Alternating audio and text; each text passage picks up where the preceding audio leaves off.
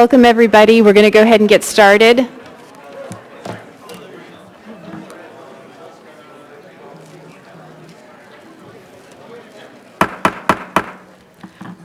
I would like to call to order this meeting of the Anchorage Assembly. This is the continuation of the September 28, 2021 regular meeting, which was continued to September 29 and is now continued to today, September 30, 2021. Madam Clerk, would you call the roll, please?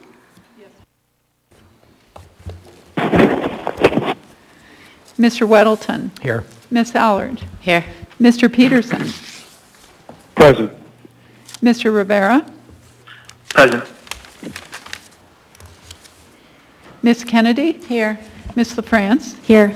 Mr. Constant. Here. Ms. Zalatel. Here. Mr. Dunbar. Here.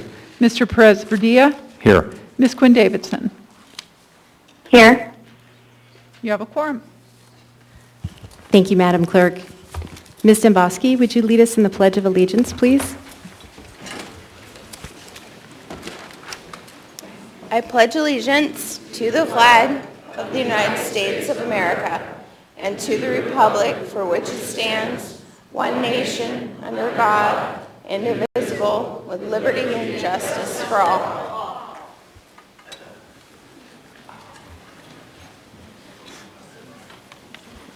Thank you.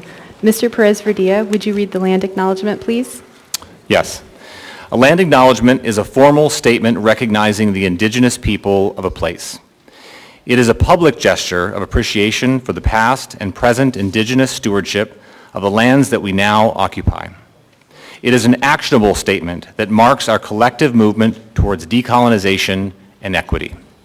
The Anchorage Assembly would like to acknowledge that we gather today on the traditional lands of the Dena'ina Athabascans.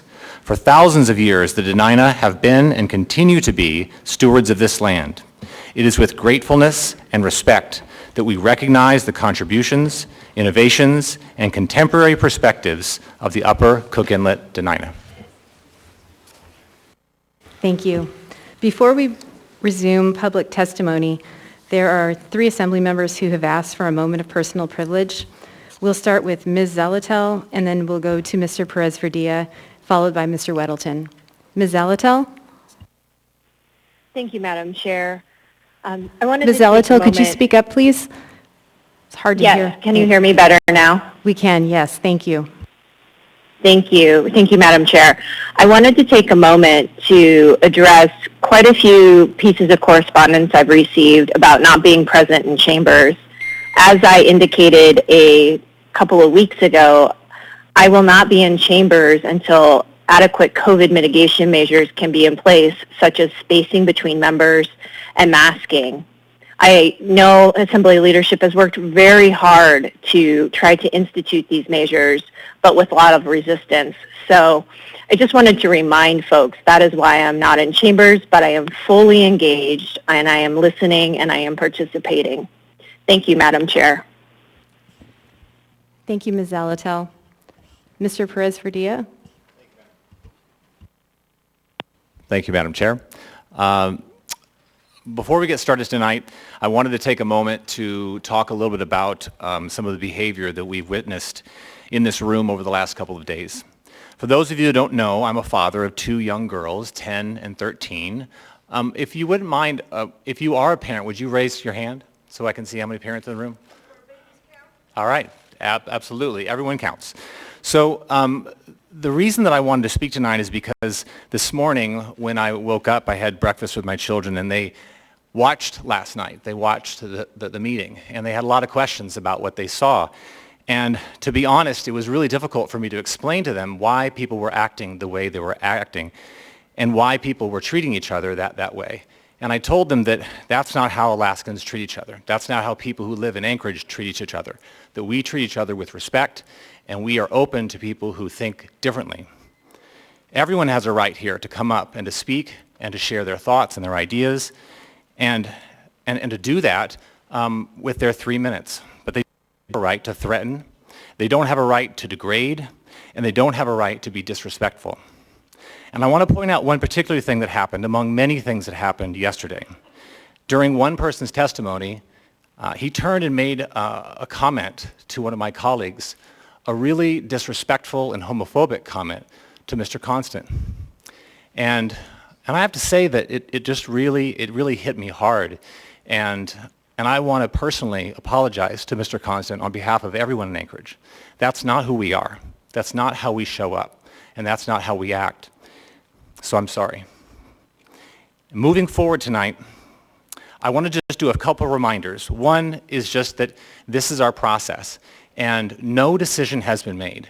This is our time to listen to you. This is your time to tell us what you think. I have not made up my mind, and I think most people on this body, I hope, haven't made up their mind. And so this is your time to tell us what you think and to give us the information that you have so that we're as informed as we possibly can when we go into the next section, which is where we debate it and change it and potentially make a decision on it. So I really want you to take advantage of this time and use it to tell us what you think and feel and about your experiences. And the last thing I would just ask is that we be respectful. I really hope tonight we can be respectful to each other. That doesn't mean you have to change what you say, but it just means be nice, please. Thanks. Thank you, Mr. Perez-Verdia. Mr. Weddleton? Well, thank you. I mean, much like Mr. Perez-Verdia, been here and given a lot of thought about, the way we interact here in the chambers. And I started making some notes to say a few comments, and then I got a press release from the mayor this afternoon, and I felt like he actually said it in a way equivalent to what I would have said, perhaps better worded. And with his permission, I'm plagiarizing a bit with some minor changes. The mayor said, and I read this as my own words, Anchorage has always been a city that takes care of its neighbors, no matter what differences exist amongst us. We love a good debate and talking about issues that matter to us and our families. I respect everyone's right to petition their government to speak up in favor or opposition to major policies with wide-ranging impacts. But we must do so with decorum and respect. It is never appropriate to resort to name-calling, intimidation, or hatred under any circumstances. Everyone in this city loves Anchorage as I do. Every member of the Assembly and the administration loves Anchorage. Being called to serve in public office means you want to make your community a better place. That is certainly why I chose to run for Assembly, to make sure our city moves forward and becomes a city we all know it can be. But we cannot achieve that if we shout each other down, insult our neighbors, and use profanity and offensive language to describe one another. It's counterproductive and creates a toxic environment. So for those who gather in opposition to this ordinance, I ask you, please keep it civil. Keep your comments forceful, and they have been, but respectful, and based on policy, not personality. For those of you who gather in support of the ordinance, I ask the same thing. We must keep our composure and listen to one another if we are to move this city forward. The last 2 nights have been passionate and heated at times. Let's debate the issue tonight on its merits. Let's refrain from mean-spirited and offensive language while doing so. And I appreciate the mayor offering full support in asking for calm tonight and his pledge to work to ensure all voices are heard in a way that respects everyone as equals. So thank you, Mr. Mayor. I share your sentiments. Thanks. Madam Chair. Thank you, Mr. Weddleton. Madam Chair, Yes, Mr. Constant? I would ask also for a moment of privilege. Sure, and then we'll go then next to Mayor I'm sorry, go ahead. This is properly indicated. Mayor Bronson. Thank you, Mayor. Thank you to Assemblyman Weddleton for that comment. A few things bear actually repeating here. I understand that we should not trivialize or compare what happened during the Holocaust to this mask mandate. I want to apologize for any perception that my statements support or compare what happened to the Jewish people in Nazi Germany to this mandate. That was one of the most evil and darkest times in world history, and it was terrible. I should have chosen my words more carefully. I'm truly sorry. My administration will not tolerate any form of anti-Semitism. I remain committed to the safety of all members of the municipality, especially our Jewish community. I understand the anger about this proposed mask mandate, and I agree with that anger. But I ask our citizens to be sensitive and understanding about the impact that the wearing of the Yellow Star of David has on many members of our Jewish community. I encourage you to find some other symbol to show your opposition to this ordinance. I would also like to apologize personally to Mr. Constant. for the words that were displayed to him that shouldn't have been said. I apologize. I didn't stand up and speak in your defense, and I apologize for doing that. Quite frankly, I was caught off guard, and then he was gone before I gathered my thoughts, and I apologize for not speaking up. What was said was intolerable, and it shouldn't have been said. Look, no matter what our stances are, Chris, on these issues, you and I agree on maybe only 20% of the issues, but we agree on 20% of the issues. And behavior in this venue here, we should operate with professionalism and decorum.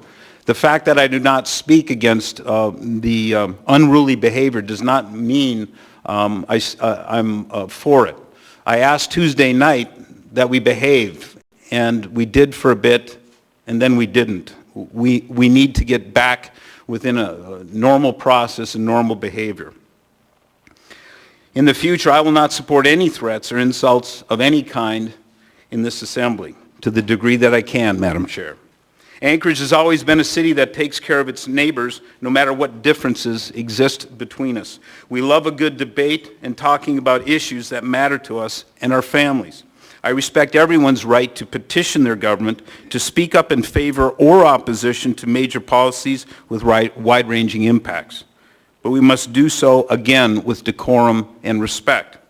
It is never appropriate to resort to intimidation or hatred under any circumstances. Everyone in this city loves Anchorage, as do I. Every member of the Assembly loves this city. Being called to serve in public office means you want to make your community a better place. That is certainly why I chose to run for mayor, to make sure our city moves forward and becomes the city that we all know it can be. We cannot achieve that if we shout each other down, insult our neighbors, and use profanity and offensive language to describe one another. It is counterproductive, creates a toxic environment where nothing gets done. It is not right, and it is not Alaskan.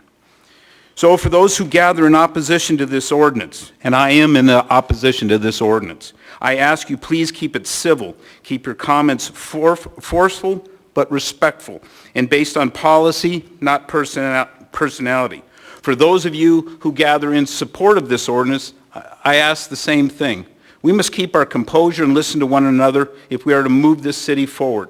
The last 2 nights have been passionate and even heated, and that is a good thing, but personal attacks are not. Let us debate the issue tonight on its merits, and let's refrain from mean-spirited and offensive language while doing so.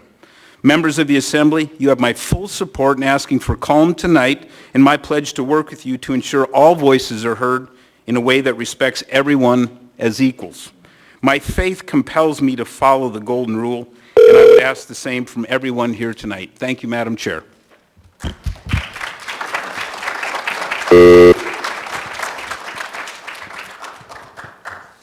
Thank you, Mr. Mayor. We're going to go to Ms. Kennedy, who has just some news for her constituents, then Mr. Constant. Ms. Kennedy? Thank you, and I don't want to detract from some of the past speakers and their comments, because those were all very valid and important comments, so let me say that too, that I agree with the sentiments of all that have been speaking before me. But I did want to announce to my community, we've had some interesting snow episodes recently. I know in my community I've had a total of 17 inches of snow up the Eagle River Valley in the last week, and that has wreaked a lot of havoc in terms of trees and just vegetation that's been destroyed, and we are trying to clean that up. But I did want to say thanks to the administration, in particular to Mr. Zapay, that the woodlot will be open at the Anchorage landfill. So what's considered the Eagle River woodlot will be open beginning Saturday. And that will run for a week, so Saturday to Saturday, October 2nd to the 9th. And it will be free for those that are bringing in any of their broken branches and downed trees, and that will be just during the normal hours, Monday through Friday, 7:30 to 5, and then on Saturdays, 8 to 5, that will be open and available. And I haven't heard if there's been any opening of the Anchorage woodlot, but I understand that's on a much different contracted basis, but do want to appreciate the administration for helping us out in Chugach Eagle River. Thank you. Thank you, Ms. Kennedy. Mr. Constant? Thank you. I'll start by saying, Mr. Mayor, I think I disagree with you on one thing, and that is that we agree on 20% of items. I think, in fact, that in the fullness of time, you will discover that we agree on far more than that. But it takes time and trust and experience to come to a point where we can acknowledge those things on which we agree, because we will know when we do. The struggle for me last night was very interesting. Mr. Kendall, who was the individual who made the outburst, I expected that from him. I have been conditioned enough in the public process and experienced enough meetings that, to me, that's simply kind of the norm. The part that in fact shocked me to silence was when roughly 200 people cheered zealously. That was the part that zinged me and really took my breath away for a minute. Maybe that should be a reflection. Sir, please.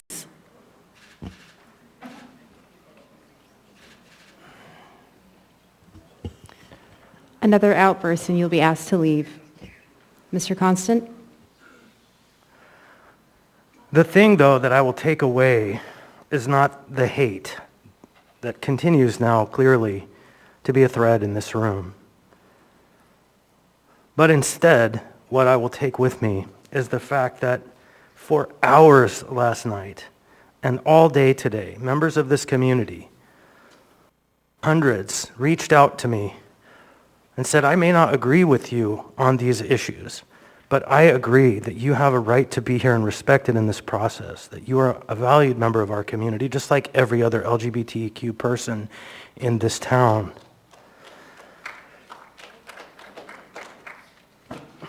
So for my part, I think when I hear the statement, as I heard from Mr. Presverdy and Mr. Weddleton, that this isn't who we are. This is who we are. But what we have to do is figure out how together we can be better. And that is not a that tribe versus that tribe issue. That is a community issue in Anchorage. And this moment is an opportunity for us to move through this to a better place. And so for my part, I'm honored still to be here, and this community is an amazing place to be. And I hope that we can fulfill the commitment made by the mayor that whether we disagree or not through this process, that we're going to be civil with each other and that we will get through this. Thank you. Thank you, Mr. Constant. So I have some just comments before we begin public testimony, but first I'll go back to Mr. Perez-Verdia.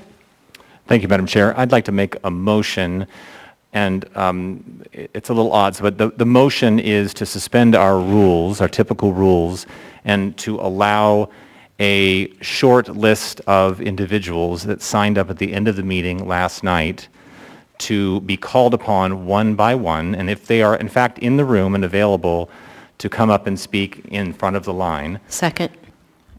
And I can explain. So last night, there were 29 people that were standing in line when the meeting ended, and I walked out, and there was a gentleman that helped to sign up each person in line. So they are real, and I agreed to make a motion to see if we could get them into the front of the line. The thing I don't want to have happen is we can't really accommodate them on the phone. We can't accommodate them if they come later. So if they're here right now, we'll call their names one by one and allow them to come up. If they're not here, we'll move on to the next person, and we'll move through them quickly. They stood in line for hours and hours last night, as many others did. And so I think it's respectful to give them an opportunity to speak first in the public process. Thank you, Madam Chair. Thank you, Mr. Perez-Verdia. Ms. LaFrance, you're recognized. Thank you, Mr. Chair. I appreciate Mr. Perez-Verdia's motion, and I just wanted to let members know that I do support that, and that typically the code allows for us to have sign-up sheets. However, that has not been a practice for public testimony items. We've done prioritization lists for initial and final audience participation lists or whatever, but we haven't done it for these kinds of public hearing items. And Mr. Perez-Verdia and I have discussed about having this topic for discussion in a Rules Committee meeting, as Mr. Rivera did prior, to just take a look at some process issues and see if there are ways that we can improve. So thank you, Mr. Perez-Verdia. Thank you, Mr. Chair. There you go. I'm going to ask for unanimous consent. Is there any opposition? Seeing no opposition, the motion passes. And Mr. Perez-Verdia, you might have to reiterate the process. I'll have the list, and we'll... Sure. My recommendation is you have a list of 29 names in front of you. They're numbered, and we would call each one at a time. And if that person happens to be in the room, then that person would come up and speak. And I suppose you could call the first three if that made it easier. But anyway, the point is that if you're not here, we'll just move past you. And if you come later, you'll have to get it back in line. But we want to give a chance for these folks. So just calling one at a time and giving them a chance to come up. Thank you, Madam Chair. Thank you, Mr. Perez-Verdia. Okay, so before we resume public testimony, I'm just going to go over a few things that some of them have been covered by other members and the mayor. And I want to remind folks on a few chamber rules.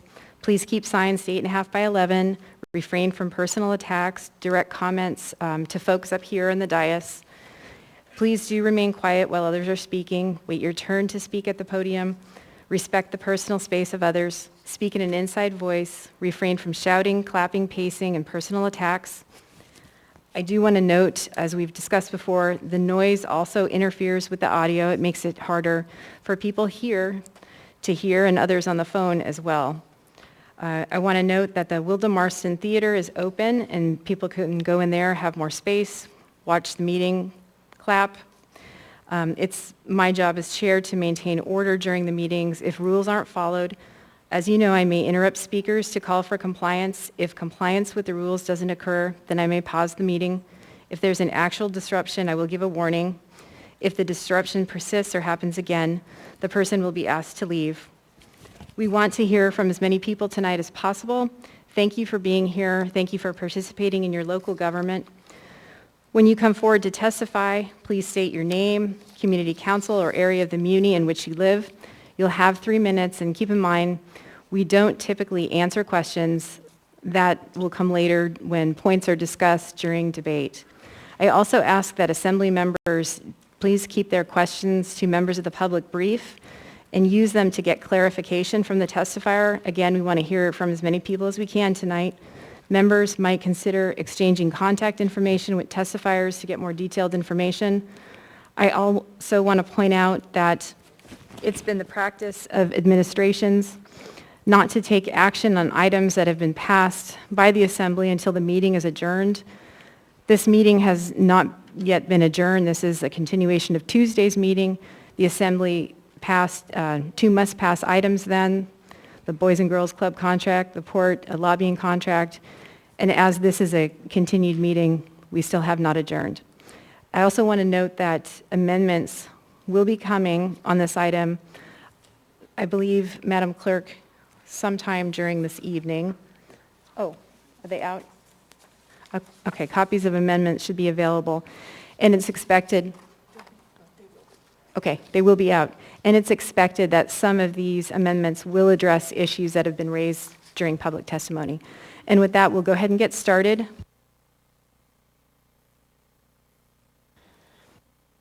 I'm going to call the first 3 names: Austin Skelly, Liz Luber, Gregory Lorino. If Austin Skelly would come forward. Oh, that's you. Great. Come. Thank you, Madam Chair. Good evening. My name is Austin Skelly. I live in Chugiak, and I'm a military officer stationed at J-Bear.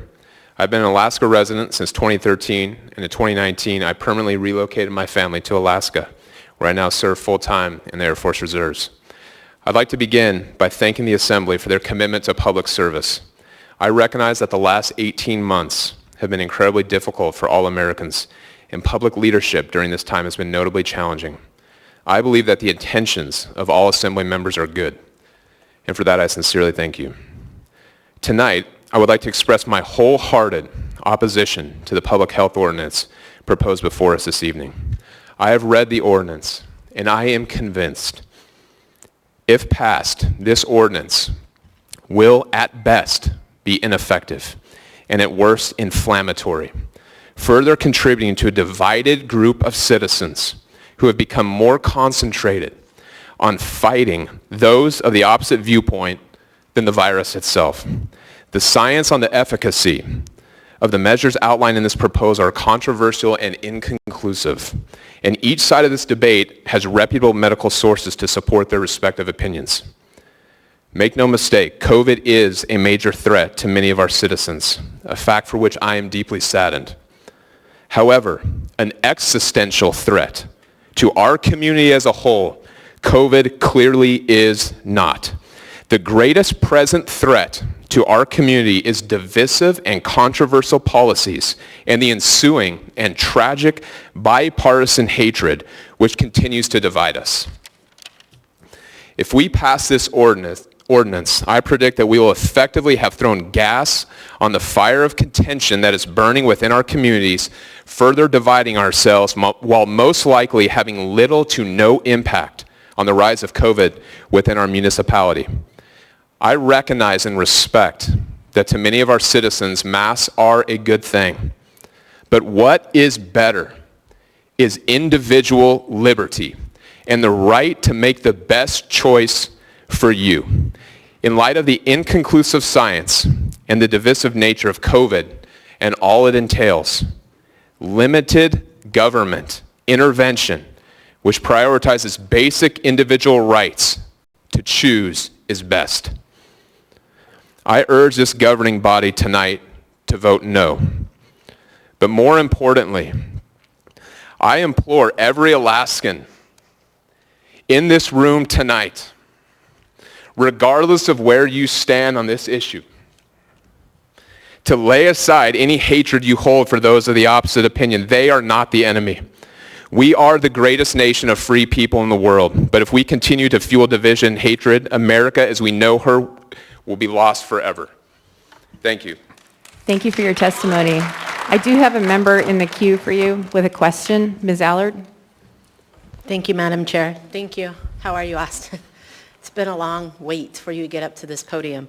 I've spoken to quite a few military members. A lot of them are concerned. So my question to you is, how is this affecting the military members that you work with? I have to be careful because I want to find the appropriate balance of what I should say as a military member, but also be open as a citizen. What I will tell you, and I think this is relevant to every Assembly member today, you all have military members within your constituency. I've been in uniform for 20 years.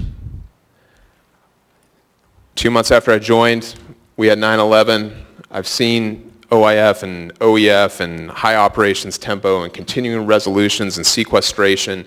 I have found that COVID and all that it entails has probably been the greatest distraction to our military members that I personally have seen. And we should all be concerned about that. Thank you, Madam Chair. Thank you, Ms. Allard. Thank you for your testimony. Thank you. Next, we have Liz Luber, who will be followed by Gregory Lorino and Bridget Weiss. Welcome. Thank you. Good evening. My name is Liz Luber, and I'm in District 6. I'd like to begin by acknowledging that a vast number of Anchorage citizens have felt unfairly represented by the decisions made in this room in the last year and a half or so, but in the same breath, it is equally unfair how you have been treated by some members of the public. Neither is okay, and I'm here tonight to respectfully ask and beg that you oppose this ordinance, that our freedom to bodily autonomy be respected and preserved, and that you refrain from mandating division and hate amongst members of our community. I'm going to read from a document from a legal team to employers and institutions attempting to mandate mask wearing as a means of preventing the spread of COVID.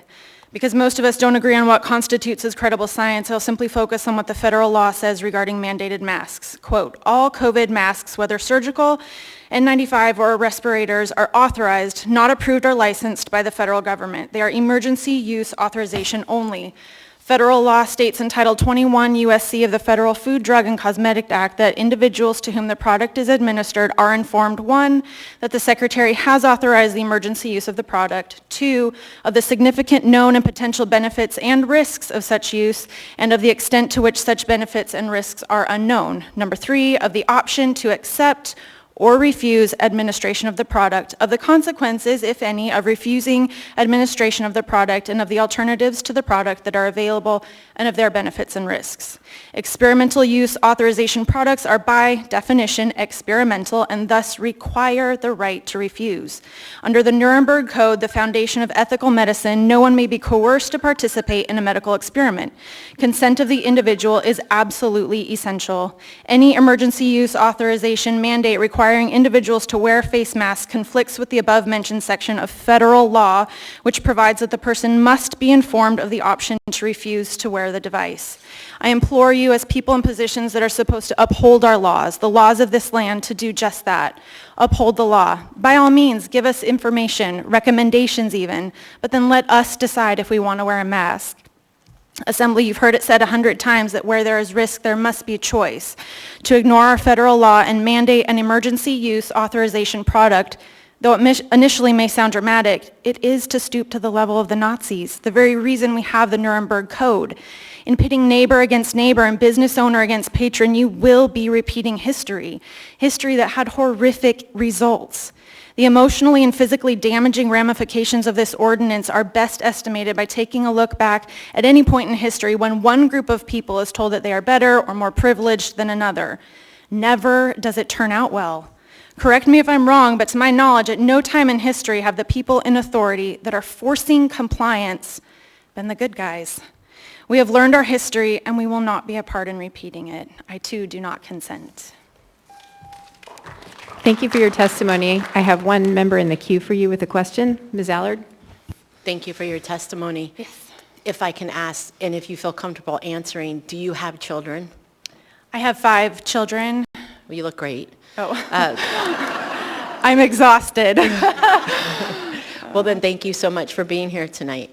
Yeah. How is this, the masking and COVID, I guess you can't really go with the COVID, but how has the masking affected your children with their academics and sports and that? Sure. Thank you for asking. Yeah.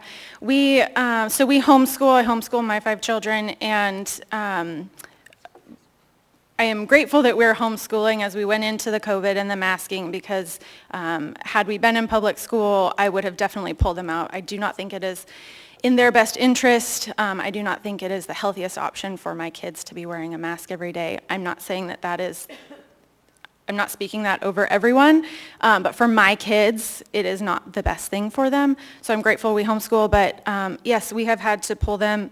We have chosen to pull them out of sports because, again, I don't believe that it is healthy for them to have restricted breathing while they are exercising. So we've pulled them out of sports. I actually just this last week emailed our correspondence school that we go through, pulling them out of classes, science classes, art classes, Spanish classes, because I don't want to set the example for them that someone else can tell them what to do with their own body, and 2, I genuinely do not believe it is in the best interest of their health to have masks on. Madam Chair, can I ask another question, please? If you could do it quickly. So my other question would be, you said you pulled them out of sports. How has pulling them out of sports affected them physically and mentally? Well, I suppose gratefully our family is pretty active, and so we've just tried our best to switch gears, and instead of doing some of the sports that my kids have genuinely really looked forward to, we have found other ways and gotten creative about trying to get them the exercise that they need, and oftentimes that has just meant that we are getting outside somewhere. Thank you. Then that must be great. We live in Alaska because there's plenty of places, right? It is. Okay. Yes, Thank you for your testimony. Thank you. Thank you, Ms. Allard. Thank you for your testimony. Next on the list is Gregory Larino. How y'all doing this evening? So my name is Greg Larino. I'm taking off this mask now because I'm under direct threat of UCMJ if I do not wear that mask in this building and not speaking. I'm an active duty captain here at JBEAR.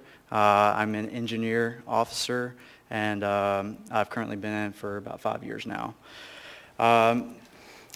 With that being said, I'm in not support of this particular item here, and I would please ask that y'all don't do that to the citizens of Anchorage. So a little bit of background about me is I'm a civil engineer by trade, and I have been in and out of active duty side Army, engineer branch, and also in the Corps of Engineers. During the breakout of the pandemic, or COVID-19 disease as it was spreading, I was a member of the Walla Walla District.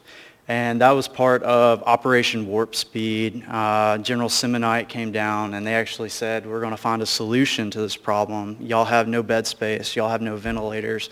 Well, we're going to send out the engineers and we're going to create a solution for this problem. So I have a hard time hearing these, we're low on hospital space. We're low on staff. We have no solution. We're 2 years into this and we have no plan. That's unacceptable in my profession. I don't know what other professions would accept that. So I was originally on a construction team that went down to Boise, Idaho, because that was part of my district at the time. We went out, at the time, Boise was an epicenter in the United States. It was New York, Boise, and then it went to New Orleans, and then it kept bouncing around.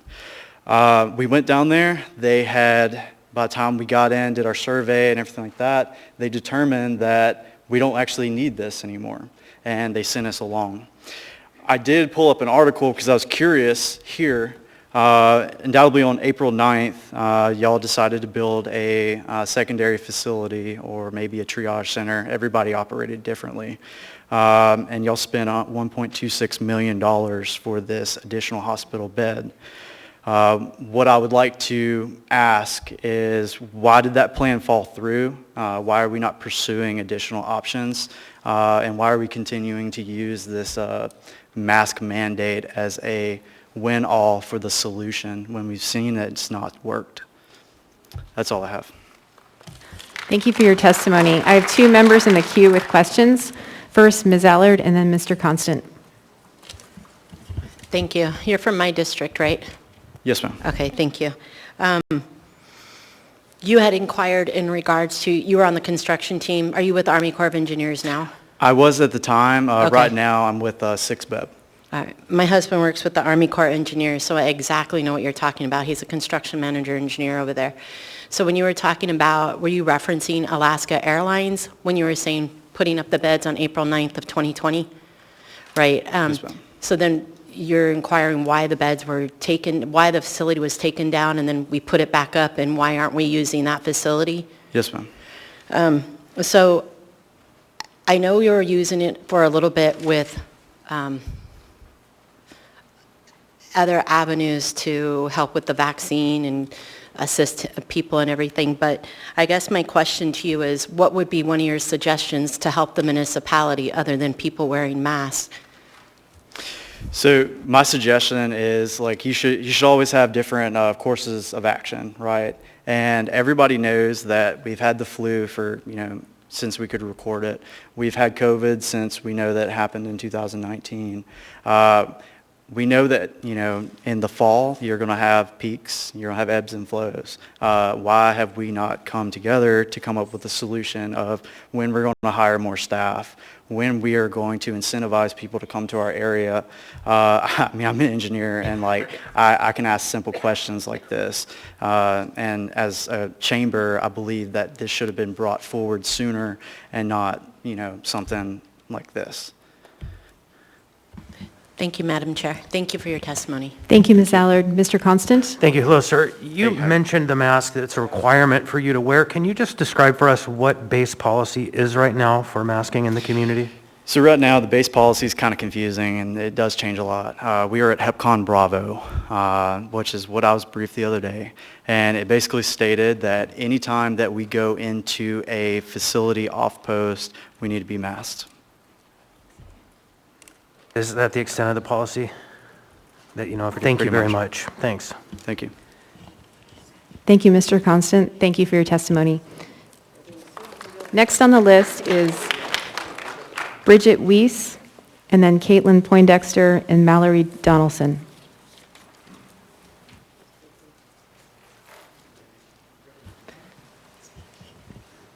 Welcome. Hi, everyone. My name's Bridget Weiss, and I have lived in Eagle River for about 6 months, since January, so 9 months now. We moved here, my husband and I. He's active duty, Gregory. Since the COVID pandemic has started, we never even really had a wedding ceremony. We kind of put that off, understanding that having a ceremony like that would put others at danger. I work for the Army Corps of Engineers. I respect others. I wear my mask. I respect my employer asking me to wear my mask.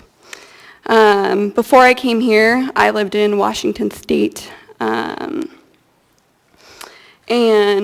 I have watched Governor Inslee wreak havoc on that state. He shut down businesses, small businesses. I would show up, restaurants, and pick up takeout, and you could just see the pain that was in their eyes. They were having a really hard time staying afloat. Coming here, I did the touristy things.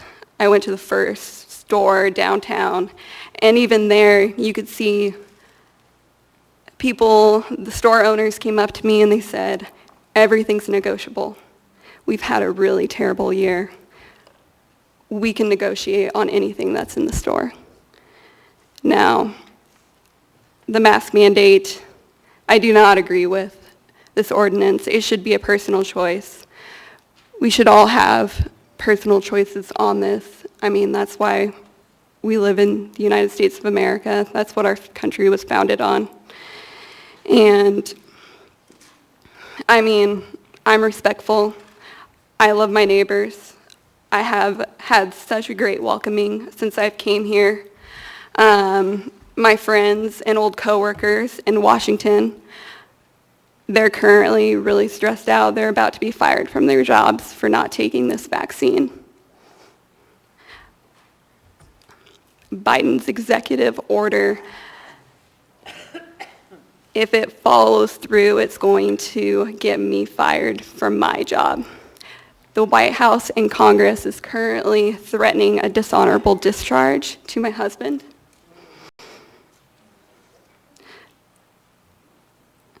If anyone's stressed out and if I have any reason to be sick, it's going to be from the stress of this. I think we should all have this choice. Thank you. Thank you. I have a member in the queue for you with a question. Ms. Allard? Rachel, I'm,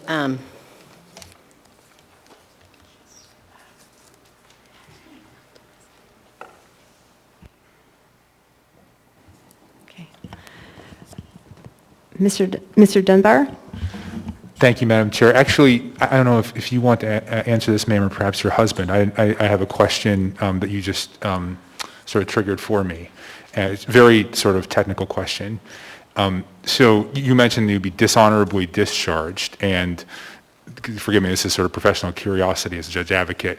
So are they going to use court-martials, or are they going to use administrative separation boards for other than honorable discharges or general discharges? Is it going to be court-martial? I hadn't heard that. So right now, I started this process about a month ago. And the rules of the game, like the masks, have also been changing. So I have, like my initial counseling form, that it was going to be anything between a general to a dishonorable. Because honestly, I think, and you're a JAG, we've been figuring this thing out as we go. Honestly, I'm losing lack of trust and leadership and like people really knowing what's going on right now. But my packet was submitted through the chaplain yesterday, and it is going up to signature and approval through the Surgeon General. And then from there, I was told that if it is not approved, then it will be violating a direct order, and I will be given a GOMAR and issued for separation.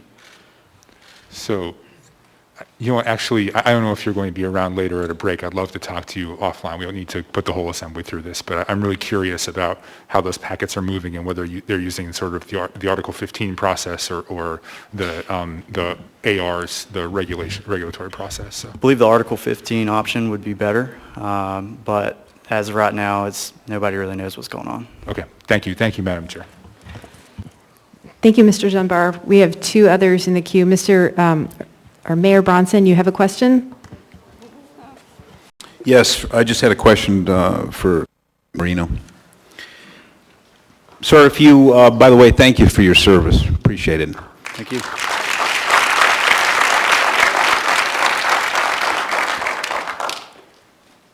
I'm not saying you're good, or implying that you will refuse this and therefore be separated. That's your decision. And I do want everyone to know that an Article 15, especially for an officer, is no small thing. In the military, that's a career ender. So that's what this means. Anyways, my question for you, and possibly Bridget, is this, is what will you do if you lose your job? You want to go first? So, my undergrad, graduate school, I worked full time. I'm a really hard worker. I'll figure it out. So, do you think you'll stay in Alaska? Yes, sir. So when we came here originally, we were looking forward to Alaska. I specifically asked for this duty assignment just because I really wanted to escape the lower 48. we were both living under Governor Inslee, who's very heavy-handed with his COVID policies, and we were having the time of our lives, like really enjoying everything, to just utterly chaos. Literally, like they were burning down, like trying to burn down buildings. They're smashing in windows. We had like militia trying to guard buildings. So like honestly, I wanted to go to the last frontier. I wanted freedom, and I wanted to just escape. I understand. And Madam Chair, if I might ask another. Sure, Mr. Mayor, if you could just do it quickly. Okay. Comparing us to what's been going on in Washington State, and I spent the last 12 years working in Washington State, so I have a sense of what was going on there. How would you compare what we're proposing to do on a scale of 1 to 10 with what's been going on in Washington State? On a scale of 1 to 10, I'm always going to see a restriction of freedom as like 10 on like horrible magnitude. But I've been living on the slippery slope for 2 years now, and I see where y'all are going, and I don't like it, and I don't want it. Thank you, Mr. Mayor. I'd like to just say, Thank you, Madam Chair. I agree with that too. And I mean, we complied wearing masks, we complied with the shutdown, we complied working from home. Now it's get a vaccine, lose your job. And then it's in King County, for example, and I think I just saw in the news for the city of Los Angeles that you can't even go inside businesses unless you're vaccinated. Thank you, ma'am. Ms. Allard is back in the queue with her question. Yeah, sorry. Us military wives have to stick together, so I want to talk to you guys and figure out something. Come to me. You're not going to be without a job. My husband worked at Army Corps. He took the vaccine to save his job, his career. And he's having issues now. But reach out to me and we'll set you up, okay? I promise. Thank you. Thank you, Ms. Allard. Thank you for your testimony. Next on the list, we have... Hey, folks, let me remind the audience to please refrain from clapping. It's hard for people on the phone especially to hear when there's noise. Okay, next on the list is Caitlin Poindexter, followed by Mallory Donaldson, and then Todd Lindley. Welcome. I'm going to start with a song by Christina Aguilera called Change. Just a small portion from it. Oh, am I too quiet? Wow, that's not usually an issue. Okay. For all the brave and the souls who went before us, stand tall, be proud, and lift your voices. Let them know who we are and our choices. And one day we won't have to sing this chorus. Waiting for a change to set us free. Waiting for the day when you can be you and I can be me. Waiting for hope to come around. Waiting for the day when hate is lost and love is found. Waiting for a change. Waiting for a change. So please don't clap. I don't want anybody getting kicked out. My name is Caitlin Poindexter. I'm in District 3. And I've just been heartbroken through COVID. I was raised at an Air Force base in England. And Greg and Bridget, actually, we've been in line together for 14 hours over the last couple of days. And they offered me their spots in line because they knew that I have twin 5-year-olds at home. And that's the kind of love and appreciation and kindness that I know Americans possess. All of us. Regardless of what party you represent or what community you're in, that's the country I know and love. And then when I came to Alaska 14 years ago, what I loved even more about Alaska specifically was all of our incredible strength. Like the stories people have, the hardships they've been through, the willingness they have for their neighbors, right? You know, shirt off your back and then some. I've lived in Bethel, I've lived in Fairbanks, I've lived in Homer, and I've lived in Anchorage, and Soldotna for a spell, actually, but chasing my husband around the state, quite frankly. But and so I'm against the mask mandate, and the reason I'm against it is because I've seen how divisive it is, and then also because I've been doing it. I have a 5-year-old daughter who's autistic, and I take her to every therapy you can imagine under the sun, ABA every day, PT, OT, speech, and I've been wearing masks. They're wearing masks at their school. I haven't gotten away from it. I go into places, they didn't have a sign up here, so I didn't wear it, but I have it around my neck. And I just think we're being too myopic. I think we've been trying masks, and we've been trying the vaccine, and I think we have a lot of talented assembly members. I read about you, and I think, put your skills to use. You have all this incredible legal background. You went to Yale and Harvard. You have your MBA in communications. You grow leaders in Anchorage through leadership. Thank you, ma'am, for your testimony. Your time is up. Okay. Thank you. Next on the list is Mallory Donaldson.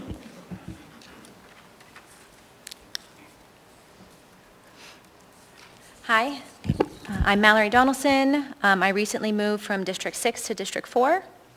I'm a former special ed teacher and a current mom of 2 little ones. And I believe in freedom of choice, and I oppose this mandate. I believe that people should be able to choose whether or not they want to wear a mask. No one should be shamed for the decision to wear a mask, just as no one should be shamed for the decision not to wear a mask. This is a personal decision that's based on many factors an individual will weigh for themselves. I'm here on behalf of my children and all the children who might be forced or bribed, coerced, or scared into wearing a mask, because honestly, I don't think if you gave a mask to any child, they would choose to do it if there was not fear or reward behind it. And so I believe this should be a choice for all people. Personally, I have the privilege of being able to change things around in my schedule and just not frequent businesses that require them. But children aren't given a choice, especially in schools right now. Very young children and those with disabilities especially may not be able to communicate their discomfort. These children will struggle to read emotions and identify them. They won't be able to practice reading nonverbal cues or recognizing faces. How will they form bonds with their caregivers and teachers when they won't even be able to recognize them without a mask? These are important formative years for little minds, and we risk damaging them with this mandate. There will be real scene effects to this, and it will ravage already behavior-heavy public schools.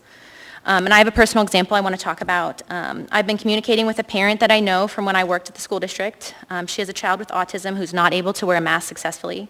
They've tried over and over again all summer and even worked with their occupational therapist, and it's just not working.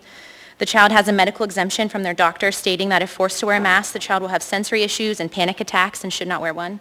She brought this exemption before the start of the school year to the school, and she also proactively scheduled a meeting with his school team to discuss regression and intense behavioral changes that happened over the summer. She mentioned this exemption, and she felt relieved that her child and the team would have one less thing to worry about, and no one mentioned to her face that the exemption was being denied. She found out the next day. The team says it's out of their hands, so who's making this decision? Obviously, no one who knows this child personally. The child cannot be in school because no accommodations have been offered, and now he's struggling at home. And so mandates like this one give power to organizations to make decisions that are outside of their scope. An administrator in some office of the school district should not have the right to say that they know better than an individual's family and medical team what is safe. Organizations, businesses, strangers basically should not have the power to force another individual to cover their face when there are real risks to real people. I believe that everyone should choose for themselves whether or not to wear a mask. An overarching mandate such as this one proposed will not only harm people, especially our most vulnerable people, children and those with disabilities, but it will also divide our city even more. I believe that if masks are mandated across the city, people will be pitted against each other, shaming each other, and children will be damaged in the process. I want the freedom to choose, and I want our children to have the freedom to choose. Thank you. Thank you for your testimony. Mayor Bronson, you have a question for this speaker? Yes, thank you, Madam Chair. As a special ed teacher, I just got a quick question for you. If you're required to mask in front of a student that you're teaching, a special ed student, does that impact your ability to teach, and if so, how? Thank you, Mayor Bronson. I am not teaching right now, and I taught throughout COVID, so I don't feel like I can answer that question adequately. Okay, thank you. Thank you, Madam Chair. Thank you, Mayor Bronson. Thank you for your testimony. Next on the list is Todd Lindley, followed by Becky Crawford and Travis Bennett. Welcome. Thank you. My name is Todd Lindley. I live in South Anchorage. I've been a resident of this city since 2015. Tonight I'd like to just start with a little Bible passage. I asked God to put some words on my heart just to make sure I could communicate effectively today. So please, do not be afraid, but this is what you must do. Tell the truth to each other, render verdicts in your courts that are just and that lead to peace. Do not make evil plots to harm each other, and stop this habit of swearing to things that are false. I hate all these things, says the Lord. The last 2 nights, I had the feeling that this assembly was calling together in a place unusual, uncomfortable, and distant from the deposit of our public records for the sole purpose of fatiguing us into compliance with your measures.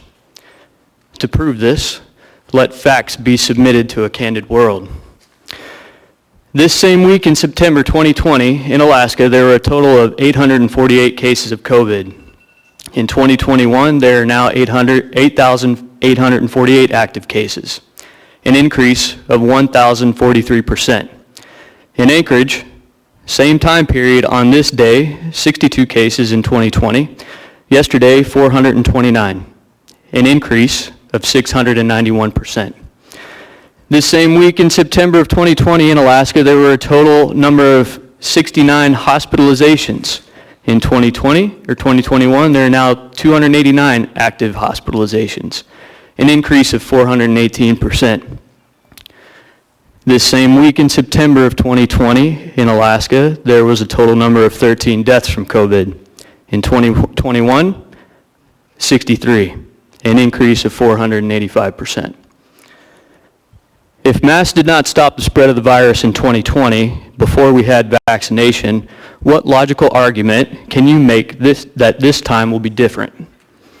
We have yet to even hit our normal seasonalization curve for respiratory viruses like what was seen in November and December of last year. Enough is enough. I do not consent to this mass mandate and do not support this ordinance. Mayor Bronson, you're quoted here on page 3, line 32, as saying, "I don't know what more we can do." I would suggest you and everyone on this assembly, including those in the health department, familiarize yourself with the case studies in India, Slovakia, Brazil, Mexico, and now new to the list, Israel, along with many other countries. Early treatment protocols, especially those developed by Frontline COVID Critical Care Alliance, have proven to be very effective at eradicating COVID. India was the epicenter of Delta, and now it is gone. Ivermectin was implemented and it worked. Uttar Pradesh, 205 million people, is effectively zero COVID as of last week. Lastly, if you must enforce a mandate, then let it not be on the people of this city, but on any entity that impedes the people's ability to obtain and have access to these early treatments. Impediments including, but not limited to, hospitals, physicians, nurses, pharmacies, clinics, and distributors, etc. Yes, I'm speaking of ivermectin, hydroxychloroquine, inhaled budesonide, and any other number of these treatments, in addition to monoclonal antibodies. This assembly should put the full legal weight behind supporting and defending these doctors and nurses that have put so much on the line to provide these life-saving treatments. Thank you. Thank you for your testimony. Ms. Allard is in the queue with a question for you. Thank you. How is the mandates that we've had in the past and currently that's going to go, hopefully not, into effect impacted your family? So I recently just returned from a expat stint in Russia, and I expected this kind of stuff out of the Russian Federation. And when I got home and I saw the kind of division and everything that was created here, is very surprising. How it's affected my family, we've not been invited to weddings. We've been told that we can't hang out inside unless we're masked. My wife and I did not have access to treatments like this while we were in Russia, but I managed to be able to get a prescription for ivermectin over there. So I've been taking it for many months now. I've traveled through 4 countries in the last 30 days, 2 PCR tests, COVID. I've been around in public transportation, any in these environments, and never come up positive. I'm tired of it. Thank you, Madam Chair. Thank so you. basically what you're telling me is, and correct me if I'm wrong, you've taken your own health in your hands to further make sure that you keep everybody else safe as well as yourself safe by self-maintenance? Yes, ma'am. Thank you. Thank you for your testimony. Thank you, Ms. Allard. Please refrain from clapping. Next on the list is Becky Crawford, then Travis Bennett, and then Anwar Amar. Madam Chair? Yes, I was Ms. in the speaking queue. I guess we got missed. Go ahead, Mayor Bronson. I just had a question for Mr. Lindley there.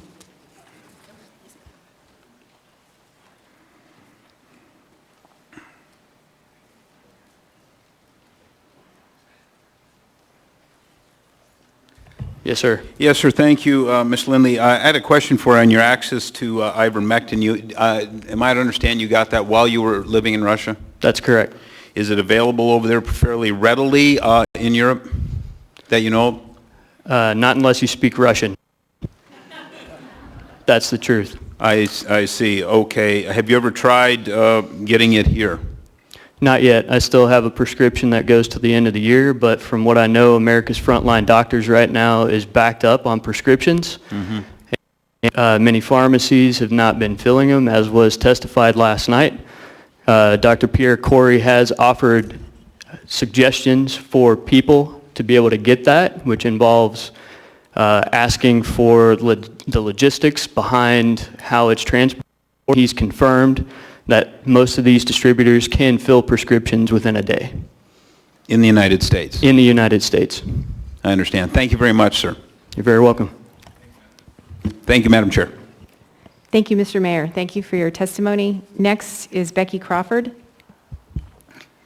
Hi, I'm Becky Crawford. I am in District 4. My representatives are Felix Rivera, Meg Zalatel, who, along with Mr. Peterson, submitted this overreaching ordinance. Ms. Zalatel stated that she will not show up until people are masked and social distanced, but if she believes masks are effective enough to mandate them, then she's distanced up there in her seat, then I find her statement to be insincere and disrespectful to propose such a controversial ordinance and not be here to face her constituents that have been waiting long hours to testify. While some members of the Assembly try to control people's medical choices, Mayor Bronson is one of the few politicians that is listening to and supporting people with solutions that provide actual treatments for COVID, which prevent people from going to the hospital. And I have recently and currently witnessed friends that have either died or been mistreated in hospitals with limited protocols.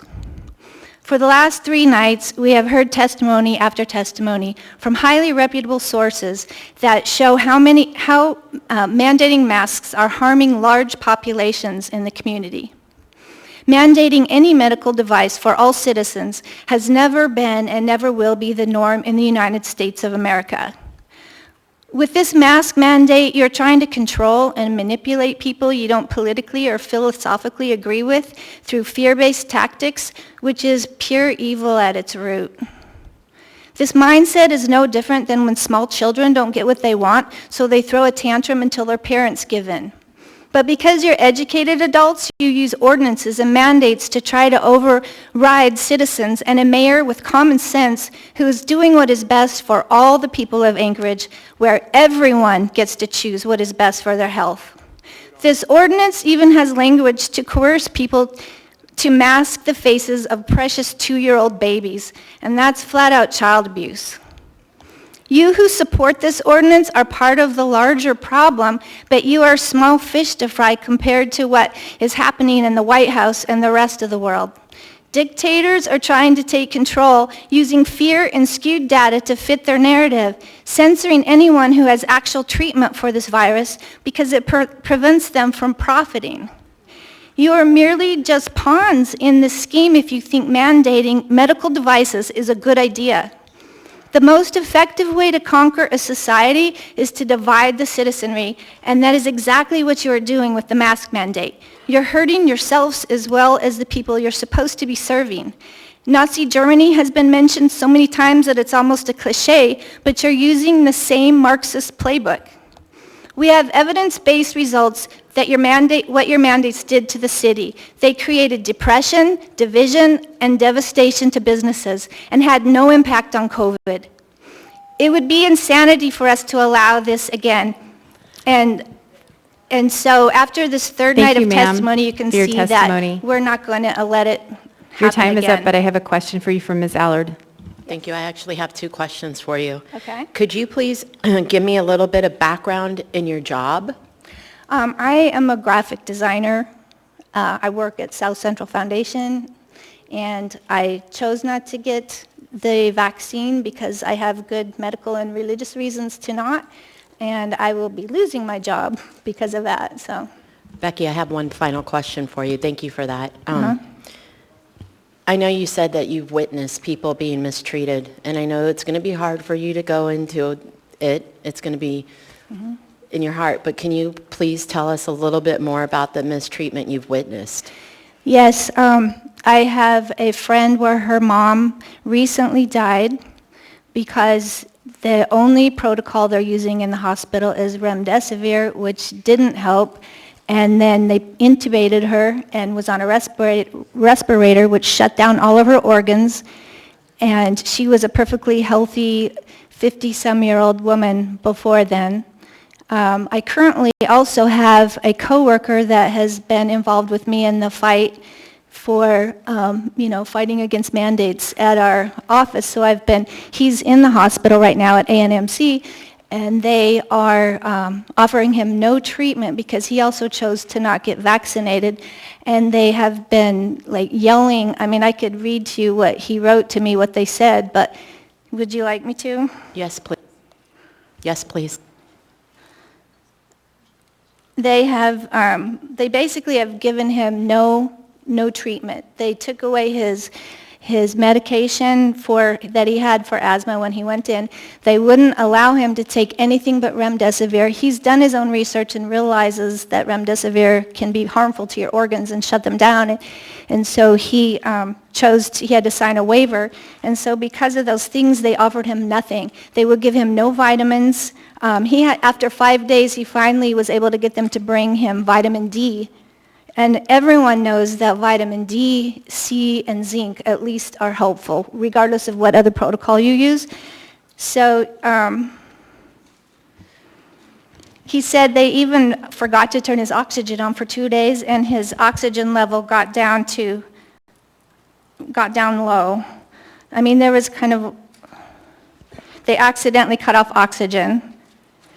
Okay, he said that his biggest concern was that his oxygen was shut off for 2 days in a row.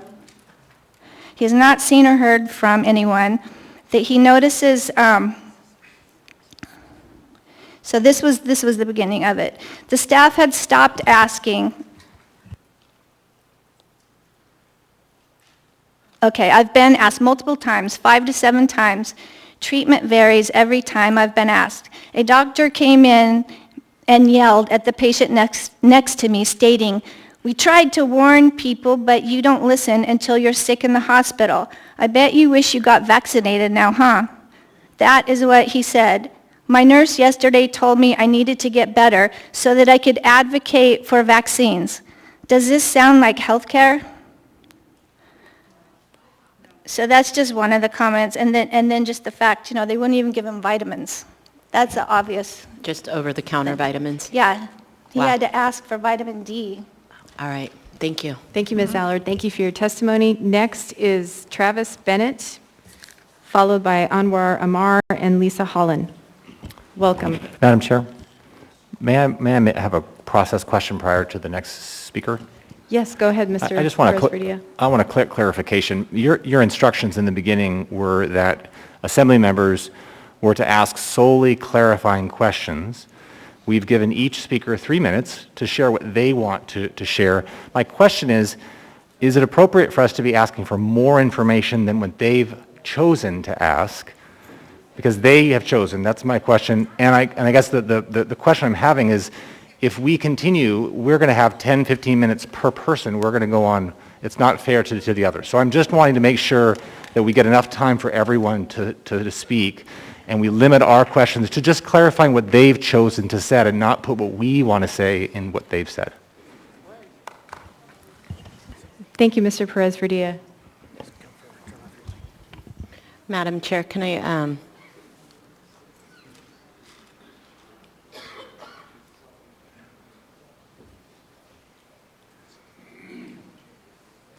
Thank you, Mr. Perez-Verdia. I agree, and any member who objects can challenge the ruling of the chair. Madam Chair, I object to your ruling, and I can tell you why. Is there a motion? Yeah, I motion to appeal to the body to vote on it, and to your ruling.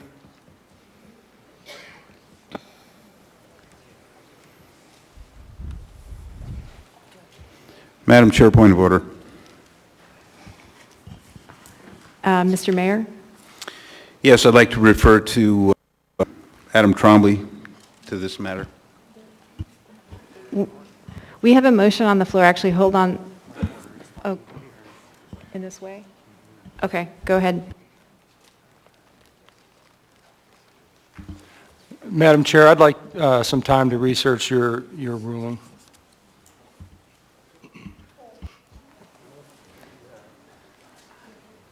Well, we do need to continue. There is a motion on the floor. I did not hear a second. Second. We can come back to the motion and go to public testimony. This is a bit unprecedented. Can we take a 5-minute recess, Madam Chair?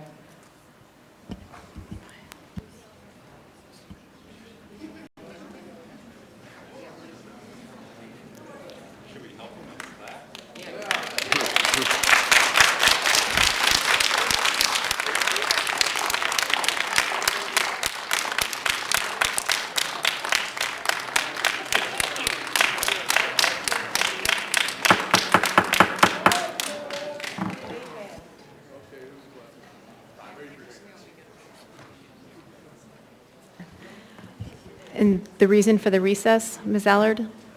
Unless you want me to explain it right now in front of everybody, I can do that on record, and or I can no, or you can, or I can just. I wanted to speak with legal, but I also wanted to give you a little bit of clarifying reasons. But I'd just rather just say it right now. That's okay.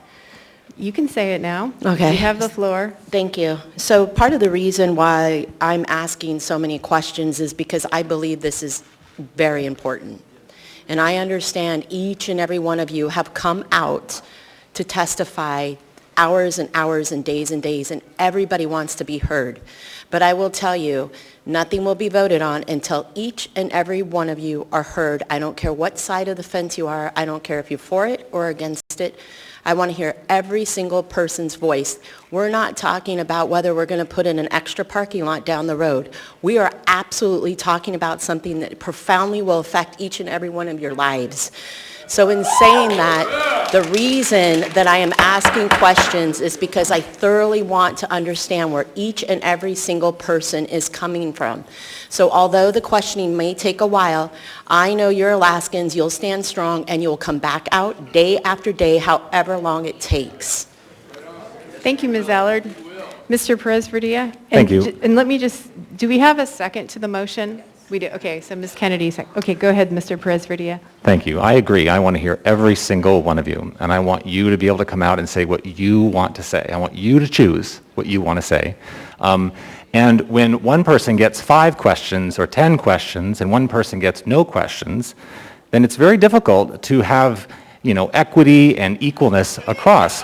So all I'm saying is that if we're going to pose questions, let's pose the same questions to every single person, or give people additional time so that they can share what they want to share. My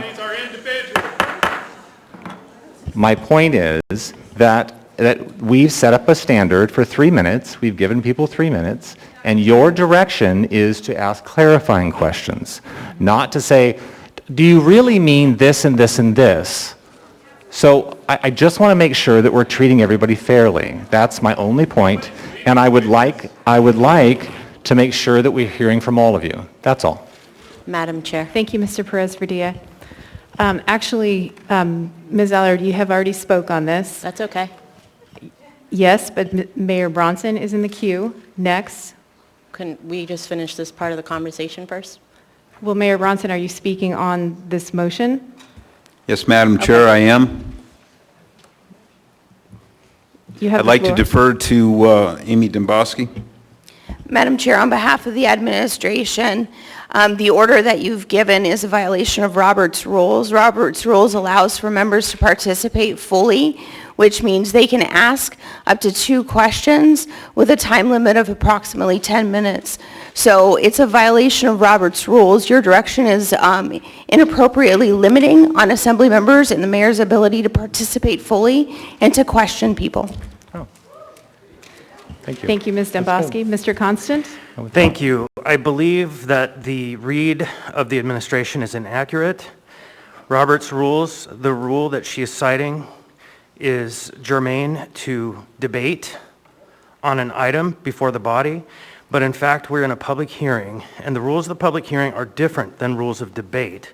So if you look closely at Robert's Rules, it is not going to grant a time-specific amount for members of a body to question members of public who are before the body to testify. And so I believe that the ruling is accurate, but I believe that the position proposed by the administration is in fact not germane to the question before us. Thank you, Mr. Constant. I have Ms. Zelatel in the queue. Thank you, Madam Chair. This is a debatable motion to appeal the ruling of the chair. I think that's what we're doing now. I urge a vote in support of the ruling of the chair. I agree with Mr. Constant, and I'm hoping we can get the vote done here quickly so that we can move on and continue to hear the testimony. Thank you. Madam Chair, would you mind Thank you, Ms. repeating your ruling so it's clear? My ruling was that members ask clarifying questions, and if there are requests for detailed information, to exchange contact information for follow-up. I'm going to go to Mr. Dunbar because he has not spoken yet on this motion. Mr. Dunbar? Thank you, Madam Chair. I have a clarifying question for the clerk. It's been a long time since we've voted on a motion of the, a ruling of the chair. So am I correct in assuming that a no vote on Ms. Allard's motion affirms the ruling of the chair? That is correct, Mr. Dunbar. Okay, thank you. Thank you, Mr. Dunbar. Ms. Kennedy, I'll go to you next, as you've not spoken yet. Thank you, Madam Chair. I think what all of this is meant to get at is that we do want to hear from the public, and there's always the personal story behind a lot of what people have to say, and I think what we're trying to get at is how personal is this ordinance going to become to people. And I think that's been a really valid thing, is to talk about why people are struggling with this and what it does mean to them. And so I think even, to me, that is a clarifying question. And I would absolutely hate to squelch that kind of discussion and conversation in anything that is so important. So I would hope that there would be a yes vote. Thank you. Thank you, Ms. Kennedy. I'm going to go back through the queue now to Ms. Allard. Thank you, Madam Chair. I just wanted to give a quick reminder of what happened a few weeks ago when we gave almost 40, I think it was 53 minutes to 2 doctors to speak, and it wasn't anything but their opinion, and it was going back and forth, back and forth, back and forth. So we did allow that time to 2 individuals, and yet we can't allow personal questions for these people who are standing here to testify one-on-one. Thank you. Thank you, Ms. Allard. Mr. Constant? The difference between this meeting and that meeting is the fact that nobody raised a question, nobody asked for a ruling from the chair, nobody made a motion to overrule the chair.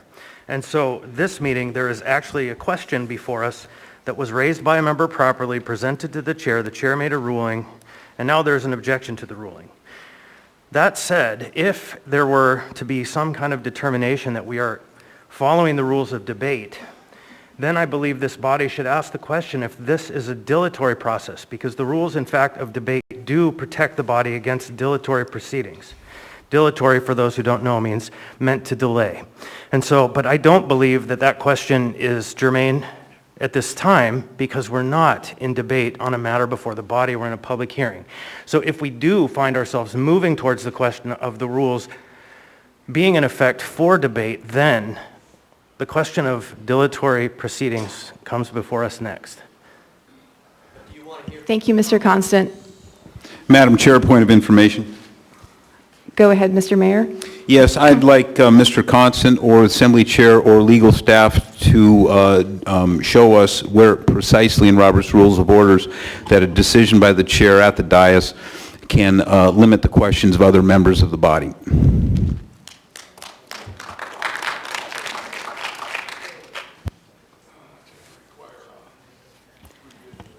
Thank you, Mr. Mayor. We'll continue through the queue. Mr. Perez-Verdia. Thank you. I feel that my questioning of the ruling of the chair has led to an unnecessary delay in our public testimony. I simply wanted to make sure that we had a fairness among people's time and ability to speak. I am absolutely fine with moving forward if the challenger of the ruling wants to withdraw and we can proceed. I would prefer to just proceed, knowing that we are going to do our best to move as quickly through this as possible, but make sure that everyone has a chance to speak. And if there are questions, good questions, let's ask those. So that would be my recommendation. Let's try to move forward so people can speak. Thank you.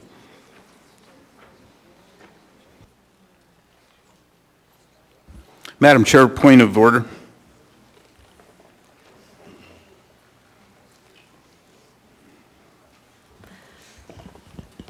Thank you, Mr. Perez-Verdia.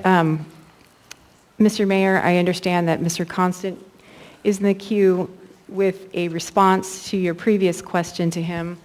Ms. Allard and Mr. Constant have both spoke twice, and so it may be that we go through a third time, which is not in accordance with Robert's rules. Mr. Mayor, do you want Mr. Constant to speak to your previous question? Yes, and for clarification, I would like the body to know a request for information is actually not debatable. Call the question. Ms. Quinn-Davidson, would you wait just a minute, please? Sure. Thank But you. we got to move on. We got to We be do. able to hear from people. But there's a very specific answer to the question raised by the mayor. Robert's Rules does not specifically speak to the question that the mayor raised. But what Robert's Rules does say, when a question is not specifically addressed in Robert's Rules, then it is a question that is best submitted to the body, because the body is the entity that decides how the rules to proceed should be taken into effect. And so, if the mayor does not have a ruling in the contrary, then at this point, the ruling should be that the body gets to decide this question. Thank you, Mr. Constant. And a final comment, Ms. Allard? It's the third time, I know. Yeah, so I just wanted to respond to Mr. Constant, because I do believe when the two doctors were speaking for over 45 minutes, I can't remember the exact amount of time, I did do a point of order, and I did ask if it was within code, and I have found out that even though they were on a commission, that was not within code, and the chair said it was. So I did bring that up to them, to the chair, and I was disagreed with, and no, I did not pursue it any further. But what I do want to make clear is that I did bring it up, and you told me I did not. Ms. LaFrance, to recognize. Thank you, Mr. Chair. Ms. Allard did raise a question concerning code, and I answered, and my understanding of code was confirmed by Assembly Counsel. And yes, it's correct, you did not call to challenge the ruling of the chair, and you could have. That is the right and opportunity of anyone. So at this point, I don't believe that's a germane point. I cited, and we need to move on. I know, I'm sorry, Mr. Constant, you have the gavel. I know Mr. Weddleton is in the queue, and Ms. Quinn-Davidson had called the question. Yep. Madam Chair, you have the gavel. Thank you, Mr. Constant. First I get Mr. Weddleton.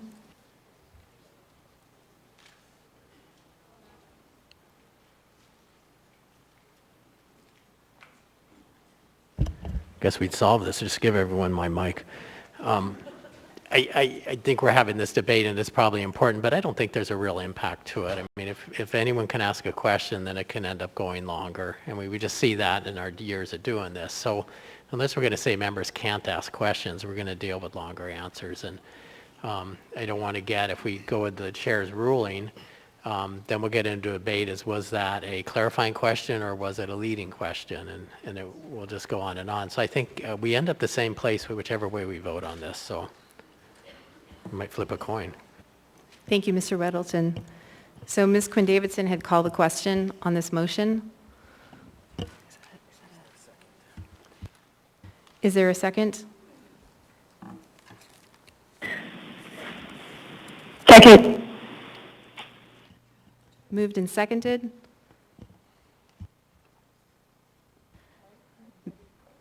Members may proceed to vote. Madam, point of information, I just want to clarify, we are voting to override your ruling. And, okay, thank you, sorry. Yes, the vote is to call the question. It's been seconded. This is not a debatable motion. It requires 8 votes. Madam Chair, point of order. Yes, Ms. Kennedy? The way it's listed up here, and I just want clarification in terms of how this actually looks on the clerk's computer, but with the way it looks up there, that we are actually moving to call the question on the ordinance itself. And I'd rather have clarification up there that specifies that we're calling the question on the issue of appealing the motion or the ruling of the chair. So can we designate that enough? Thank you, Ms. Kennedy. Thank you. Can I respond? Go ahead, Mr. Constant. Yes, thank you. The item has not yet been moved for approval. There is no motion on the floor. So your point is well made, and no, it can't be approved or called because it has yet to be moved. Once the public hearing closes, then there's a question, what's the will of the body? Then there's a motion to approve, then it's properly before us. Until such time, it's not. Yeah.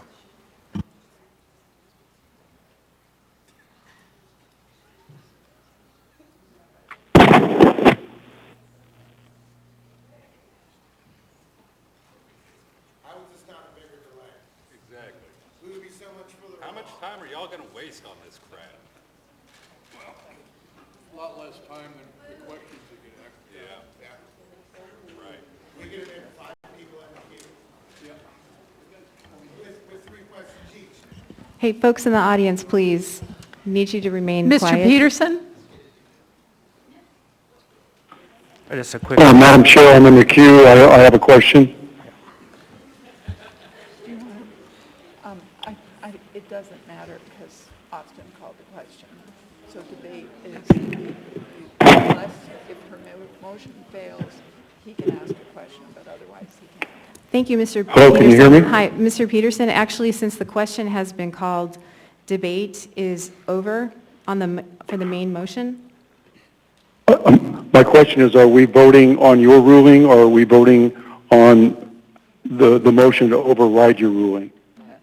We're actually voting on the motion to call the question, and it requires 8 votes, and it would mean that we would then be voting on the motion whether or not to overrule the chair. So this is just calling a vote on the call the question.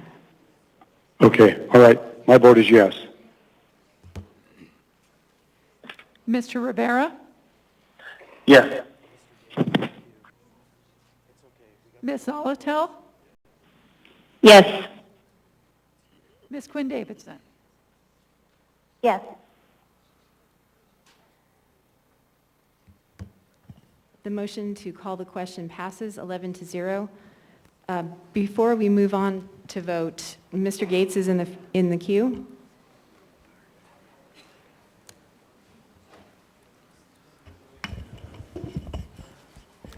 Yes, thank you, Madam Chair.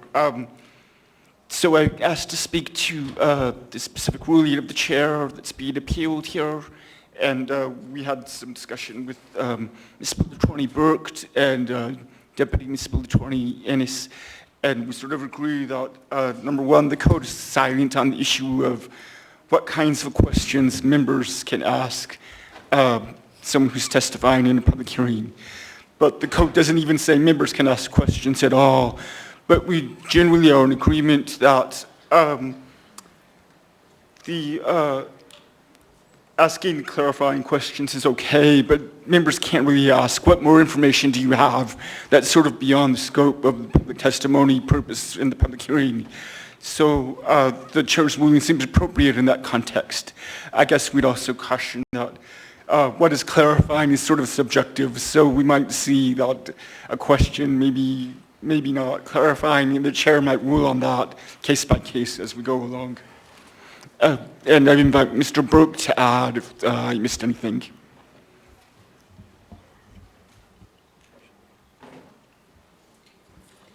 Thank you, Mr. Gates.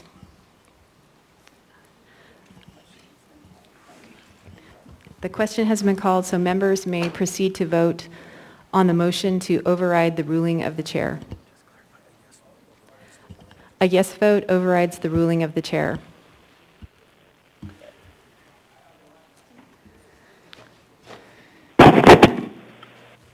Mr. Peterson?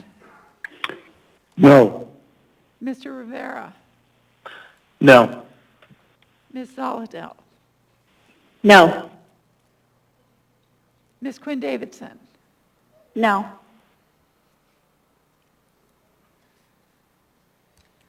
That motion fails 2-9. We'll now go ahead and return back to public testimony. Next is Travis Bennett, and then followed by Anwar Amar and Lisa Holland. Welcome. Thank you. My name is Travis Bennett. I live in Airport Heights. Sure who represents me. I don't know if they would represent me if they told me they would. Could you pull the microphone a little bit closer to you, sir? Yes, ma'am. My name's Travis Bennett. I live in Airport Heights. I'm not sure who represents me, and I don't know that I would believe them if they told me in person at this point in time. My heart goes out to you specifically because what you're dealing with your husband and the vaccine. That's a bad, bad deal. It's going to come out sooner than later, and we're all going to have to deal with this. We're all going to have to pick up the pieces.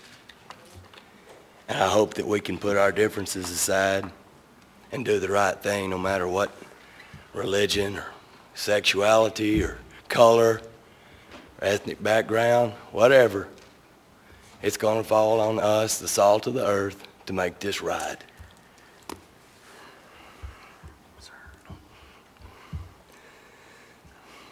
Please bear with me. I'm going to have to rip through this one a little faster than normal. The people have spoken.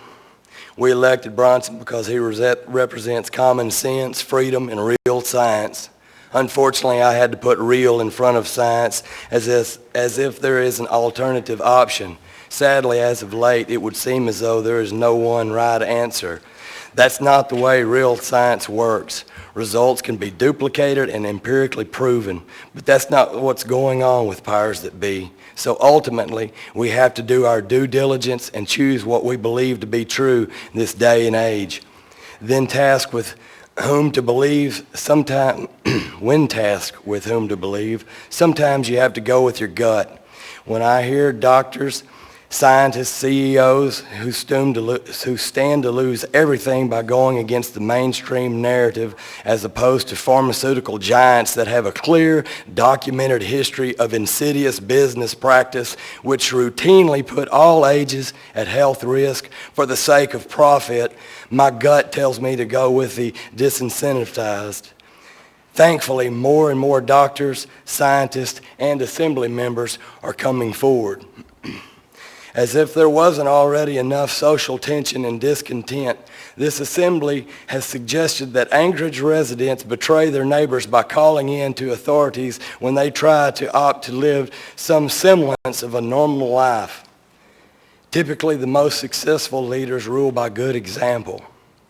The masks have been proven to make statistically little to no difference time and time again. If they worked in the first place, why are we still talking about them?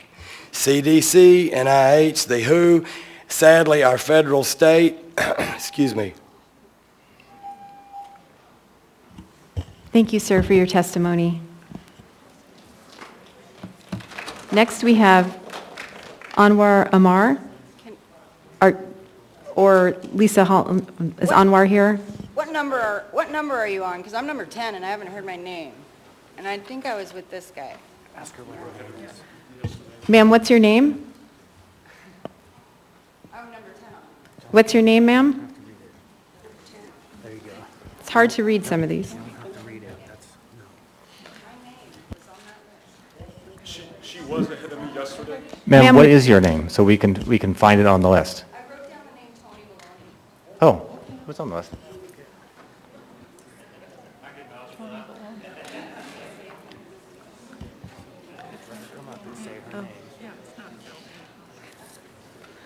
Okay, come on up.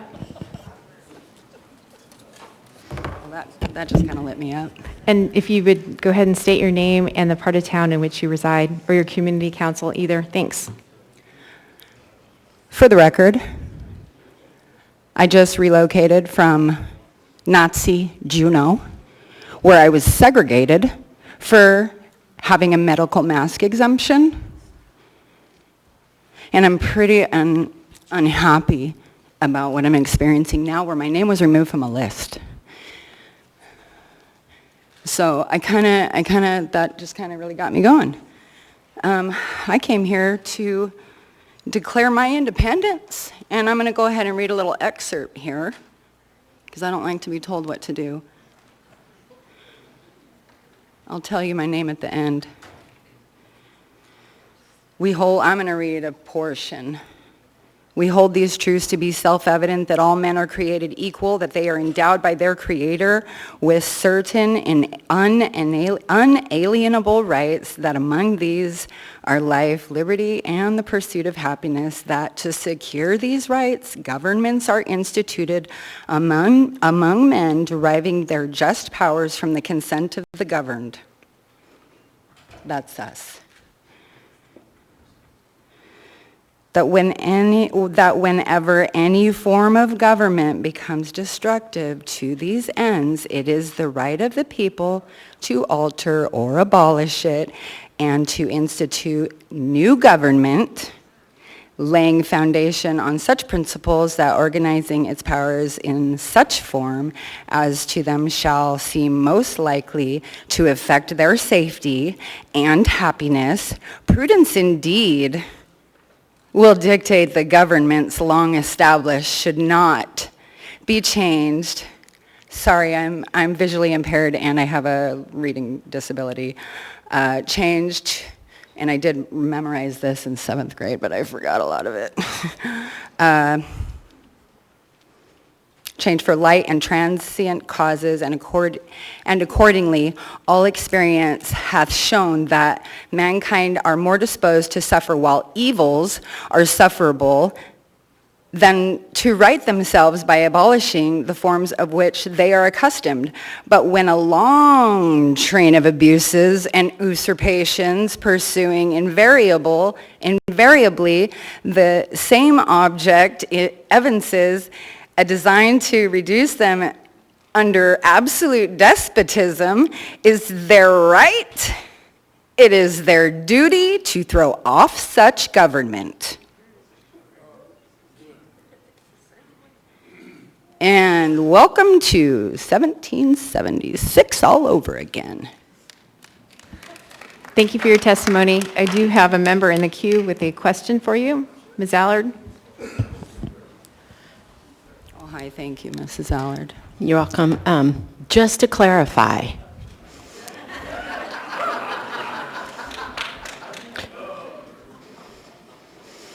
can you tell me how this AO would be affecting your life if we were to enact it?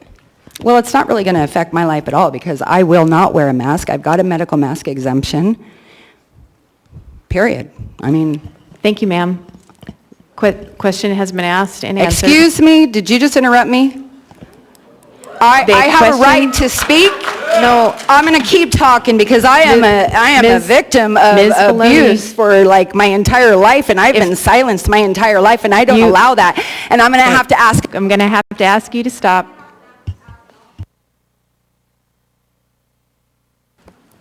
Ma'am, you're creating an actual disturbance of the meeting.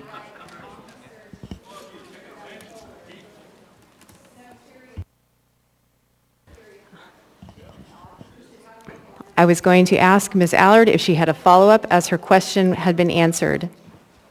I did, but you interrupted the testifier, so. She answered the question. Just like you just interrupted me. Do you have a follow-up question, Ms. Allard? I do, if I can get her attention. Ma'am, Ms.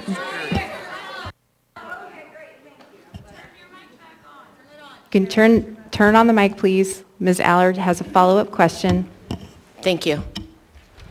Are we on? Just to clarify. Thank you. You said that you aren't going to wear a mask because give me the reason why. You were elaborating. I need to hear the full reason.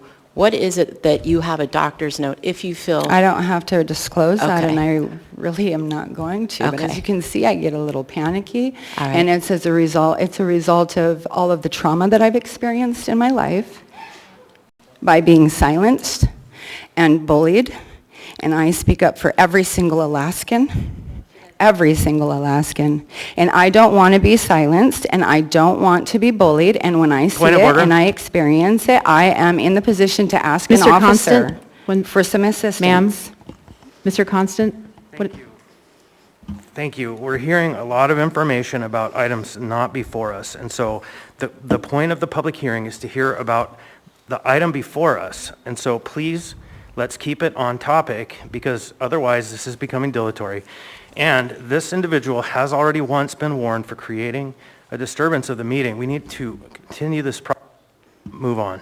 I was serious when I you. asked for an Mr. officer to Constant. come forward because I would like to press charges. Ma'am, And I would like to see this Ms. woman Kennedy be arrested has a because she has question for come you. against me and my son Okay, and ma'am, violating. you need, I have a question for you. Did you recognize me, Madam Chair? I did. Thank you. Ms. Kennedy Thank has you, a- Madam Chair. I do have a question for you. If you could still come back to the microphone, please. I do have a question for you. Thank you. I get a little panicky if you can't tell. Okay. When I'm in a corner because I'm a mama bear. So what's the question? Well, hopefully this won't, if it's something you don't want to answer, then please, feel free to just refuse. That's fine. But you mentioned that you have a medical exemption. And this ordinance, depending on how you look at it, allows for a medical or even, a medical exemption. How do you use that as a tool? How do you use that actual exemption? What does that look like? I don't use it as a tool.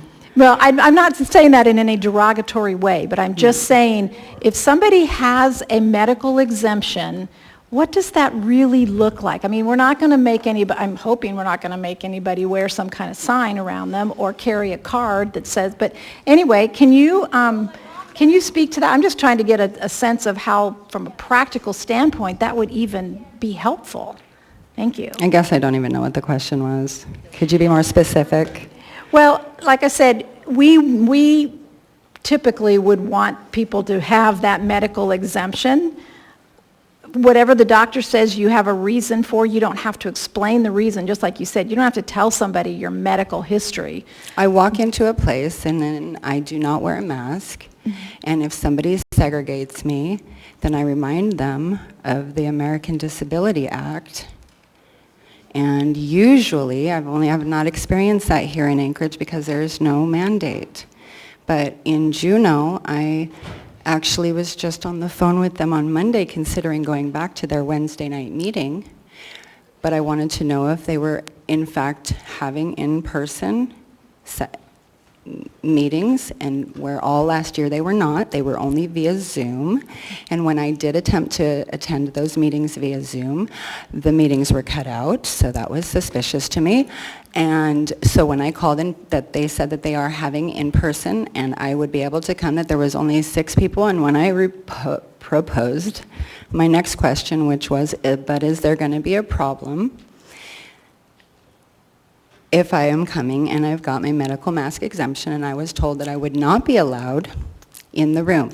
And I would also like to add that Juneau's assembly closed the city down, which closed the Capitol down. We did not have access. It was a locked building, and I feel very unsafe. Ms. Kennedy, with has all your of this. question been answered? I appreciate just the perspective of it. It doesn't really help to have what is considered a mask But I'm more exemption. I'm more appreciate that. concerned about the segregation that I experience, but I'm also really concerned about the fact that I'm a mom. I'm going to protect my son. Has your question been answered? And Thank you, Ms. I Kennedy. am not going Ma'am. to put a mask on my child. Ma'am, thank you for your That was testimony. helpful, thank you. Thank you. Okay, can I ask or request? Ma'am, I'm going to have to cut your mic off. Go Other ahead. people need to have their turn to speak too. Thank you. Okay, next we have Anwar Amar, and then Lisa Holland, and then Sarah Jacala.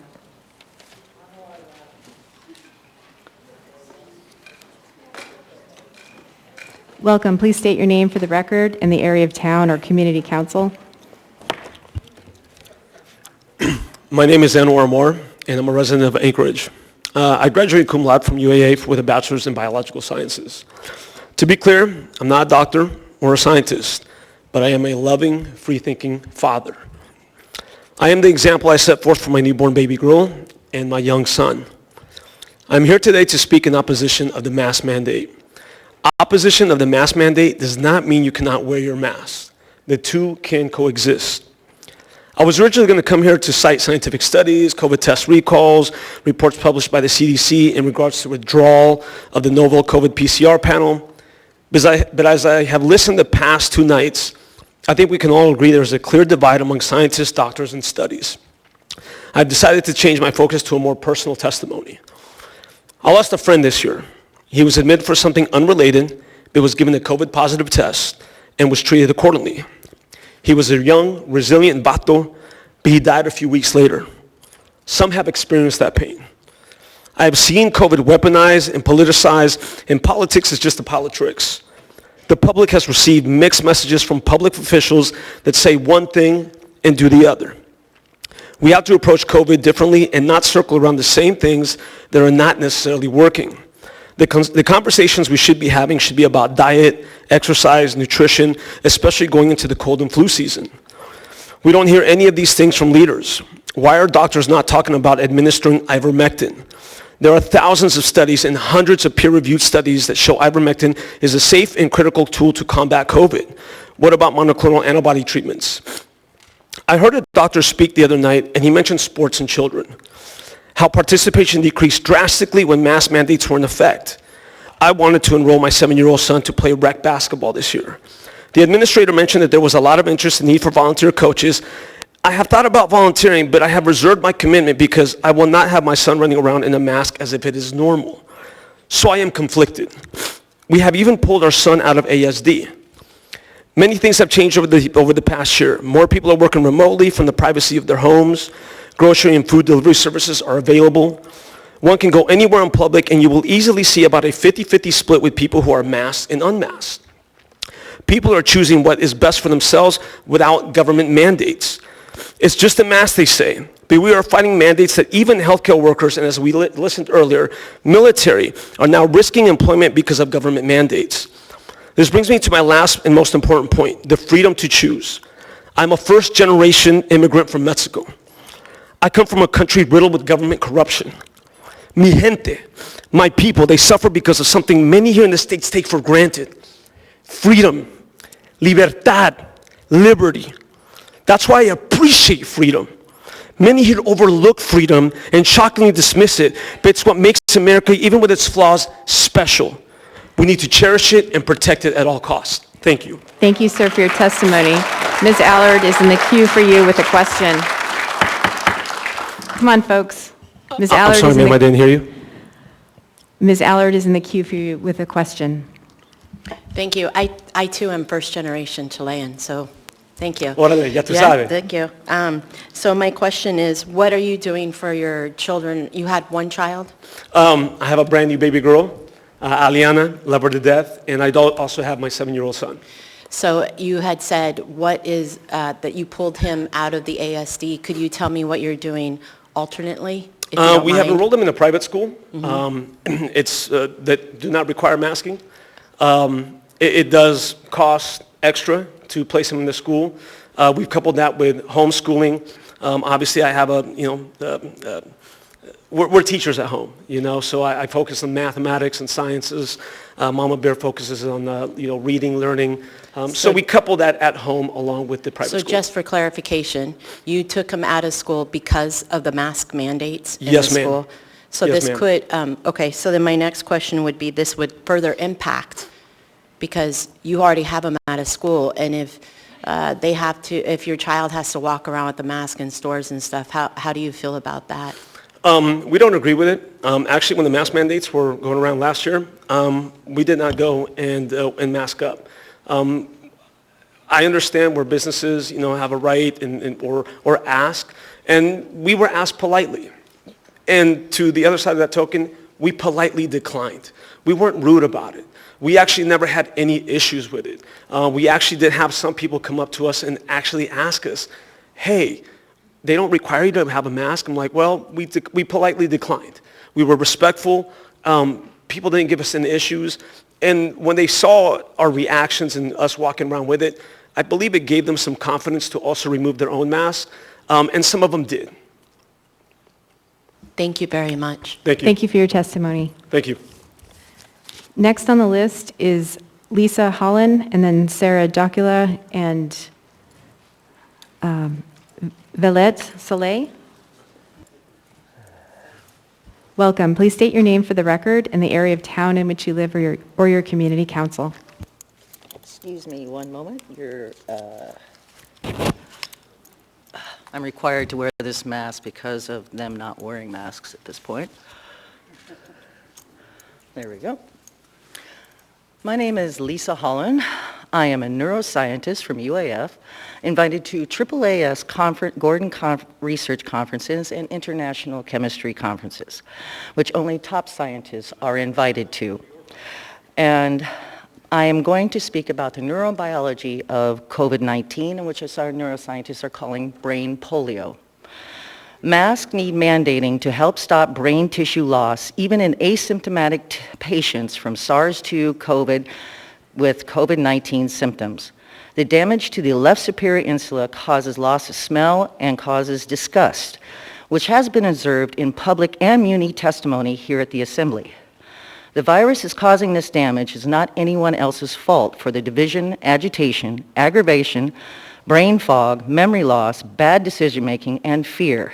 It's a municipality who are using this gain for their own agendas. Brain imaging studies at Oxford scanned 782 brains before and after COVID-19. There were 394 brains having COVID-19, even asymptomatic, that had neuronal tissue loss. There are 4 different major affected areas of the brain. The first one was prior mentioned. The second is a parohippocampal gyrus cortex that affects memory. The third is left superior insula, which affects the small and social-emotional responses, which we are seeing. The fourth is amygdala, which controls emotion, fright, flight, or fight center, causing aggressiveness and agitation. And we've found religious fanatics have an enlarged amygdala 3 times as large as the average human. And because of this, it causes communication and social interaction problems with the brain. Now, if the COVID virus is affecting these people even more, they affect the amygdala, it's causing more severe religious fanaticism. So we can stop thinking that we want to have them die off, and instead it's going to cause more extremism. We have to put on masks. COVID patients go on to develop depression, insomnia, Parkinson's, Alzheimer's, MS, dementia, memory loss, accelerated aging, stroke, seizures, confusion, dizziness, paralysis, and coma within 5 years. That is why we need to continue to have Zalatel here, because she has a BA in psychology and also a degree in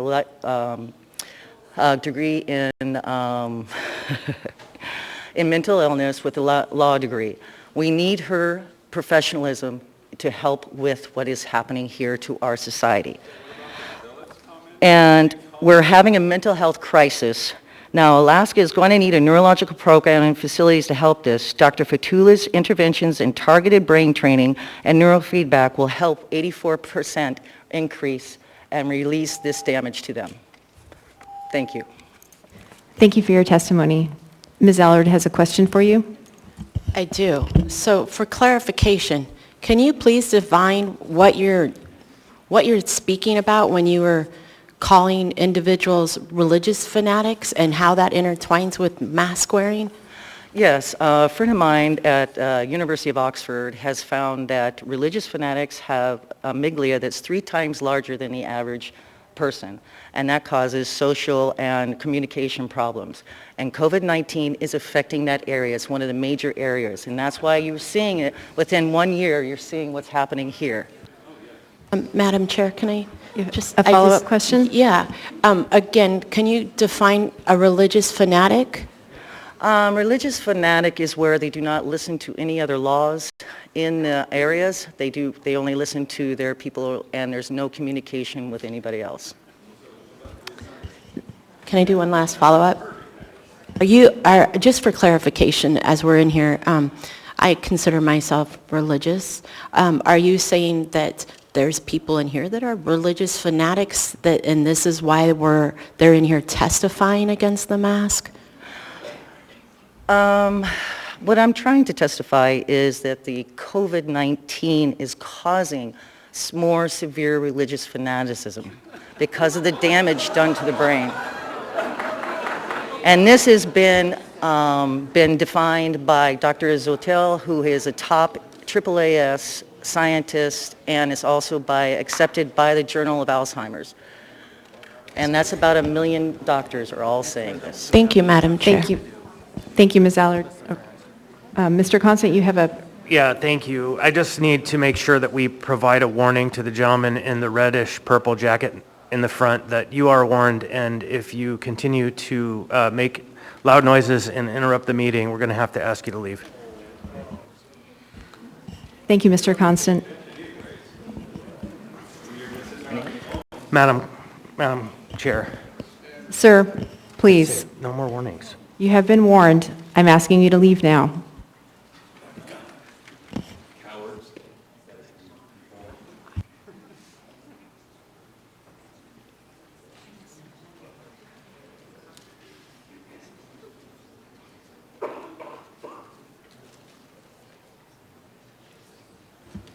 Actually, Madam Chair, she's still up here. Is it okay if I just ask one? Actually, I've got Mayor Bronson in the queue. Okay. Thank you.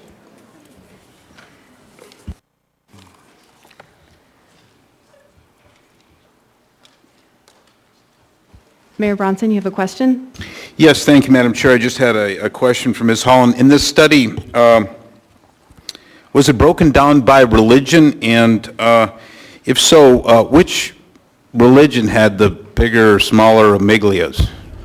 That was not part of the study. Okay, thank The study you. was just seeing the size of the amygdala itself. Quick point of order. And Go ahead, Mr. Constant. Thank you. I understand the interest, but I am trying to understand how it's germane to the public hearing to AO 2020-91, an ordinance about COVID-19 pandemic response. I can't fathom how digging deeper into a question about a person's opinion about religious phenomenon is germane to this question. I agree with Mr. Constant, and I would like to go on to Ms. Kennedy's question now. Oh, please. Well, my question is probably not going to be very favorable then to Mr. Constant. I guess what I'm trying to get at is why we have such a division about masks, and it is very interesting to me in terms of what I think you're suggesting that this study says. So my question is the findings of the study a result of people having had COVID, or is it a result of people who are affected by COVID? Well, this brain imaging study was done, you can look it up, on COVID-19 in the UK Biobank, and they had found that even asymptomatic people had COVID. They had done a study of they went through the bank of all the MRIs, went through them, found the ones that classified for the study, and then they took the same MRIs after the COVID had hit, and that's how they found that 50% of people who had COVID had tissue damage, even when they'd had no symptoms. Okay, thank you. That helps to clarify at least what I think you are suggesting the study is suggesting. Yep. But thank you very much. Thank you, Madam Chair. Thank you for your testimony. Thank you. We're going to go ahead and take a 10-minute break, and then we'll be back and resume with the list.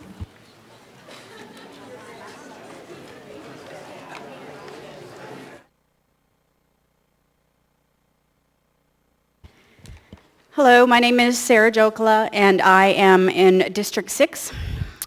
I've heard many on the phone or on the floor here on the pro side say that we against are basically ignorant humans who get our misinformation from blogs and rumors. I'm here to tell you that I'm an intelligent person who takes the time to read and study for myself. I am not one who takes anyone's word for it. Science should be questioned. If it's not questioned, then breakthroughs will never be made, and we will never advance. I want to let you know that amendments. Can you tell the ones who yell, trust the science? Sorry, ma'am, we'll pause your time. Okay. Sorry about that. Hello, my name is Sarah Jokala, and I am in District 6. Could folks on the phone... I've heard many on the phone or on the We're picking up floor here on the pro side say that we against are basically ignorant humans who get our misinformation from blogs. And I'm here to tell you that I'm am not one who takes anyone's word for it. Science should be questioned. It is the basic. Well, she paused it.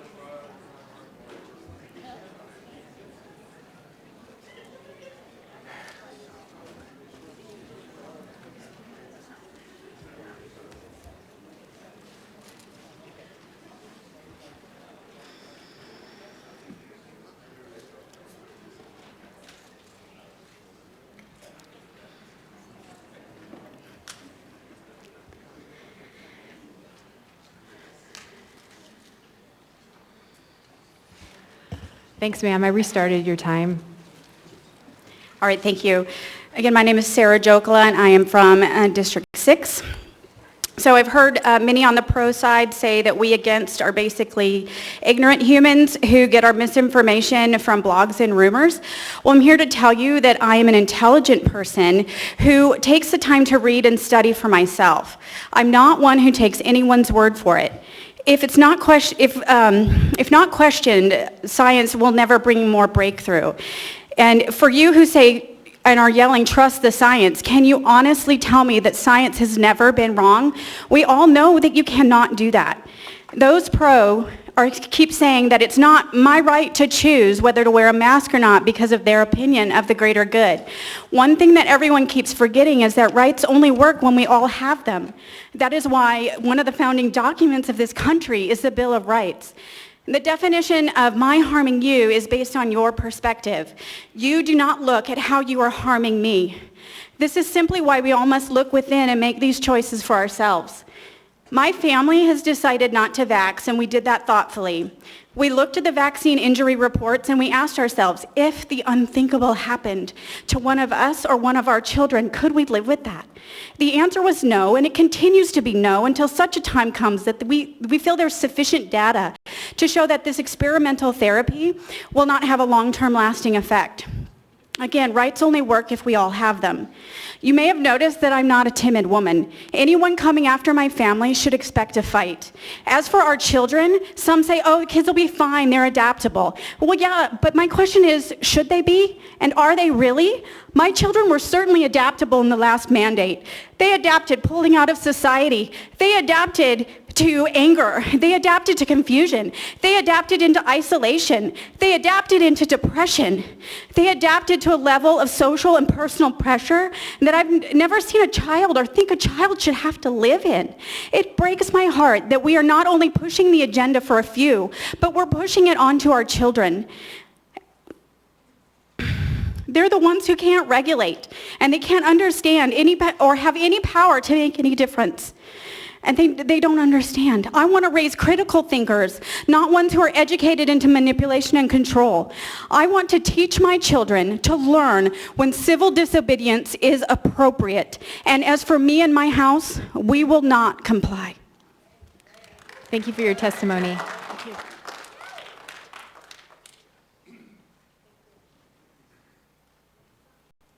Next on the list is Villette Soleil.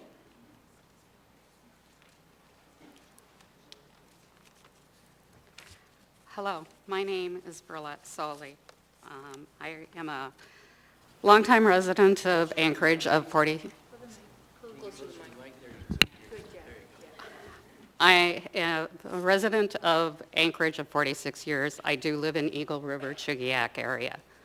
First of all, I'd like to say thank you, Mary Bronson, for your informational stance on the proposed ordinance and the amendments. I could not agree with you more or say any better than you have addressed. Thank you again, and stand firm. Ms. Allard, Assemblywoman Allard, I'd like to thank you, and I'm also going to ask Add-in Kennedy for standing up and asking pertinent questions in support of our charter and our Constitution. I stand before you, this assembly, a person that believes in liberties that include freedom of personal choice, good or bad. I believe one is responsible for their own actions or inaction and the consequences of those. I have watched this assembly for 18 months now as they've tried to mandate us into compliance. With your mandates, you have not protected us. However, you have, in the process of destroying the city, you are destroying businesses, jobs, increased homelessness because of the loss of jobs and your shutdowns. You're pitting businesses against businesses, business against clients, neighbors against neighbors, parents against teachers, and et cetera. And our children. You are affecting our children terribly. Your agenda on Tuesday night showed that you had real concern for the health of the general public.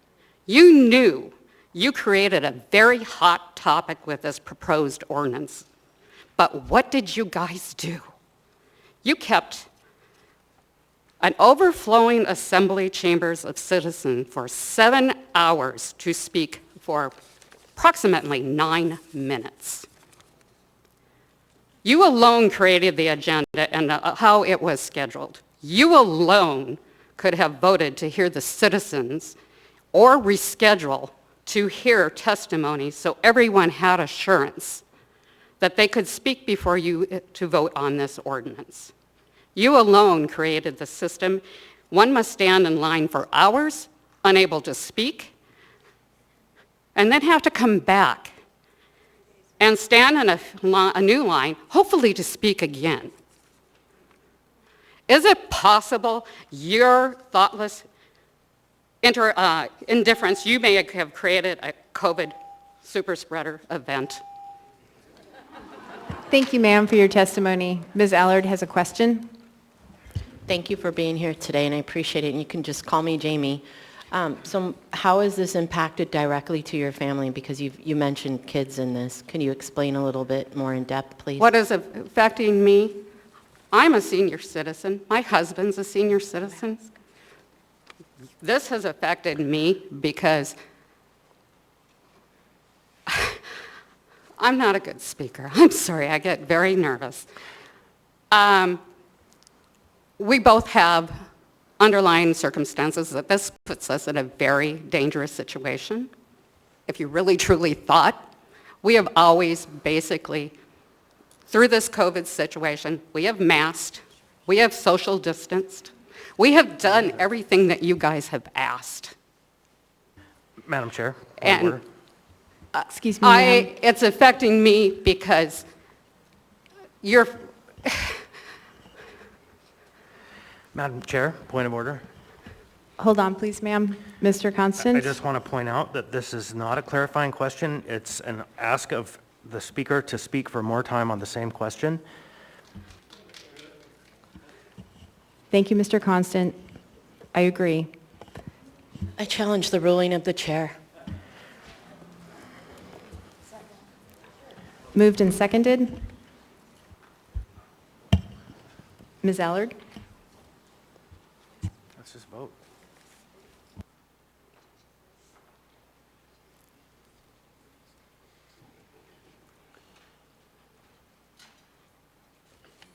Am I done, or what is going on?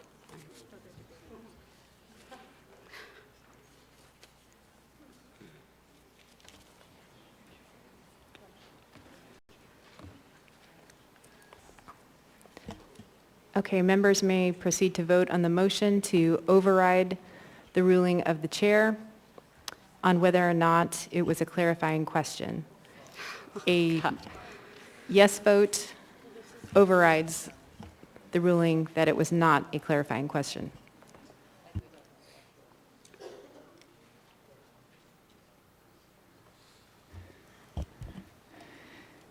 Mr. Peterson, on the question to overrule the ruling of the chair? No. Mr. Rivera? No. Ms. Zolotel? No. Ms. Quinn Davidson? No.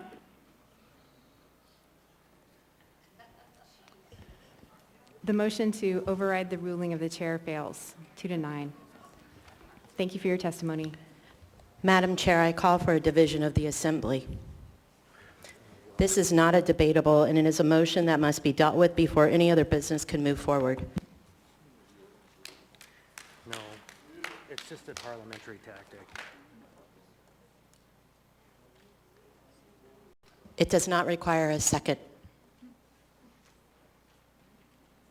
Question for council. Go ahead, Mr. Constant. What's the effect of the division of the body? We're going to go get Pat, the municipal attorney. I'd actually prefer municipal council for that, thank you. Assembly council, not municipal attorney.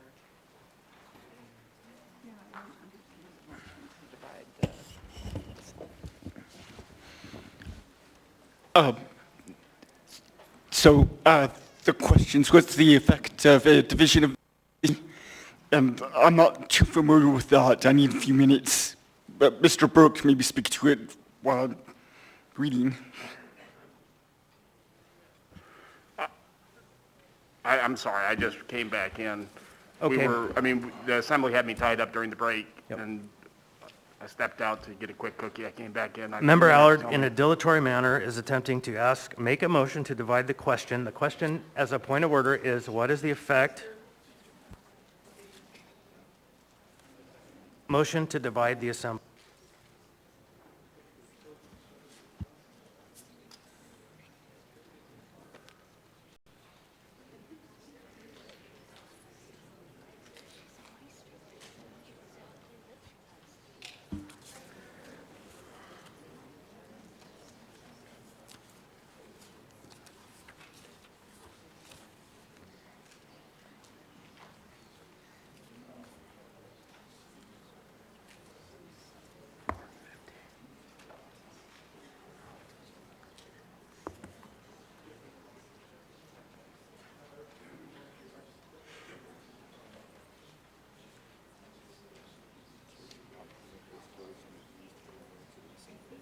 Read it again.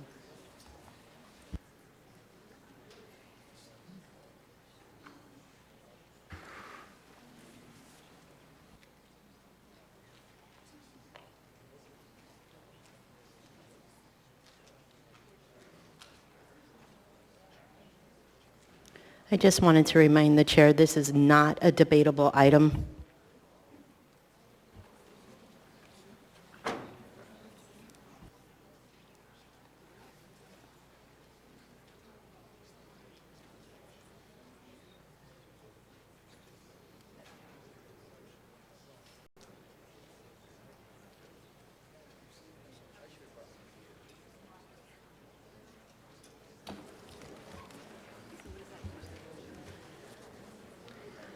I think we need deed.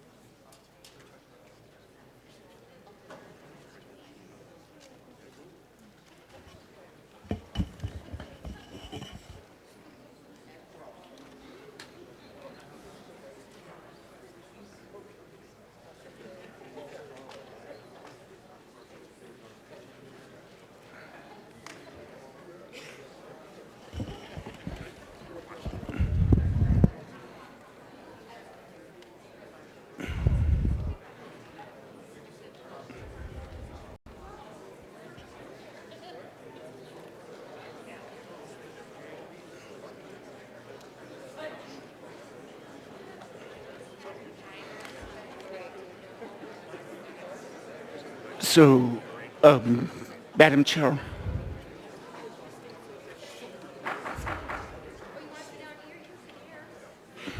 Mr. Gates? Thank you, Madam Chair. In reading Robert's Rules of Order on division of the Assembly, since Section 29, this is used whenever a member doubts the result of a voice vote or a vote by show of hands, either because the result appears close or because he doubts that a representative number of the members present have voted. So,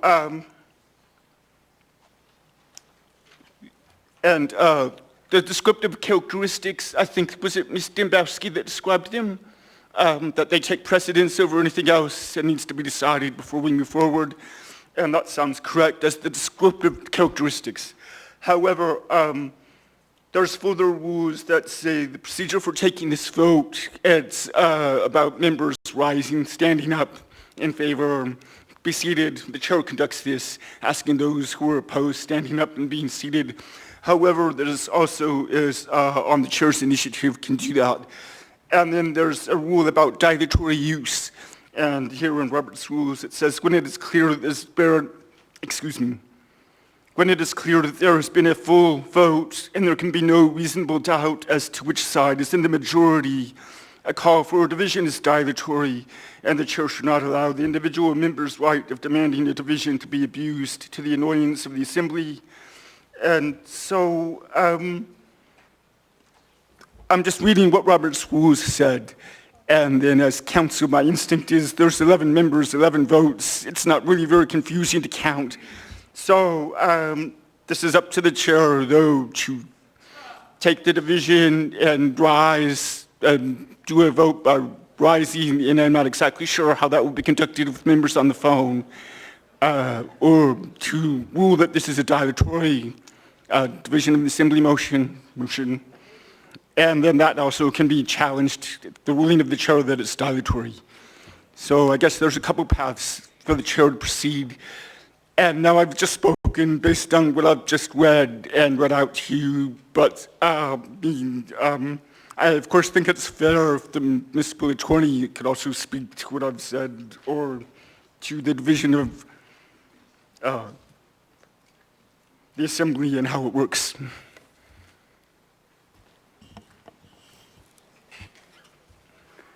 Through the chair, Patrick Burke.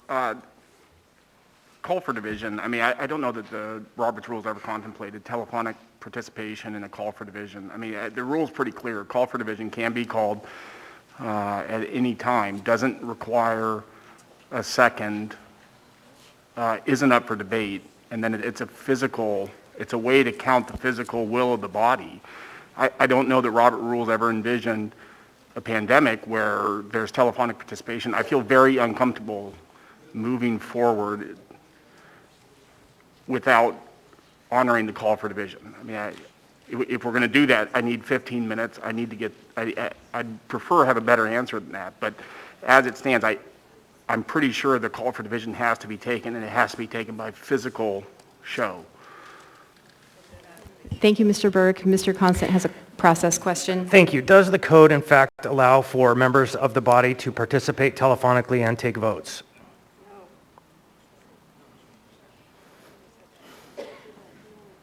I'll give you a gimme. It's yes. Yeah, I mean, the question is whether that matters. Yeah, so under the code, my experience in all this is that when the code speaks, Robert's Rules is silent. When Robert's Rules is in effect is when the code is silent or otherwise delegated to.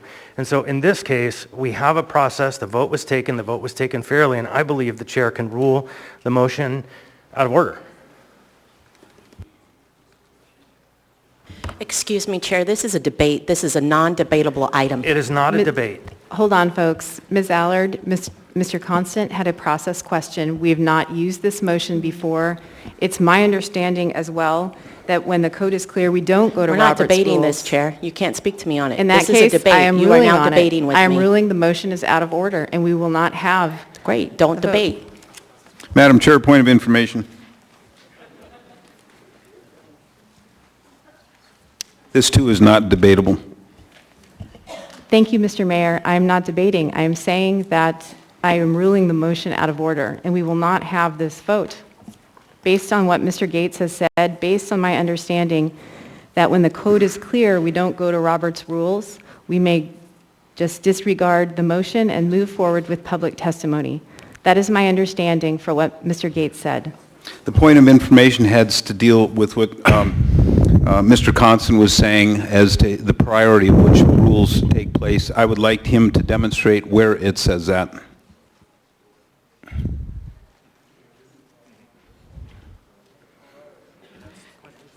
So now that does get into debate, and it's not a debatable motion, and I have ruled that we are not going to...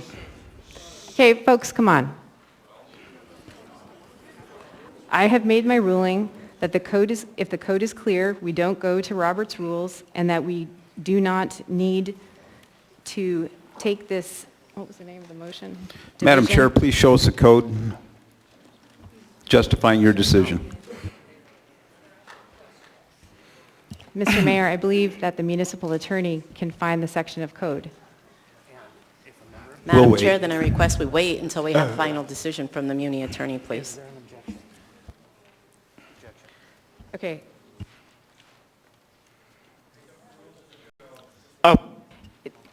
I wanted to clarify, if I may, Madam Chair. You were referring to something I explained, and what I was saying is the chair is able to rule if the use of the division of the assembly is dilatory or not. And if you do rule it's dilatory, well, your ruling can be challenged. I don't think that was quite what you said that I described, but that is what I said earlier. So I guess the division of the assembly, who was it that made that? Mr. Mayor, Mrs. Allard. If, I guess, the chair, again, it's not debatable, that's correct. But if it is clear that there's been a full vote, I'm reading from Robert's rules now about dilatory use of division of the assembly, and it is, quote, when it is clear that there has been a full vote and there can be no reasonable doubt as to which side is in the majority, a call for a division is dilatory, and the chair should not allow the individual member's right of demanding a division to be abused to the annoyance of the assembly. So if the chair is going to rule that Ms. Allard's division of the assembly was dilatory, you need to be able to say, well, the vote was clear, there's no reasonable doubt who voted which way of the 11 votes you have. And that this is just used as a tactic to abuse to the annoyance of the body. Thank you, Mr. Gates. It is my ruling that this is dilatory use of the division of assembly vote, that the vote, which is up on the screen, 2-9, is clear, and it's not reasonable to take this division of assembly vote.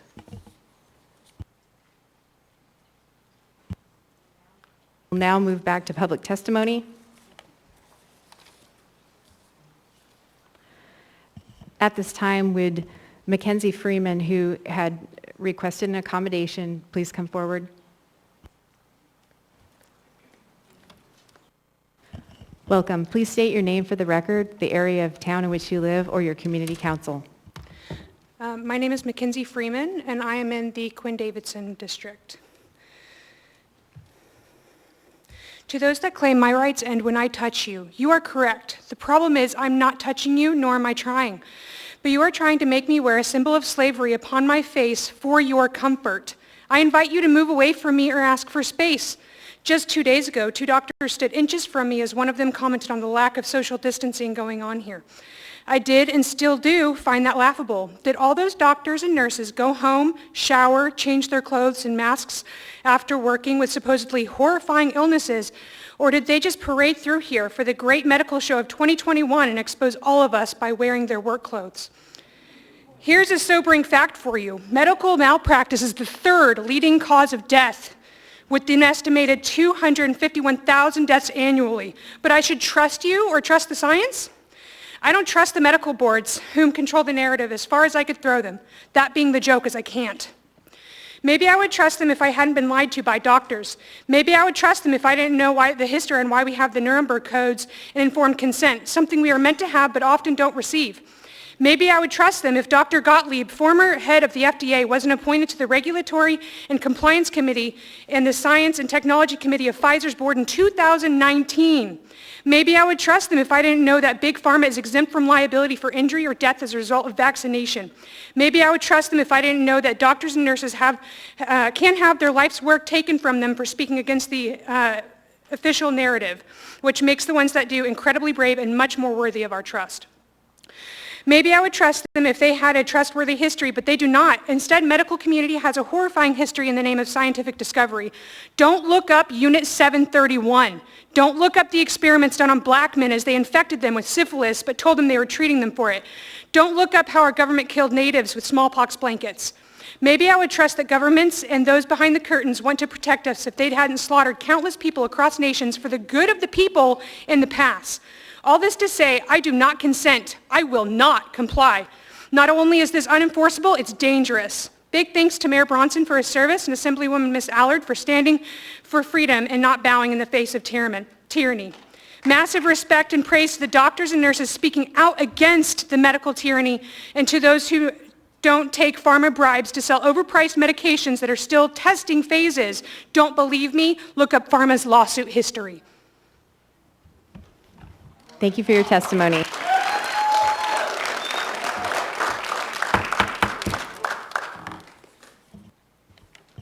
Please refrain from clapping. Thank you for your testimony. Next is Tammy Smith, followed by June McDonald, and then Jay McDonald. Welcome. Hi, first off, I want to start off by saying that I do not approve of this ordinance, and this far-left assembly continues to overextend their authority as legislative branch and will go to any lengths to control power, even if it's stepping on the toes of the executive branch. Because Mayor Bronson refuses to take the tyrannical approach and believes mask mandates infringes on our freedoms, Assembly Members Zalatel and Peterson introduced Ordinance 2021-91, which has no reference to the municipal code. This ordinance violates our First and Fourth Amendment constitutional rights. With the exception of a few, you continue to disrespect and oppose the Bronson administration, changing the laws to fit your agenda to override the executive branch, which was made very clear here just moments ago. This is a clear violation of separation of powers, and your actions speak loud and clear to your unwillingness to work with the Bronson administration. Because you disagree with Mayor Bronson, the will of the people and businesses of Anchorage, you are trying to force your tyrannical views onto the people you serve through submission of fear. It is an abuse of your government powers and unenforceable.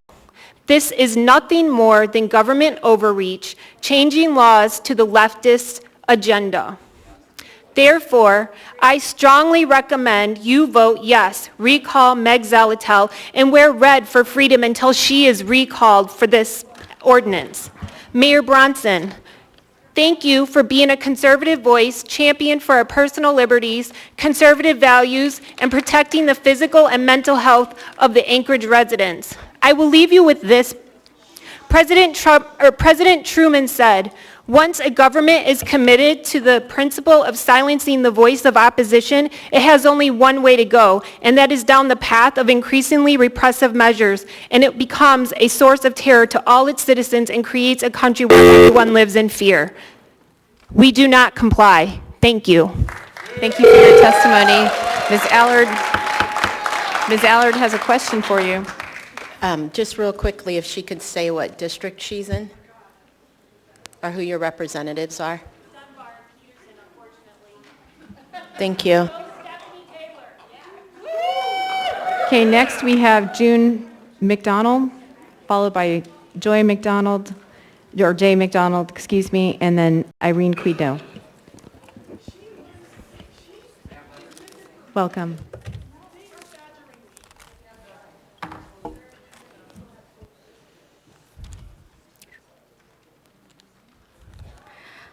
Hi, my name is Jim McDonald, and I live in Midtown.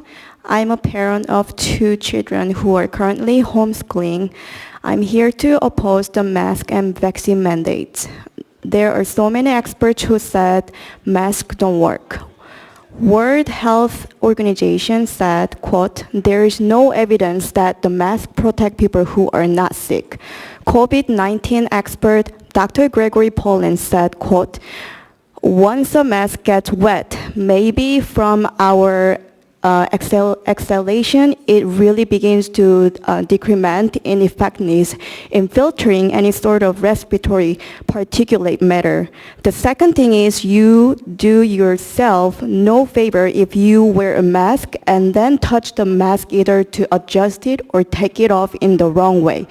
You do not touch the front of the mask. Dr. Gregory Poland also said, quote, children from instance need to learn how to correlate the facial expression with what's being said. That's very important part of sociological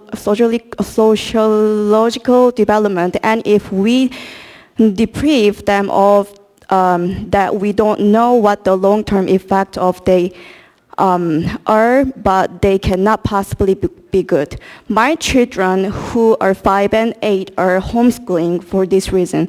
I don't want to be an irresponsible parent who is using our children as the shield to protect the teachers and other school staffs. Also, my children don't want to wear masks, and I support them for that too. So based on the information, what the experts have provided to us, wearing masks the wrong way could actually make us sick instead of protecting us from the disease. I'm sure many of us, including myself, many of you guys here don't wear the mask right way. If you touch your mask like you were doing during this meeting and also yesterday meeting, I saw so many assemblies here with wearing masks. We're touching the mask multiple times and also drinking water during the, taking off the mask and put it back on. That's no science. There is no science for this. So you make it your mask is no longer doing its job. So it's a total nonsense to mandate mask wearing. So does the vaccine mandate. Even you get the vaccine, you can still get infected from the disease. There are studies show that the people who already had COVID, you have as good immunity as the vaccine. Those vaccines are not fully proven. They are still experimental. This mandate shouldn't be good. You can finish your sentence. All right. Ms. Allard has Thank you. Ms. Allard has a question for you. Thank you, Ms. McDonald. Has this, the mask impacted the children, your girls? Yes, they were not happy wearing masks. At first, when the pandemic hit, of course, I had a fear about the corona, and that's when I didn't realize about the coronavirus was the political. Yeah, there you go, political game. So my kids were complaining, but I told them, even we will be safe, we want to save our grandparents who live in Alaska too. So if you want to go see them, you have to wear a mask. But after they got vaccinated, they told us that we should get vaccinated too. And they were still telling us we need to wear masks when there is a crowded area, and also we should get vaccinated, otherwise they won't see my children. So I'm like, this is total nonsense, because CDC and the government have been advertising vaccination and also wearing masks to decrease the infection, but based on science, the way how you guys are wearing masks doesn't do anything. Your masks are not doing your job. Ma'am, the question was about the effect. Thank you. I appreciate your testimony. Thank you. Thank you for your testimony. Next on the list is Jay McDonald. Yeah, so my name is Jay McDonald, and I live in Midtown. I don't see my representative here today. I believe their name is Joelle Hall. So anyways, I'd like to start out by saying I'm actually really grateful that you guys are holding this meeting to a high standard of, lawful and orderliness. When that dude was rolling around on the ground up front last year, I felt like that was very disgraceful, and I never want to see that sort of conduct in this chamber again. So I hope that this is the new standard going forward, absolutely. Next, I'd like to say, if we have respect for each other, nobody in this room on either side of the issue wants to get sick. And these people, they're not dumb. They've done their research. Everyone has different circumstances. Everyone has different priorities. Everyone has different health conditions. One size fits all is not something that is appropriate for this problem. I'm very much so opposed to this. I think that it's particularly disrespectful and dangerous to turn this into a question of morality. Nobody gets sick because they're a bad person. Nobody is causing other people to get sick because they're ignorant or evil. When Austin Quinn Davidson got sick and most of her cabinet, they did not deserve to get sick. I'm so glad that they're better. They're not bad people. They didn't do anything to deserve that. It was an act of God. And I would like that same courtesy extended to all people in Anchorage. This is not something that people, it's not a sign of morality. We shouldn't be judging people that way. Next, I'm really disturbed by some of the superheated rhetoric on these questions. When people come up and they're ranting and screaming about dead children, that's a hyperbolic statement. Children are not dying. You're making people very afraid, and you're causing that fear. Through that fear, people are making bad decisions, and they're acting irrationally. The risk factor for children is much lower than other things which we are familiar with, that we live with, and we understand that risk metric. It's very toxic for this discussion to include terms like that. The same thing goes for when we talk about hospital space. There is ample hospital space. The reason why our hospital workers have stress is because of staffing issues, which are magnified and made worse because they're being attacked by their employers for, frankly, things that are against federal HIPAA laws and federal workers' rights laws. So if you really want to support healthcare workers, you could crack down on providers like Providence who are violating federal law. And I'm out of time.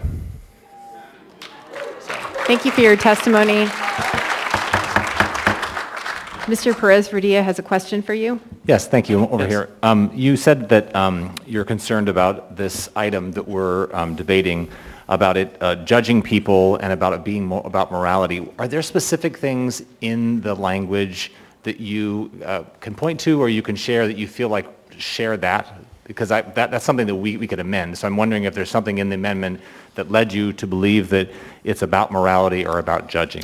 Oh, absolutely. So when you hear much, and I don't want to single people out because I feel sorry for people that are acting out of fear and striking out.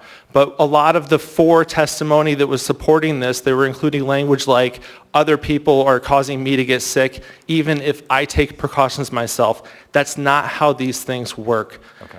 Other people and their actions are not hurting you and they don't affect you. And when people see it that way, that raises the temperature in the room. It makes people hate each other, suspect each other. It's very toxic and it's not helpful to our community. Yeah, I agree. And so you're referring more to the testimony that we've heard as opposed to the language within the item. Is that correct?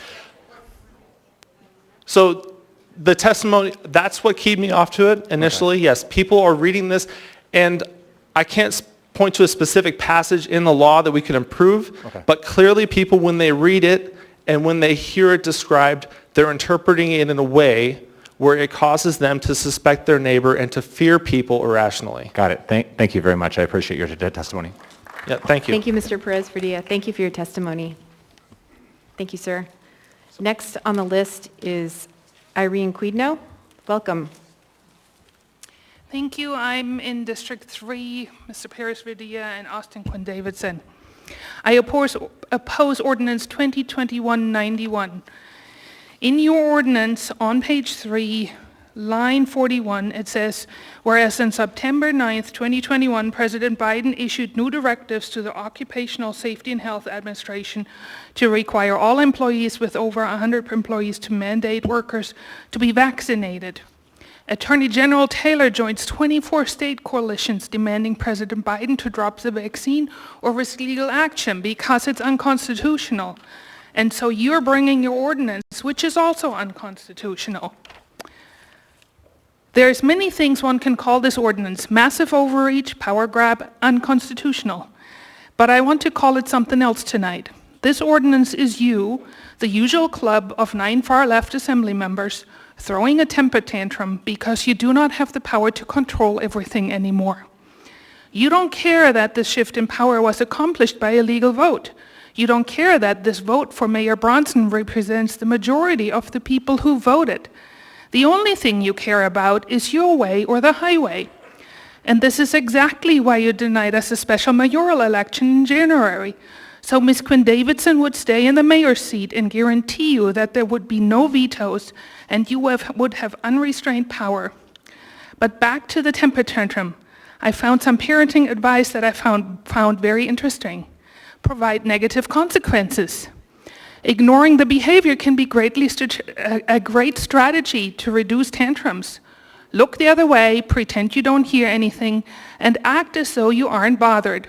Although the screaming may get louder at first, your child will eventually learn that throwing a temper tantrum won't get your attention. I have decided to take that advice, since reasoning with you has felt like talking to a brick wall. I myself and many, many others have tried again and again to no avail. So to be absolutely clear, should you pass this, I will not comply. And through the chair, Mr. Perez-Revilla, I appreciate you very much that you made a motion to follow the list of testifiers. But I also need to point out to people who have not been to many assembly meetings, Mr. Perez-Revilla has again and again and again voted to keep the emergency orders in place, to keep the mandates in place, to keep the lockdowns in place. And all of this after hours and hours and hours of gut-wrenching testimony, and I know that because I was here for that. Also a reminder, lastly, to the last phone testifier from yesterday that made a comment that there has never been a meeting where only one side was heard. Last summer, the public was literally locked out of a public meeting.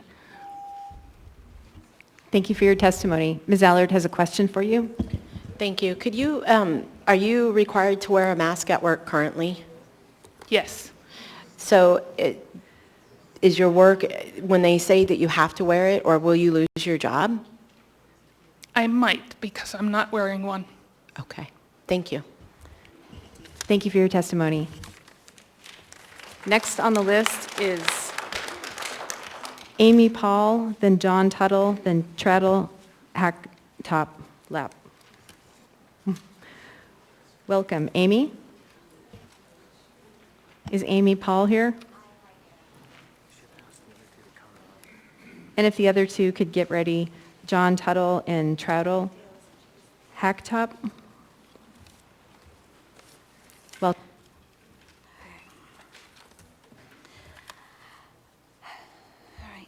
Hi, my name's Amy, and I belong to District 5. I believe that's Dunbar's.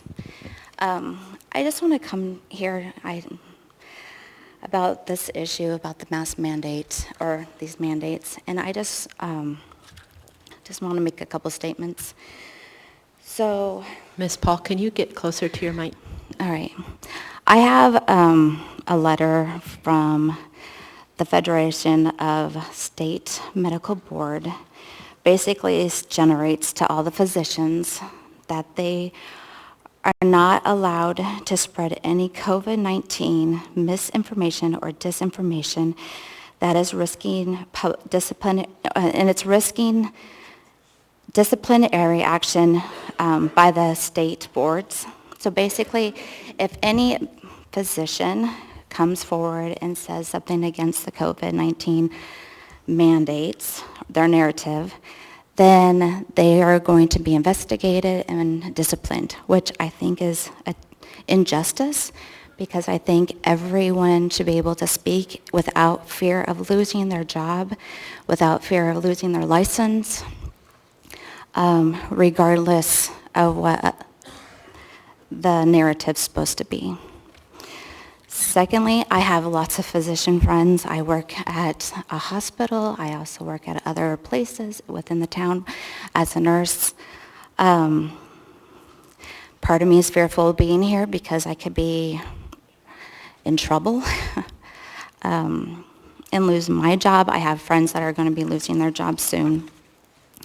About this mask mandate, I just want to bring up, there's been incidences that at a hospital where they have placed a patient with COVID-19 in a room, and on either side of the room was patients that didn't have COVID. Staff were masked. They came in the room, they took care of the patient, but the ventilation in the building has actually spread the COVID-19 to other patients.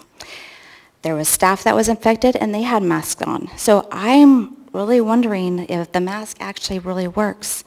I have been placed in front of patients and before we had masks to go in there, and I had to do COVID testing, and later on I found out that like 9 people had COVID and I was exposed. I have a granddaughter who has cancer. She was born with it. We've been flying back and forth from Seattle and here, and the trauma that my granddaughter has gone through because of all this COVID, and it's been overwhelming. I've also had my father, he's had a heart condition, and he was told that if he doesn't take the mandated vaccine, that he wouldn't be able to get treatment. Thank you for your testimony. Ms. Allard has a question for you. Thank you. You made a statement stating that, I'm trying to wrap my head around what you just said, that the hospital you work at, and I don't know if you're comfortable saying it, put non-COVID patients with a positive COVID patient? Yes, they were put room. Point of order, Madam Chair. Yes, Ms. Zalatel? Thank you. The clarifying question has nothing to do with the ordinance under consideration. Thank you, Ms. Zalatel. I agree. Thank you for your testimony. Okay. I challenge the ruling of the chair.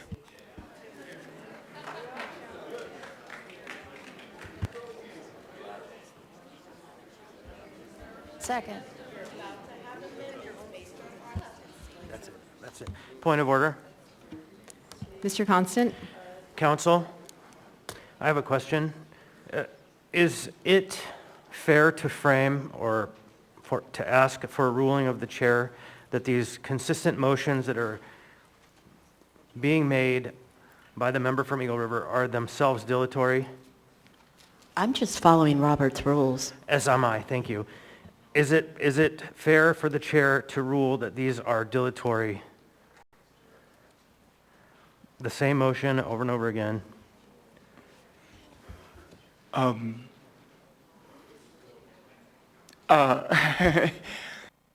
not so sure I can definitely answer that right now with a yes or no, but as I understand where we are at is Ms. Salatel had sort of a point of order that was in violation of the rule you adopted earlier that was upheld by the body, you know, that you should be clarifying only, and that Ms. LaFrance, as chair, you agreed, so it's sort of your ruling that recent question was not a clarifying question, and that's your ruling on this case-by-case basis, that specific question, Mr. Eiler, directed to the witness, and so that ruling that you just made, if I understand right, can be appealed now to the body.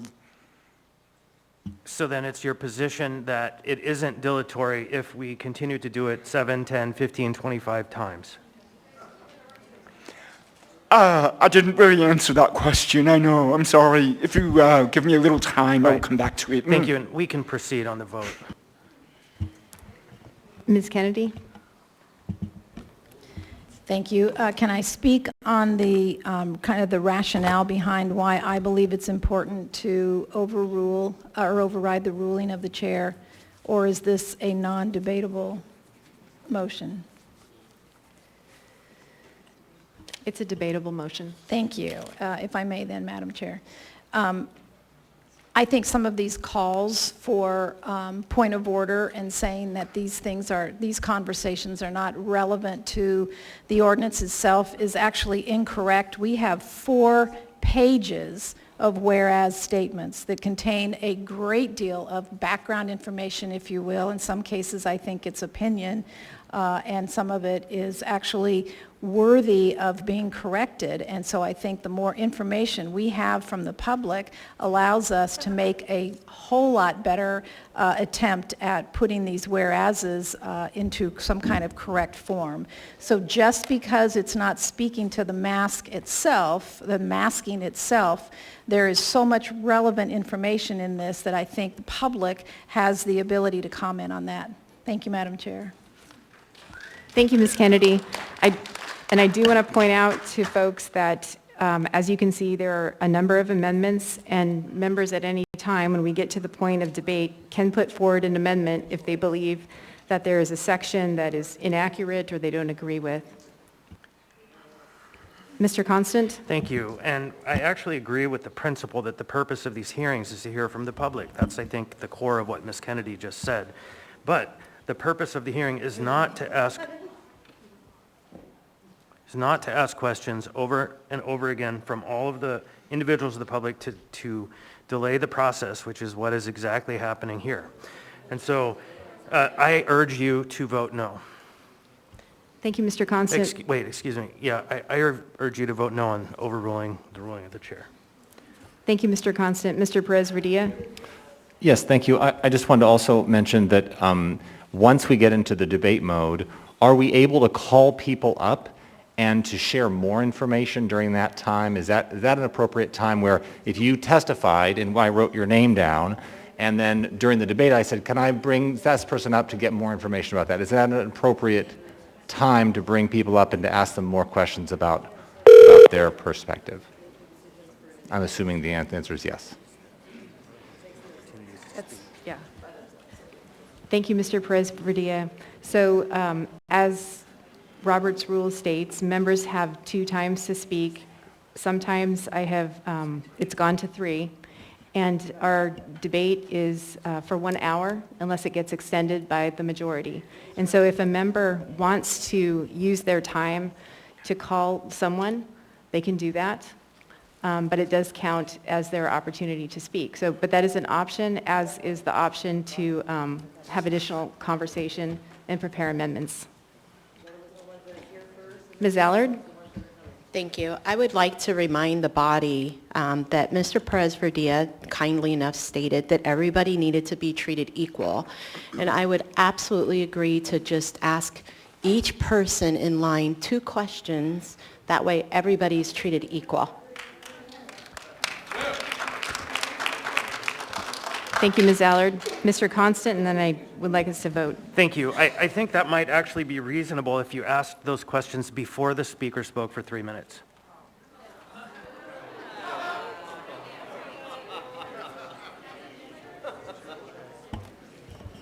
I don't know if that's in Robert's rules. Members may proceed to vote on the motion to override the ruling of the chair.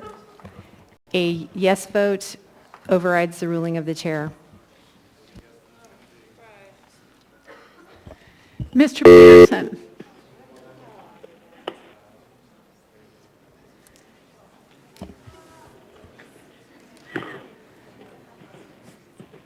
Mr. Peterson? No. Mr. Rivera? No. Ms. Salatel? No. Ms. Quinn Davidson? No.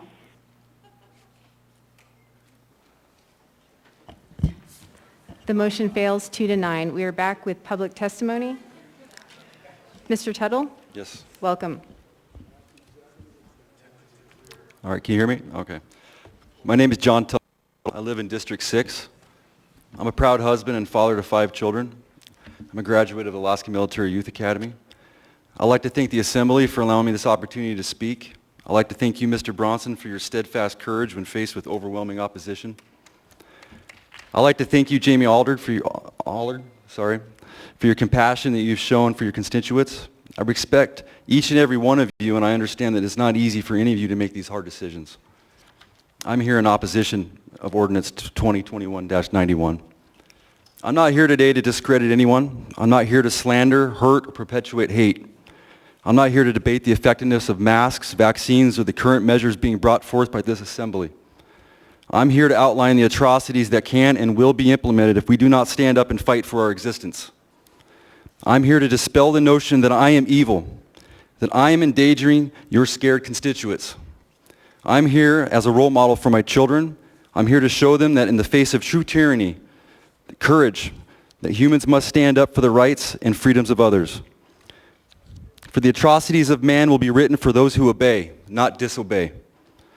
I'm here to dispel the notion that a safe nation is a good nation. I'm here because the obsession of safety will and has resulted in the sickening of the minds and the deterioration of cognitive thought and reason. I'm here because you've awakened the beast. You've awakened a roaring lion. Let me be perfectly clear, it is not the virus you must fear, but it is the people. Our society is splintering into subsects of ideology. Our social circles are crumbling under the weight of division. We're becoming tribal. As I sit here and listen to your constituents calling in from the safety of their homes, I am witnessing an alarming singularity of fear, deep-rooted fear of dying, rooted so deep that if given the opportunity, they will segregate, marginalize, and attack others to protect themselves. I am witnessing the singularity of information bias. Each and every person who is called in spewing the same regurgitated propaganda of Alaska Daily News, CNN, MSNBC, and the CDC, without question, without skepticism, without thinking critically. If you cannot see the mechanisms that have weaponized this pandemic as a disguise to hand over our freedom, then logic may not bridge the gap between us. So what can we do? We must love each other unconditionally. Mr. Constant, I want you to know that I condemn the homophobic slur that was directed to you last night. You do not deserve that type of hatred. I want you to know that I love you regardless of my personal, political, or religious beliefs. That being said, I must ask, what is your definition of a good person? And if it is the ones who obey and your words are the good people, then in turn I am evil. Everyone in this room and in the community who oppose you are evil. Is that what you're saying? What an eerie predicament you have put us in. You must understand by labeling us as evil, you are beating the drum of hate of your constituents that follow you and support your beliefs. Thank you, You're sir. enabling the Your time persecution is of up. others. Ms. Allard has a question for you. I have two. How has COVID, the masking of your children affected you? Because you mentioned your children. I do. I've got 5 children. 3 are currently in homeschool, and then my son Cameron is enrolled in Grace Christian School last year because of the mask mandate. Thank you. And my second question is, if this mask mandate is enforced, will it further impact your family? It will impact my family when we go to the grocery store. It will impact my family when we go into businesses. But more or less, it will impact the community. I'm not truly concerned about my family. I'm concerned about the state of our whole community. Thank you. Thank you, Ms. Allard. Mr. Constant? Thank you. It's not usual we answer questions, but I'll tell you, I don't believe you're evil. Thank you, sir. I believe most of these folks are honorable people. And I believe that too, sir, but I believe that the opposite of good is evil. I don't live in that black and white world. Thank you, sir. Thank you. Yeah. Okay, the next person on the list is Traudl Hacktop. And then if Soren Hackley and Faina Schumer could get ready to speak next. Welcome. Thank you. I'm Traudl Hackley, a resident of District 6 and a parent of a medically complex and expressively nonverbal 4-year-old, which I will speak about later in my testimony. But first, I would like to address something globally applicable. I have heard it said more than once by others testifying that they would not address the effectiveness of masks because that has been established. That is simply not true. The following quote is from the FDA. The face mask is a product that covers the wearer's nose and mouth. Face masks are personal protective equipment, are not personal protective equipment. Face masks may or may not meet any fluid barrier or filtration efficiency levels. Therefore, they are not a substitute for N95 respirators or other filtering face piece respirators, which provide respiratory protection to the wearer, or for surgical masks, which provide fluid barrier protection to the wearer. Testimony claiming the effectiveness of masking has been provided by some touting a medical degree or some medical experience. I would bring to light the thoughts of a well-known and medical professional with some substantial credentials himself, though I may or may not agree. The typical mask you buy in the drugstore is not really effective in keeping out virus, which is small enough to pass through material. It might, however, provide some slight benefit in keeping out gross droplets if someone coughs or sneezes on you. Dr. Fauci. Dr. Fauci was appointed director of the NIAID in 1984. He oversees an extensive portfolio of basic and applied research to prevent, diagnosis, and treat established infectious disease. Dr. Fauci has advised 7 presidents on many domestic and global health issues. To those questioning whether that is still accurate, I would ask, which of the 2 variables have changed? Have the aerosolized particulates of COVID-19 miraculously gotten larger? Or have the fibers holding together those masks Dr. Fauci spoke of miraculously shrunk? Neither of those. Many have spoken about employing multiple methods in combination to eradicate this pandemic. They have mentioned masking with vaccinations. I wonder how many people would agree to receive the vaccination for the good of the community if duly informed of the risk. Would you be surprised to know that according to the CDC, more than 383 million doses of COVID-19 vaccine were administered in the United States from December 14th through September 21st, 2021. During this time, VAERS received 7,899 reports of death among people who received a COVID vaccine. FDA requires healthcare to report any death after a COVID-19 vaccination. Thank you for your testimony. Thank you. Ms. Allard has a question for you. Thank you, Ms. Allard. Yeah. What district do you belong to again, please? I'm in District 6. Chairwoman LaFrance and Mr. Weddleton. Thank you. And how will this mask mandate impact your life? As I mentioned, I have a special needs medically complex child. He receives services through the ASD for speech therapy. That is only available to him if I put him in a mask. I have had to remove my other children. Thank you. Thank you for your testimony. Next, we have Soren Hackley. Lauren Hackley? It's kind of cut off on the bottom. Oh, sorry. Welcome. I have bad handwriting. My name is Corey Hackley, and I'm on District 6, and I am I'm not anti-mask. I am choice. We have freedom, and I think we should use it, because this country is built on freedom, and I have a autistic baby brother. He is 4 years old, and he has to go to a special school, and he has to wear masks everywhere. Like in a grocery store, we have to ask him, put on a mask, or when he goes to school, or on the bus, can you please put on a mask? And then, sorry. And thank you. And I'm not here to say that I am right, or you are wrong, or you are right, and I am wrong.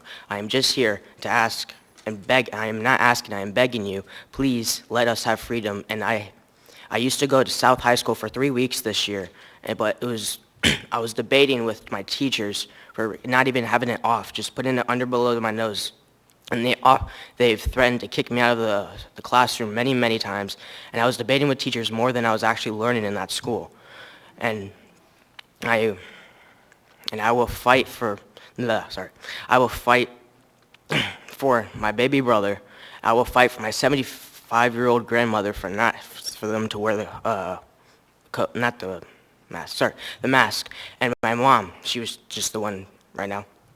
And she has a heart condition, a hole in her heart, and I will do anything for her not to have to wear a thing so she can actually breathe. And yeah, that's it. Thank you. Thank you for your testimony. Wait.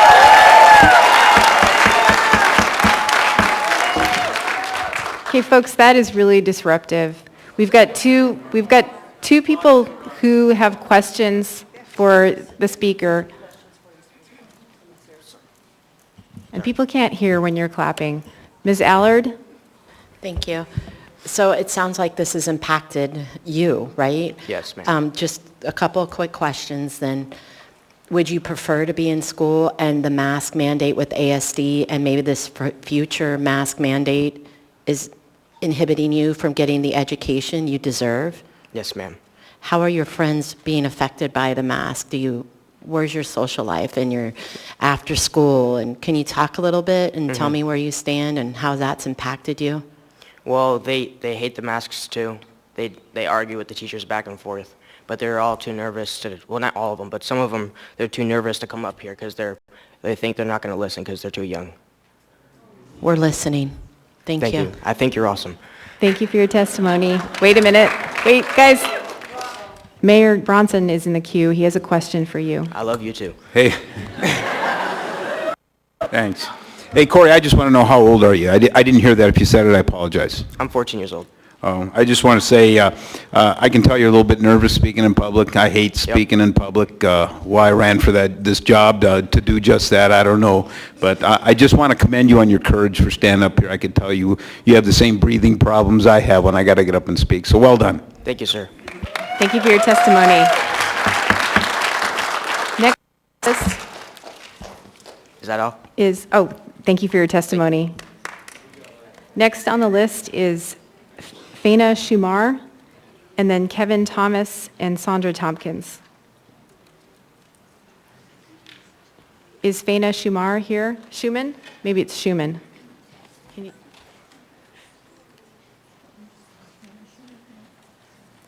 Is Faina Schumann here? Okay, next. Point of order. Madam Chair, I would like to point out that Mr. Myers over in the corner over here is violating the rules by harassing members of the public. He's warned. Thank you, Mr. Constant.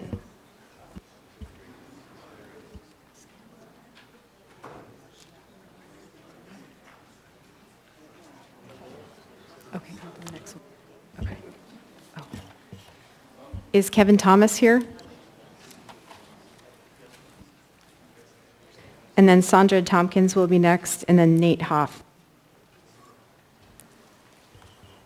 Welcome.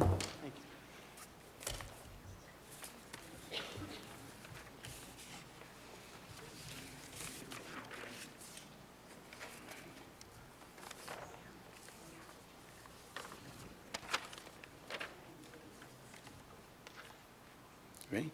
Hi, my name is Kevin Thomas. I live on the hillside here in Anchorage. I've been here for over 30 years. I'm in the carpentry business, and so I measure things all the time. Sir, and I'm that's sorry, what will you bring the microphone a little bit closer to your mouth? So we can I'm a carpenter, and I measure things, and so I wanted to look at this virus, how big it is in relation to the dust masks, and I've done a little research on that. I've got a copy, a photocopy of the, the R95 mask. I've got 12 copies if anyone wants to look at it as I describe what I see here. First of all, I ask myself, how large is this SARS CoV-2 variant? And I got I looked up a few references. Dr. Molly Fleece from the University of Alabama says it's between 70 and 120 nanometers. So I added them and divided by 2. I got 95 nanometers. And then another reference was Ars Science Educational. They said they're around 100 nanometers. And to give you an idea, a nanometer, the virus is 600 times smaller than a human hair. And then I asked myself, does the FDA-approved surgical mask work? And I went to the U.S. National Library of Medicine, the National Institute of Health, and I read like a 500-word document, and at the end of it they said those masks don't work. Even the 95, the N95. So then I looked at this image. I went and looked for images, and these are readily available. And this particular group of images is available throughout the internet, and a couple of places where you can find it is if you type in masks under the microscope, it'll pull up a nice selection of different kinds of mask images, and one is from the NIST.gov and several others. And so this image I've got here has a chart, and it shows the size of the fibers.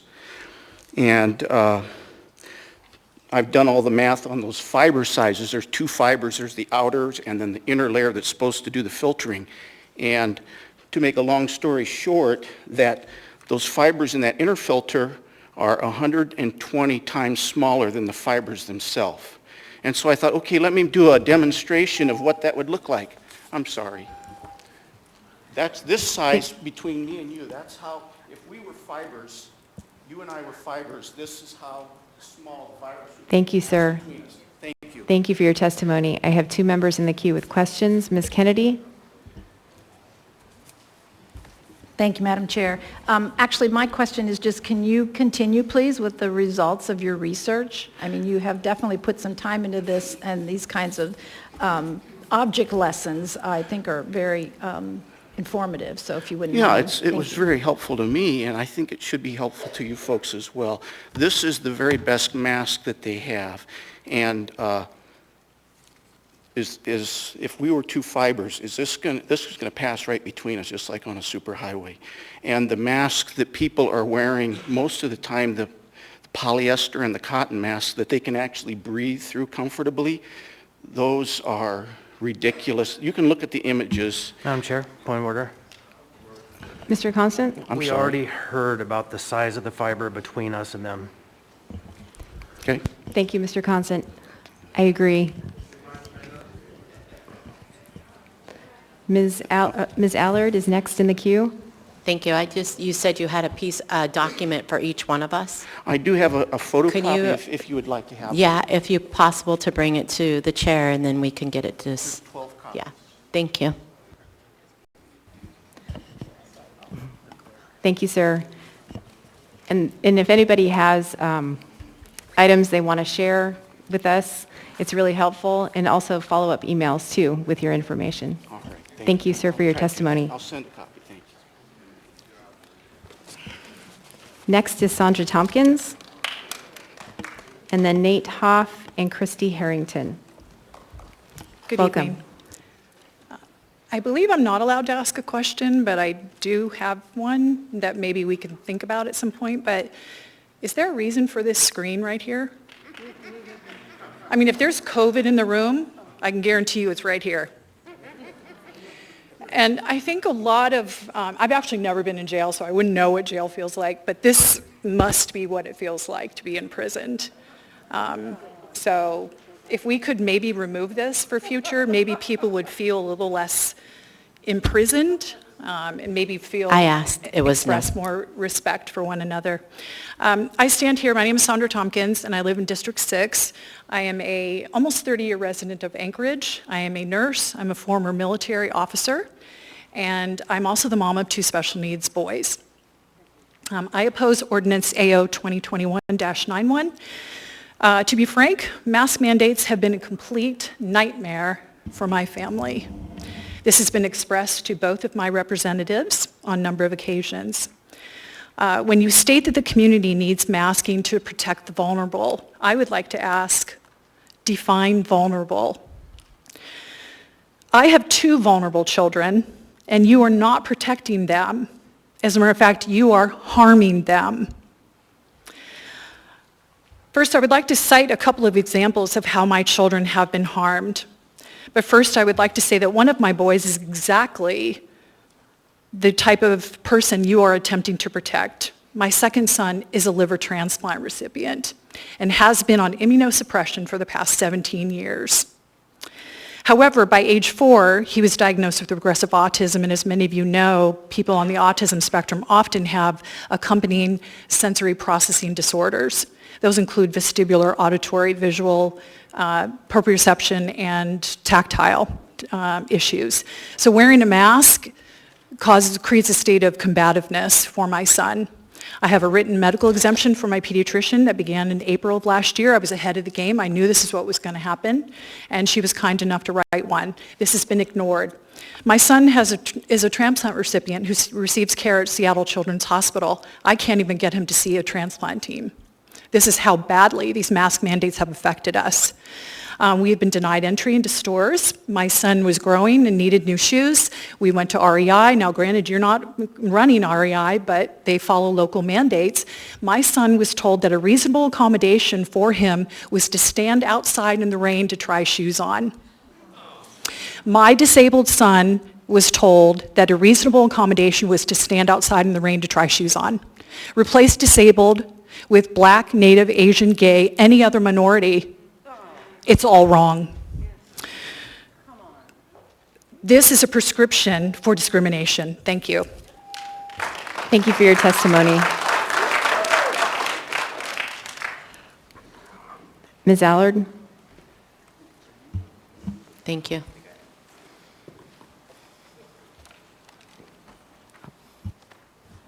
Do you have a question? I do. I was waiting for her to come back. I thought she was coming back forward. Thanks, Sandra.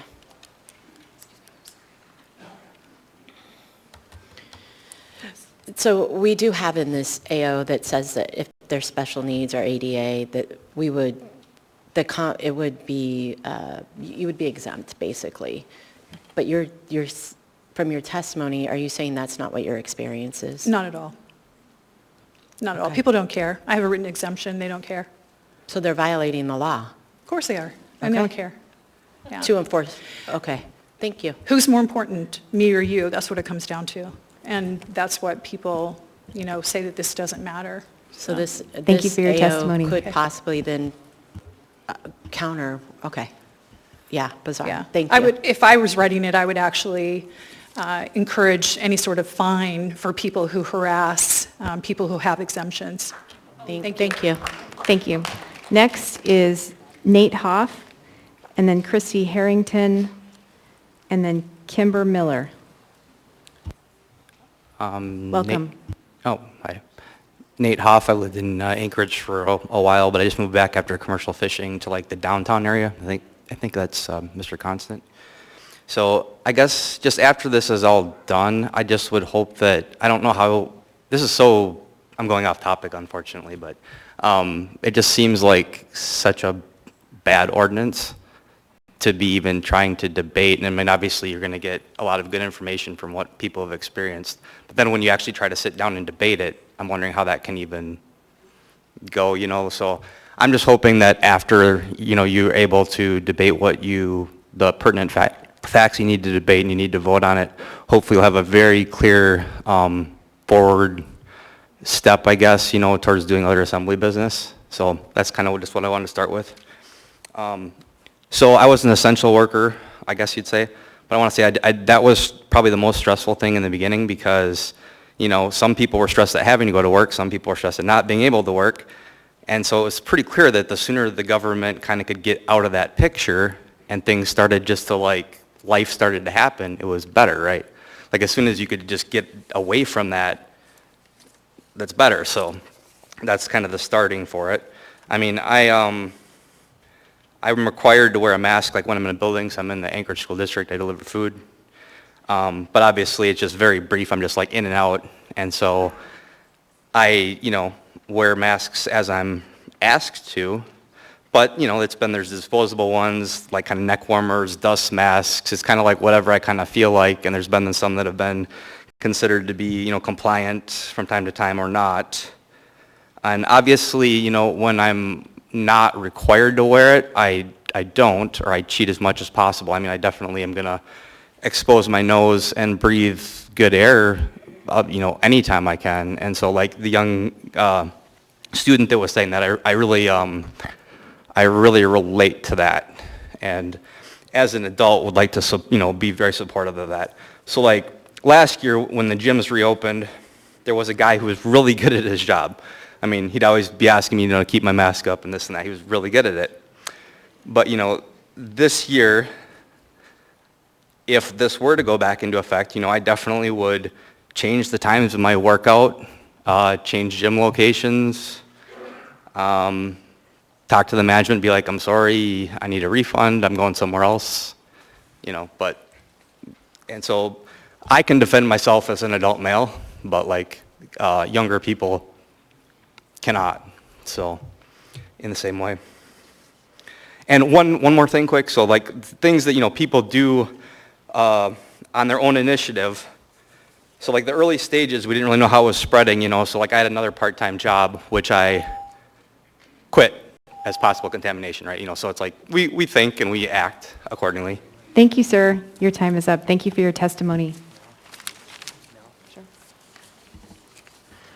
So I would move to continue the meeting to tomorrow, but extend tonight to 11. Second. Moved and seconded. Objection. This is 6 votes.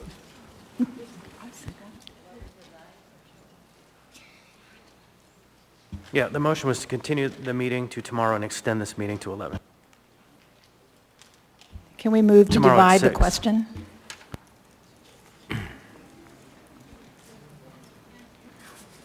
Okay, I'll rescind the question. Go ahead and put it in the form you want. I'm sorry. I said I'll rescind the question. Put it in the form you want. Oh, okay. Move to extend tonight's meeting till 11? Second. Move to continue the meeting till Monday at 6 o'clock. No, wait. Do one at a The time. first one. So we need to do one Okay, motion okay. at All a right, time. fine. That makes sense. So Thanks. the first motion is to extend until 11, and I have 2 members in the queue, and I'm not sure if you wanted to speak on that, so I'll just go through. Mr. Weddleton? Oh, I just wanted to know from Mr. Constantine, it's at a time for tomorrow, but I think we're good, thanks. Actually, I need a second for the motion. I seconded. Okay. And then Mr. Perez-Verdia? The motion is to extend until 11 tonight.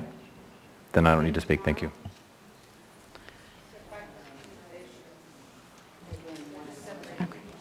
Seeing no other members in the queue, members may proceed to vote on the motion to extend tonight's meeting until 11 p.m. Mr. Peterson, on the motion to extend the meeting until 11 p.m.? Yes. Mr. Rivera? Yes. Ms. Zolotel? Yes. Ms. Quinn Davidson? Yes. The motion to extend the meeting to 11 p.m. passes 11-0. Mr. Constant, did you have a second motion? Ms. Kennedy wanted to move to Monday, but I think we should meet tomorrow. Tomorrow and Monday. Yep, Tuesday. And Saturday. Okay, so what is the motion on the floor? The motion I made was to extend the meeting till 6 o'clock on Monday. Second. Continue. You mean. The word continue, can I say that? To continue the meeting till? You may say that. Yeah, it has to be continued. You said extend. Extend, I'm sorry, okay. Got it. The terminology is important. So I move to continue the meeting to Monday at 6 o'clock, and that would be October the 4th, correct? Okay. Moved and seconded. I'll move through the queue. Ms. Zolotel? Thank you, Madam Chair. I oppose this motion because I think we need to continue at pace Friday and Saturday if necessary. We have other business to get to after this is done, and COVID cases aren't going down significantly. This is a measure to, this is brought for, quick enactment, and all we've seen is this really being drawn out in a manner that frankly is inappropriate. So I would prefer that we just keep moving forward and not wait 3 more entire days before we take this back up. Thank you, Ms. Zolotel. I need folks in the audience to hold the noise level down, please. Thank you. Next in the queue is Mr. Rivera. Thank you, Madam Chair. So I don't have a strong opinion one way or the other, whether we continue to tomorrow or continue to Monday. But I did actually have a question for you, Madam Chair. So I believe earlier in the meeting you had talked about certain items that we needed to close off today. So does that mean that we need to close the meeting and then do a special meeting? Or I just want to make sure whatever items that we have voted on prior to today, that those are closed and we can move forward on them, because I know some of them were timely. Thank you. Thank you, Mr. Rivera.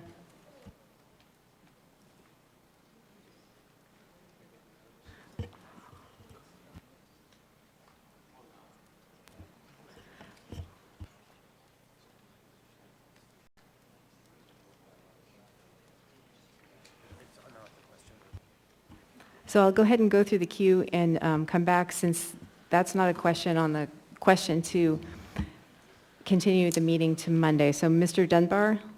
Thank you, Madam Chair. I oppose the motion to continue to Monday. I think we should continue tomorrow and Saturday. And I'm willing to go on Sunday, but I understand people want to take that day off. So tomorrow and Saturday, and then we'll be back on Monday if we have to. Tuesday, Wednesday, we'll keep going. And I don't think we should end the meeting. I think we should continue the meeting until all the work on the original agenda is finished.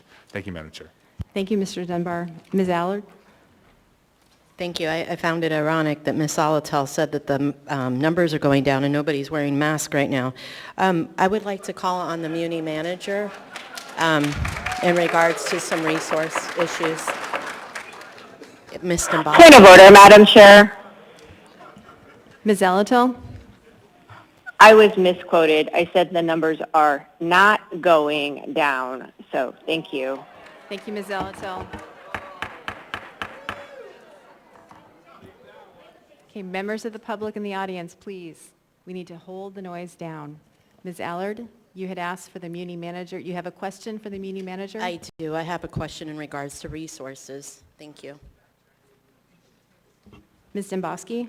Thank you. Through the chair, Assemblymember Allard. I think every one of us in here can appreciate the fine men and women in blue that have been here to keep us safe. And I just want to point out that most of these officers have been standing up every night for 7 hours plus. Before and after the meeting, they've been here. And we're going to have a resource strain if we go into tomorrow or the weekend. We probably won't have the same number of officers or the ability to staff at this level. So the administration would prefer to go to Monday to give the officers a little bit of respite in order to adequately serve the public in this manner. Thank you, Ms. Dombasky. Ms. Kennedy? Thank you, Madam Chair. I'm going to plead a little bit of personal privilege here, I guess, and that is some of you know that my husband is retiring tomorrow. His last day of 43 years worth of providing for me and my family. And I plan on celebrating with his retirement party with his friends and family. And, this is something that's been planned for literally a year and a half. And so I find it very difficult then to have to choose between him or here. And that's not fair to the public. It's not fair to me. It's certainly not fair to my husband. So that's kind of why I made the suggestion that I did, was that Monday would be more reasonable, considering that most people do plan things on a weekend.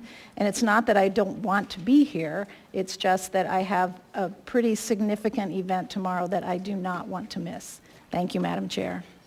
Thank you, Ms. Kennedy. Mr. Perez-Verdia? Thank you, Madam Chair. I just have a follow-up question for the city manager. In the 2.5 years I've served on the Assembly, I've never seen this many police officers in these chambers, and I'm concerned about our resources as well. I guess my question is, moving forward, in the next 1 or 2 meetings that we would have, is there anything we can do in these chambers so that this many officers is not necessary, and that we can go back to a place where there is a sort of a normal police presence, and they can get back to doing their job outside of these chambers? Thank you. Thank you. Through the chair, Assemblymember Perez Ferdia, that's an excellent question. And I also just want to point out, Chief McCoy is here if you have direct questions for him. But one other thing to point out is if we go into the weekend, it will incur overtime, which will be a direct cost, which likely the administration will charge as a charge back to the Assembly.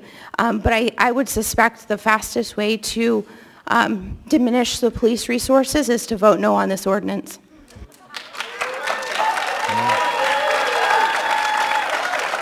How do we do that? Nice. We can't vote. We can't vote until you're done speaking. No, we can't take any action until the public hearing is open. Closed. Over. So, Ms. Allard, you've already spoken once. Okay, so this is my second time? Your second time. Okay.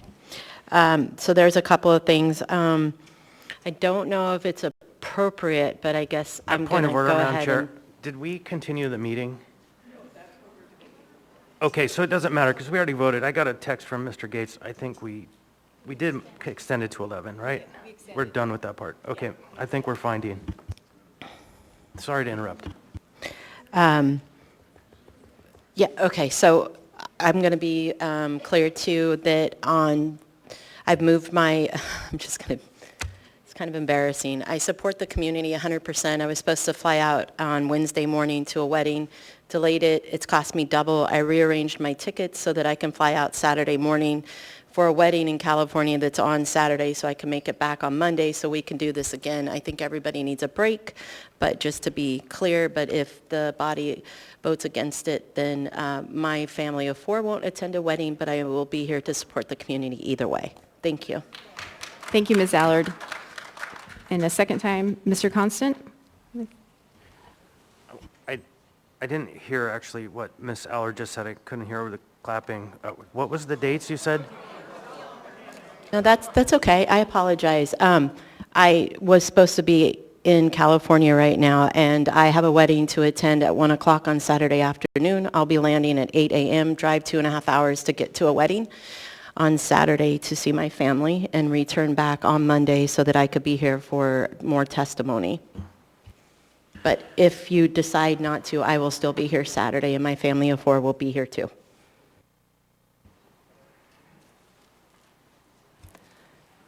Mayor Bronson?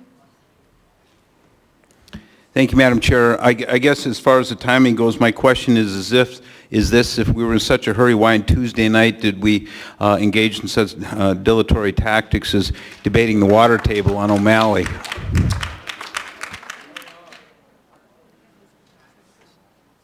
Yeah, you don't have to answer it. There's no answer. Okay, so the motion before us is to continue the meeting until Monday at 6 p.m. Members may proceed to vote.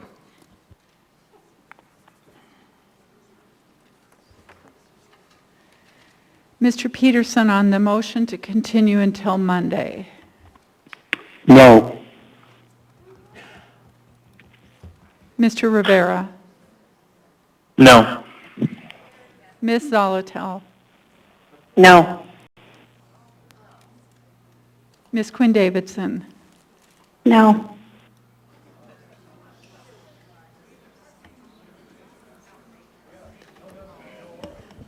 The motion fails 4-7.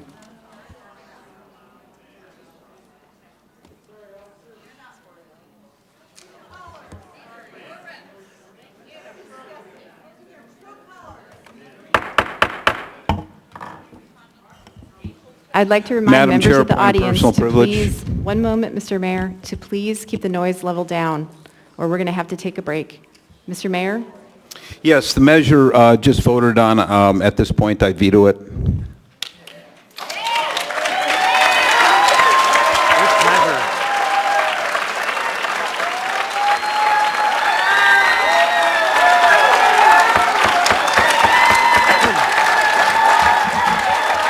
I got it. We're taking a break.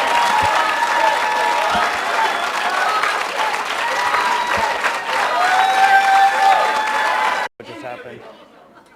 You have a question? We're on a break, but go ahead. Yeah, thank you. Mr. Gates and Mr. Burke, I believe the mayor just vetoed a motion that failed.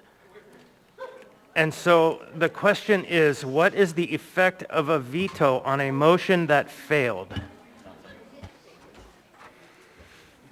I would like to request a 5-minute recess to confer. Thank you, Mr. Gates. We are on a 5-minute recess.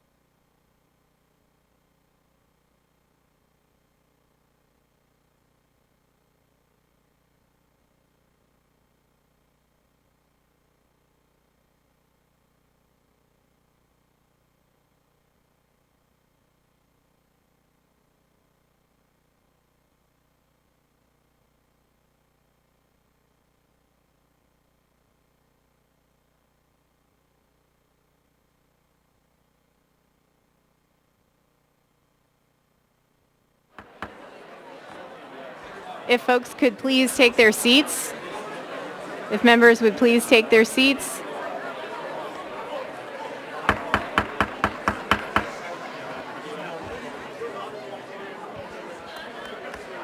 We're going to go ahead and continue the meeting.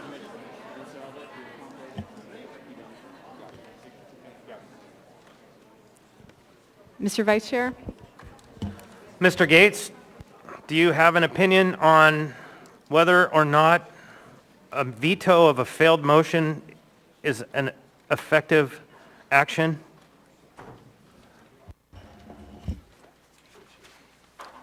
Yes, thank you for that recess.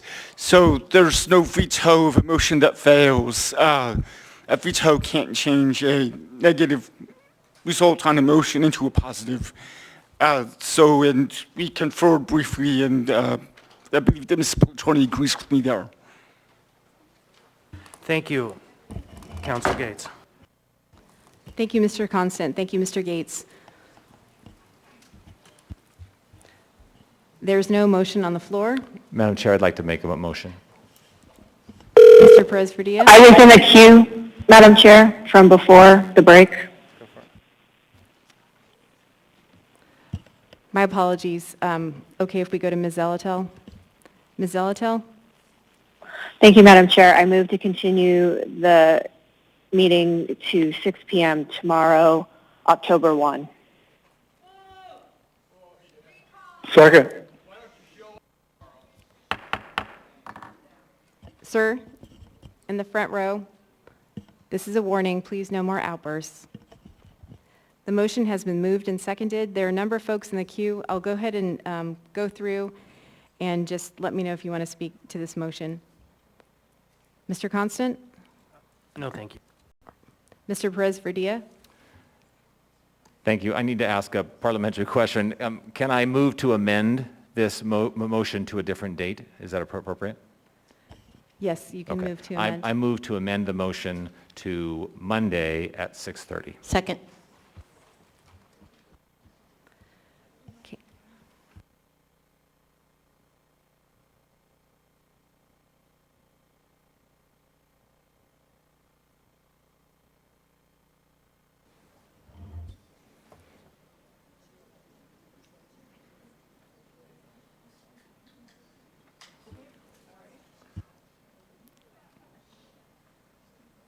And I can speak to my amendment if Go that's ahead, appropriate. Mr. Perez-Verdia. I realize that we just voted on a 6 p.m., and I realize this is essentially the same thing that we just voted on. I really wanted to just give us a second try at this. We're all exhausted, and I think it would really benefit all of us, the audience, to have a break, come back on Monday, and reconvene. And I also want to honor the 2 stories that we heard about folks who have things that they need to take care of. So I'd just like to really ask that my colleagues reconsider their last vote and allow us to have a few days of a break and come back to this on Monday. Thank you. Thank you, Mr. Perez-Verdia. Mayor Bronson? Madam Chair, on behalf of the administration, Dr. Savitt has some information that he believes will be very helpful to the body as you consider your time frame. Dr. Savitt, could you please come up and share your information with the Assembly?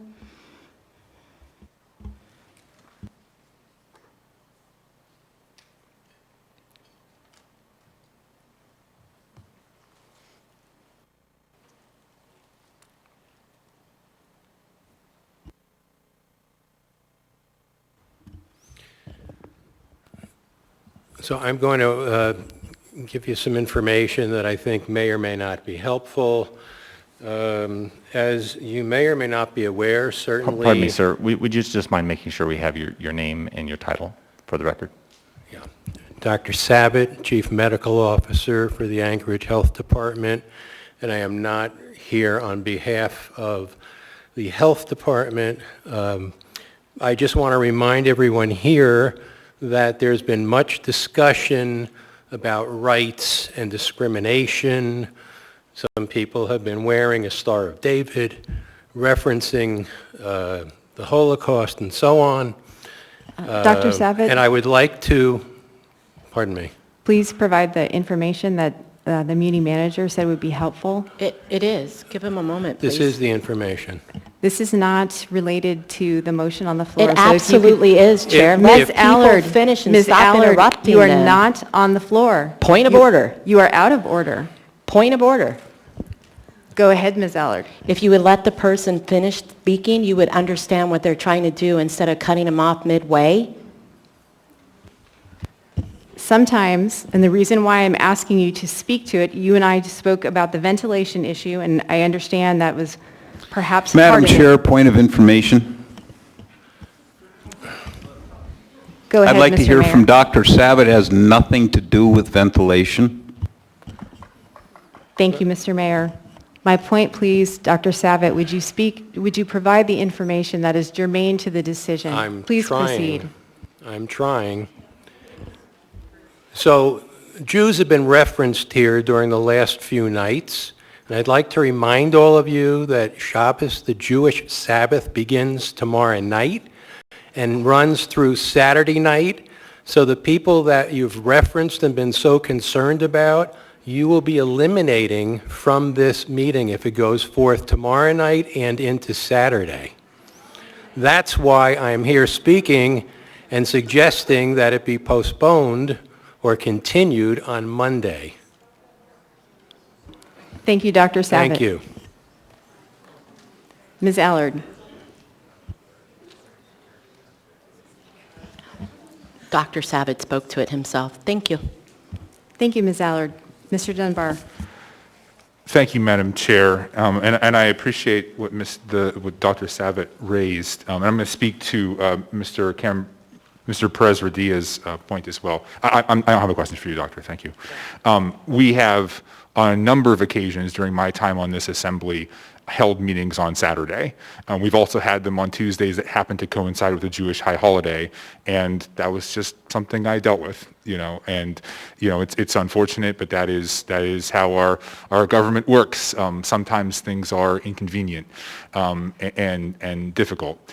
That being said, I do agree with the idea that we deserve a break, and I am sympathetic to Ms. Kennedy's plea regarding her husband tomorrow.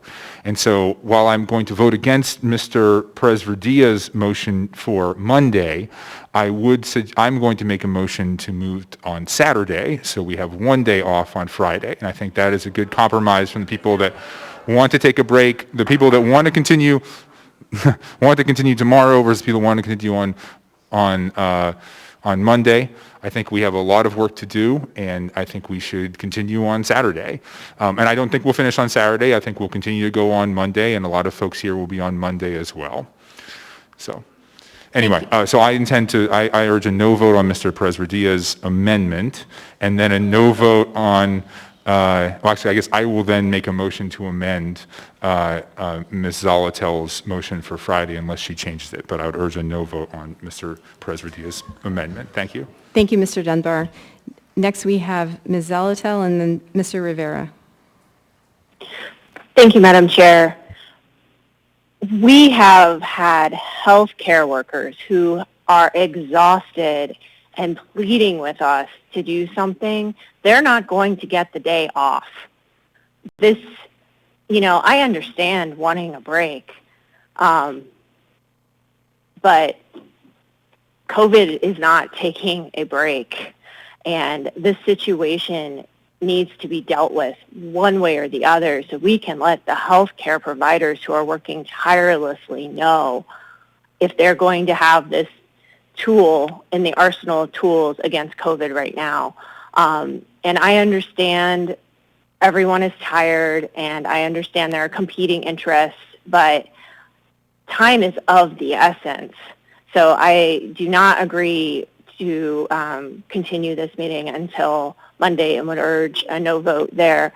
And frankly, I don't even agree to take Friday off and move it to Saturday. I think we need to get through this as quickly as possible. Thank you. Thank you, Ms. Zolotel. Mr. Rivera? Thank you, Madam Chair. I think Mr. Dunbar stole a little bit of my thunder.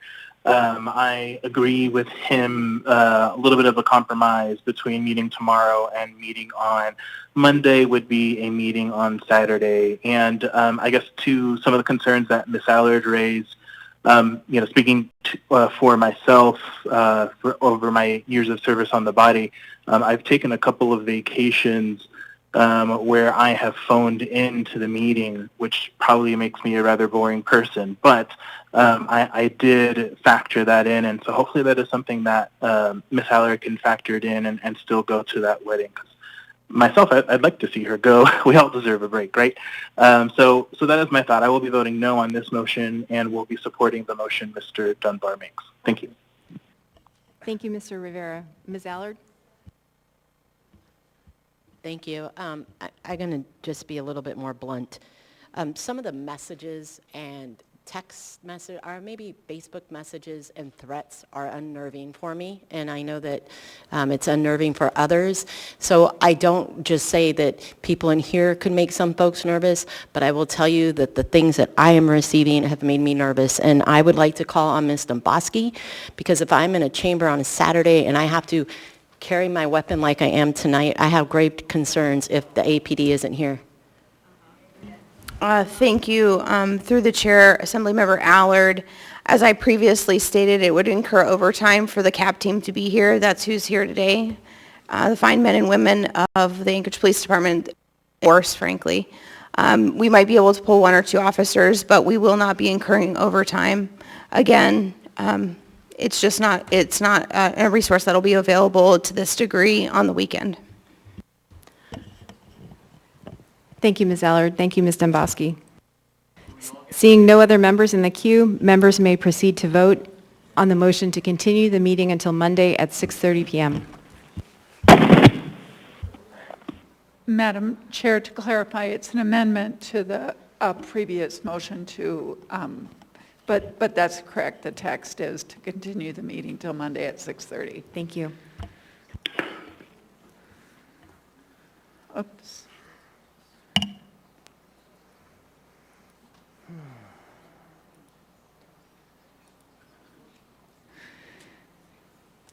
Mr. Peterson, on the motion to continue until Monday at 6:30. No. Mr. Rivera. No. Ms. Zolotel. No. Ms. Quinn Davidson. No.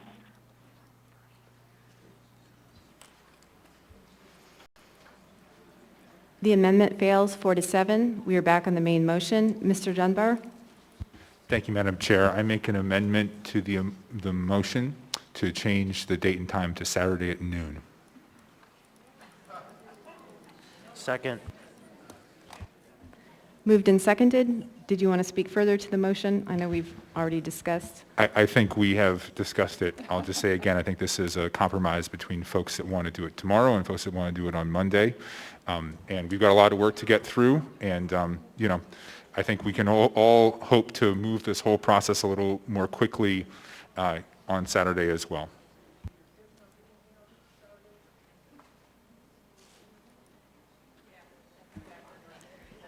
Seeing no members in the queue, members may proceed to vote on the amendment to continue the meeting until Saturday at noon, at noon. Mr. Peterson, on the motion to continue the meeting till Saturday at noon. Yes. Yes. Mr. Rivera. Yes. Ms. Zolotel. No. Ms. Quinn Davidson. Yes. The amendment passes 9-2. We are back on the main motion. Madam Chair, point of personal privilege. I don't know. I don't know. You're in the middle of a motion. We're in the middle of a motion. Actually, do you have a question? We can come back to personal privilege after we address the motion.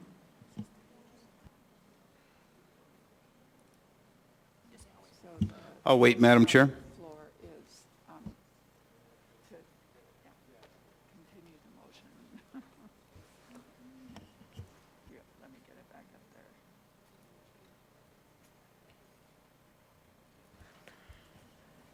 Members may proceed to vote on the motion to extend the meeting to Saturday. Is it the correct extend? Continue. Continue the meeting to Saturday at noon. Sorry. All right. This is the motion. So I'm going to present the motion, and it says to 6 p.m. on Friday, but that's the main motion as amended. Does that make sense? I thought he said Okay. So the main motion as amended is to continue the meeting to Saturday at noon. Okay. Well, that's the main motion. The main motion was to continue the meeting on Friday. Mr. Weddleton? I can make it. I can write When's that. the end time? I know that's not on the agenda, or on the motion, but would be fair to say 8-hour meeting, half-hour break? That sounds good. 8 hours, is that what you're requesting? Oh, boy. Oh, that wasn't a request. I'm just brainstorming, throwing something on the wall, see if it sticks. I guess we don't do it that way. Check Robert's rules.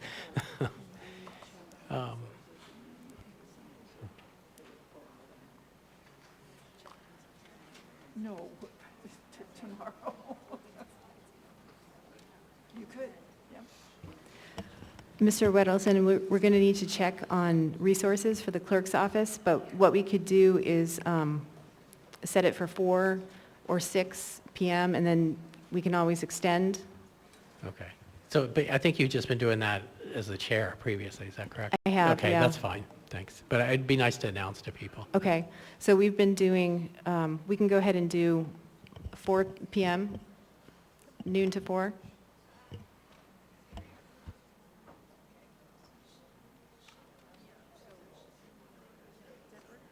Yeah. Ms. Zalatil? Thank you. I guess I didn't think we would debate the end time, but I would prefer 6 o'clock. We need to work through a dozen plus amendments still.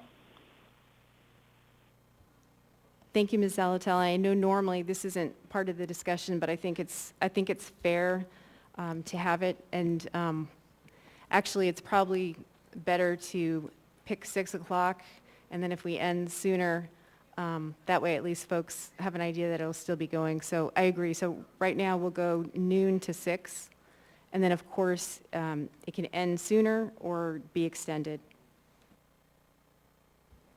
Madam Chair, point of information. Ms. Kennedy? Thank you. If we tell people that it's going from noon until 6, would we not be required to have the chambers open and the conversation open until 6? Not if we adjourn. If there's a motion to adjourn, if we get through the business.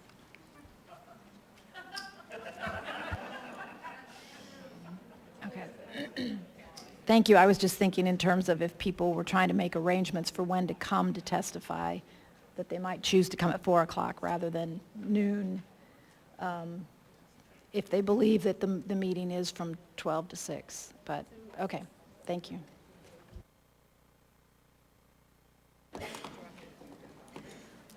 Okay, let's leave the end time off for now until we can verify resources and verify that, because that's a good point, Ms. Kennedy, and I'd like to find out, and hopefully we can get an answer in the next half hour and let people know. But for now, we can at least vote on continuing the meeting to Saturday at noon.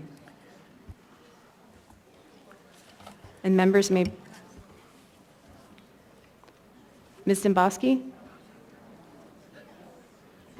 Thank you, Madam Chair. I was remiss. When you're talking about resources, it just popped in my head as well. The Anchorage Fire Department is the entity that controls the video and audio for this room, and this will not be incurring overtime, so you will not have AFD support as well either. Thank you, Ms. Domboski. I would speak to that. Mr. Constant? Sadly, it isn't required that we broadcast the meeting, only that we record the meeting. And so that posture will limit the public's ability to access the meetings readily. That's consistent. It's just the way that the system works. And so ultimately, that's the decision of the administration at this time. Okay, I need to ask folks in the audience, please refrain from comments. There are no other members in the queue. Members may proceed to vote on the motion as amended to continue the meeting until noon at noon on Saturday. Madam Chair.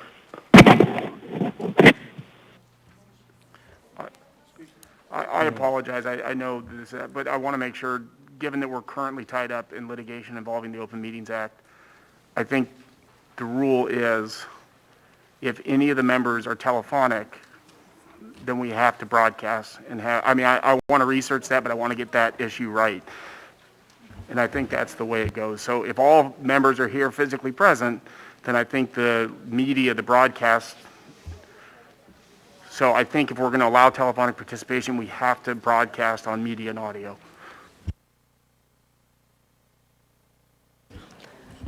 Mr. Gates, it's my understanding that is not accurate. Would you address, please?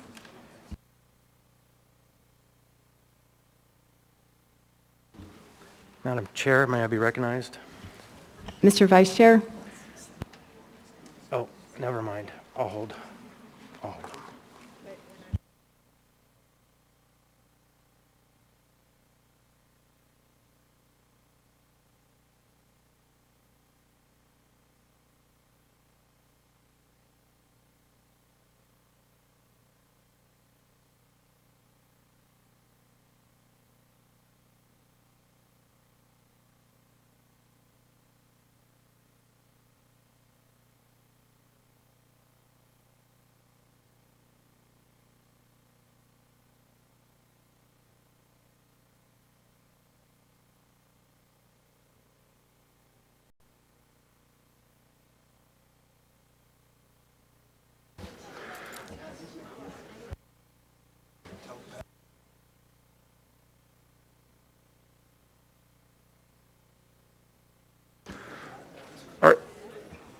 Madam Chair, may I continue?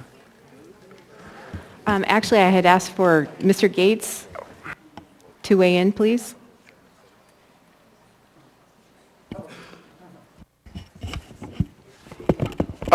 Yes, sure. I was listening to Mr. Burke. We had conferred a little bit, and he's correct about the Open Meetings Act. If any assembly member is participating by telephone, then we need to make sure it's accessible by telephone and broadcast to the public as well. Then the one little tweak I wanted to add here is you can have a meeting in compliance with the Open Meetings Act without telephonic participation by members, but you would need to have a quorum of members in person in order to have that meeting, but have it not be broadcast and not allowing telephonic participation by members. So we see that not all members are appearing here in person. So if you do have no broadcast, you also need to have no telephonic participation, but you need at least 6 members for a quorum to have that meeting.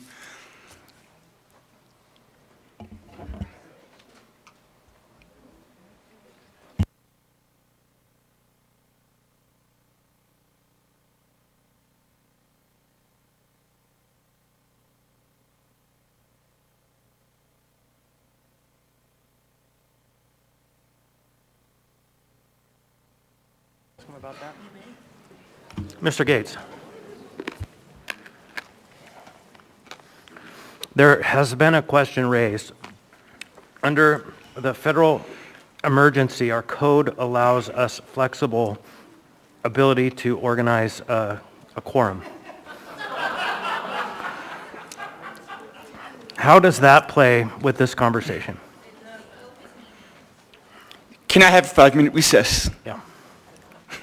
Sure, we'll recess for 5 minutes. Could take Sammy Graham.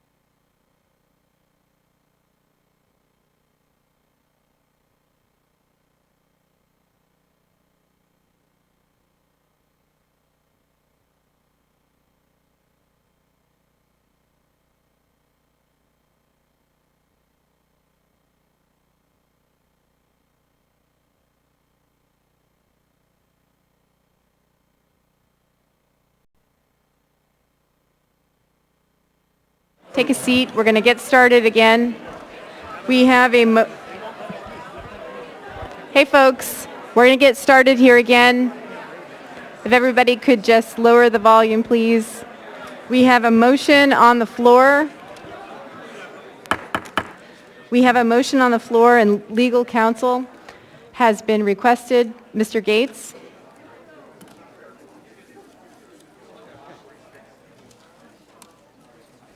We're going to have to move the IT.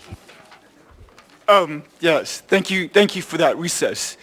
And I'm addressing right now just the question about having a meeting on Saturday without having audio, video, telephonic broadcast of the meeting. And I conferred with 3 other attorneys from the Department of Law, including our main litigator on Open Meetings Act issues for the past year. And all 4 of us are in agreement this is a bad idea. It would invite endless litigation about this meeting on Saturday if it's not broadcast telephonically with the audio video support that we've had throughout this whole pandemic era.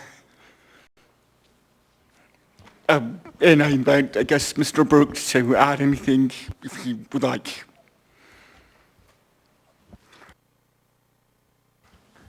Through the chair, Patrick Burke. I mean, I think, as the Assembly made clear, I mean, as everybody's made clear, my job is to keep the city out of litigation and identify when I think we're opening up to litigation. I think the key is here that the Open Meetings Act requires whatever participation we allow the members needs to also be provided to the public.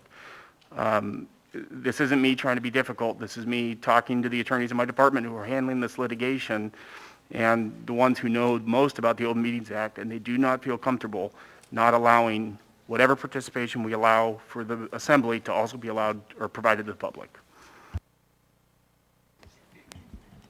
Thank you, Mr. Burke. Okay, I have a number of members in the queue, but Mr. Rivera, I believe you are in the queue for a motion. Thank you, Madam Chair. Seeing as we are getting close to 11, I'd like to see if we can extend to 11:30, and I hope everyone supports that motion. Second. Second. Moved and seconded, seeking unanimous consent. Is there any opposition to extending to 11:30? Okay, seeing no opposition, the motion passes. We are extended to 11:30. I will go back through the queue. I'm going to go first to members who've not spoken on this. The mayor's office has spoken twice, so we will come back. Mr. Weddleton? Thanks. So a question for an attorney. So if all of the members were here physically, does that solve the problem with the video? Through the chair, Patrick Burke for the record. I mean, that's how the Open Meetings Act is. That's correct. It only is an issue if we're allowing any of the members to participate telephonically or through audio, video. But if all members were physically present, I think, well, that's an interesting question, Mr. Weddleton. We're at capacity limit. I'd have to go back and figure out if we're at capacity limit, and there are, I mean, I don't know how many people are participating through media right now. Do we have the ability to broadcast into another room on Saturday without AFD? I mean, those are interesting questions. I think physical presence would resolve at least one part of the puzzle.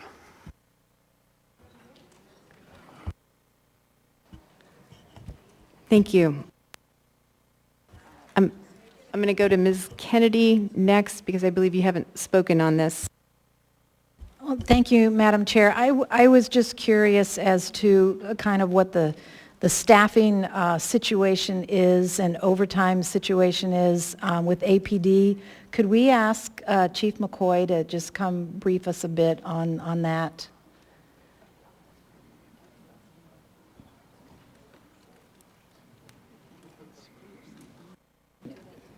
Thank you, Chief.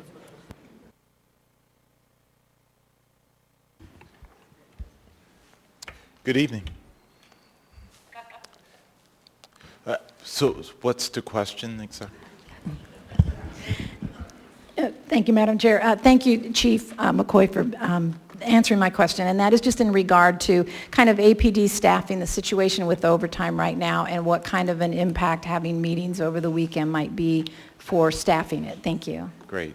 Thank you for that question. So through the chair, Ms. Kennedy, first of all, public safety is my priority, and we evaluate events routinely on a daily basis, events, public meetings, and we determine the level of staffing based on the number of people that are attending the meeting or event, based on information we've received about the meeting, and we make that determination. So if the meeting was to be held over the weekend, I anticipate it would be a fairly large crowd, and based on the information I have, we would need a similar staffing arrangement as to what we have right now. And with that in mind, I would have to call in additional resources to staff it. Right now I have the CAP team at this event. They won't be available on Saturday, so I would need to either call them in to perform the duty, or I would have to look at our patrol staffing and see if we could divert resources from our patrol, which would not be ideal.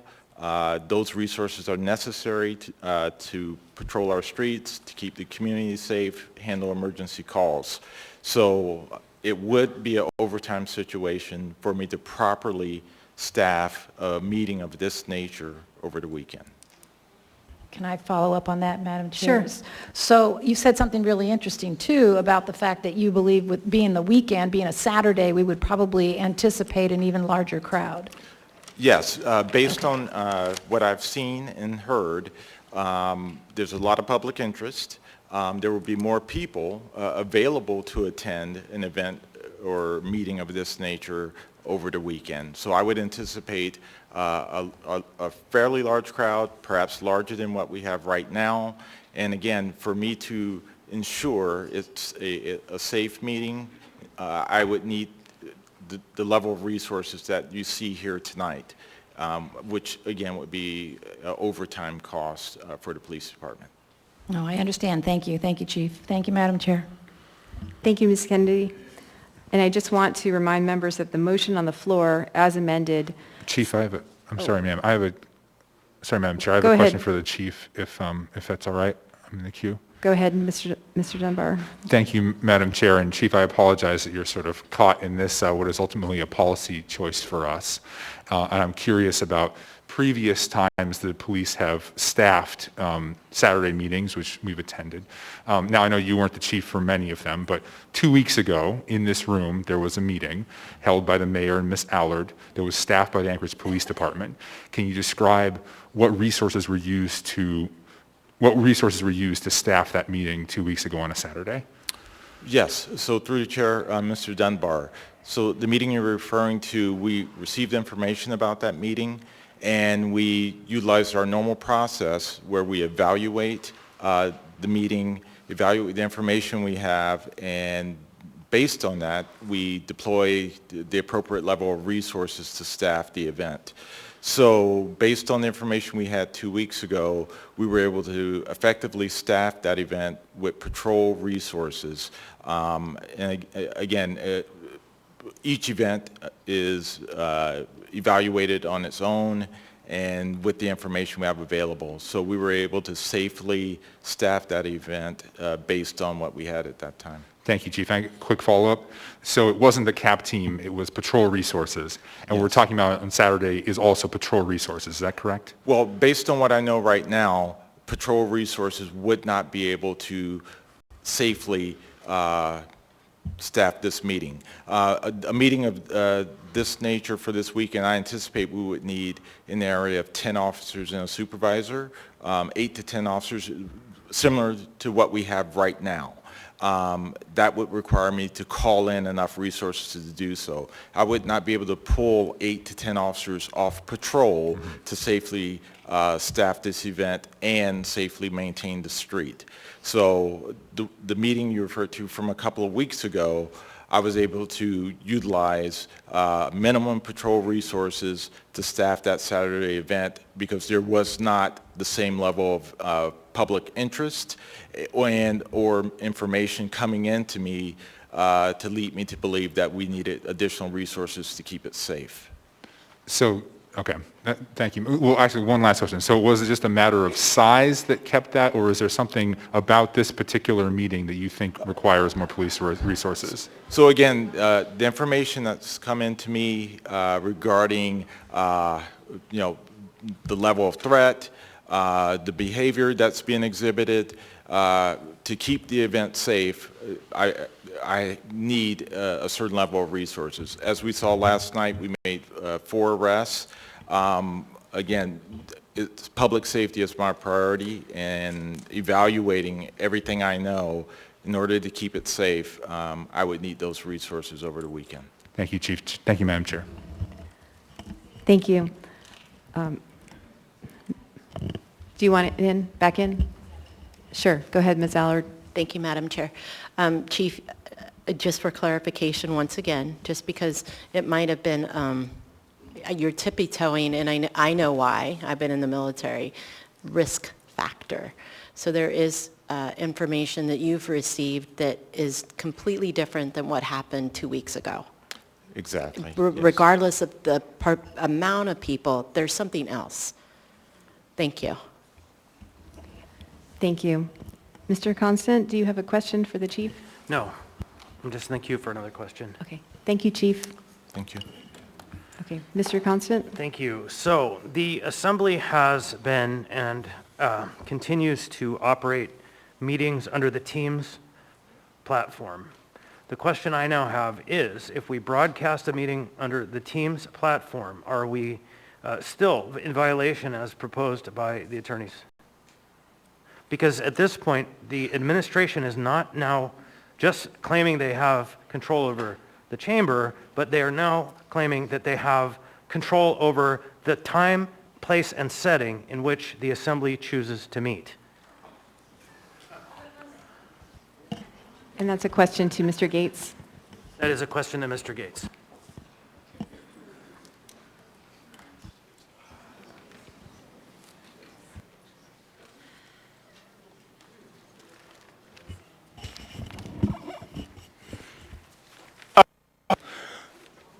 I think what I'm understanding the admin to say is a limitation on resources for the time that's been the subject of the motion. So, and I'm just sort of looking at this narrowly at a specific time, Saturday, that this motion is about, and the response in terms of available resources for that time. And then I guess the question is, well, can you hold this meeting on Saturday entirely on Teams? Was that correct? Yes. Not entirely, in person and on Teams.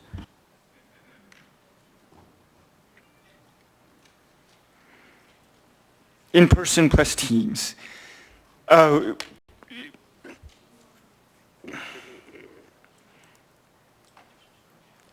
Again, I think this is sort of like the earlier question we had. We won't have the AFD's audio, video, telephonic support for the meeting Saturday. Then saying going to Teams for the meeting seems to me you don't have the support in order to even do that. If that's what I'm understanding. No, for the situation. There's a lot of facts here, Mr. not Gates, legal, but I understand what. We do have the means to broadcast on Teams.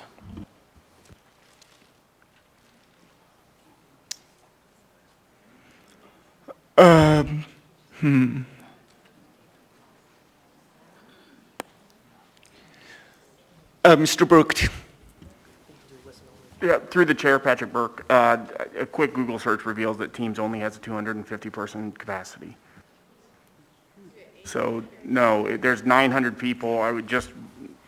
My colleague just looked on YouTube. There's about 900 people online.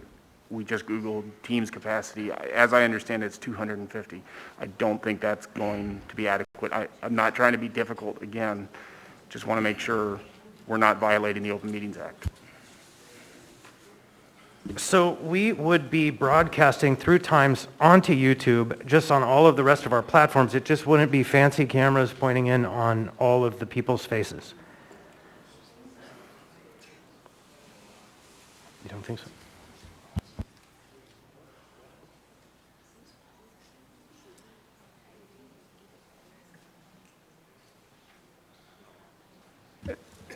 Through the chair, Patrick Burke for the record. I feel, I mean, Mr. Gates and I are colleagues. I don't like to see him, I mean, you want us to go research this, we can. What we're telling you is a Department of Law who, as you guys know, are not allowed to be involved in policy-making decisions. Every attorney that I'm on teams right now, Mr. Constant, I have Department of Law attorneys. Everybody is telling me that's a bad idea. I don't want to leave Mr. Gates out in the wind, but I'll come to his defense in this one. That is, you want us to research that? We can take the next 15 minutes to do it. Let's go ahead and move through the queue. Ms. Allard?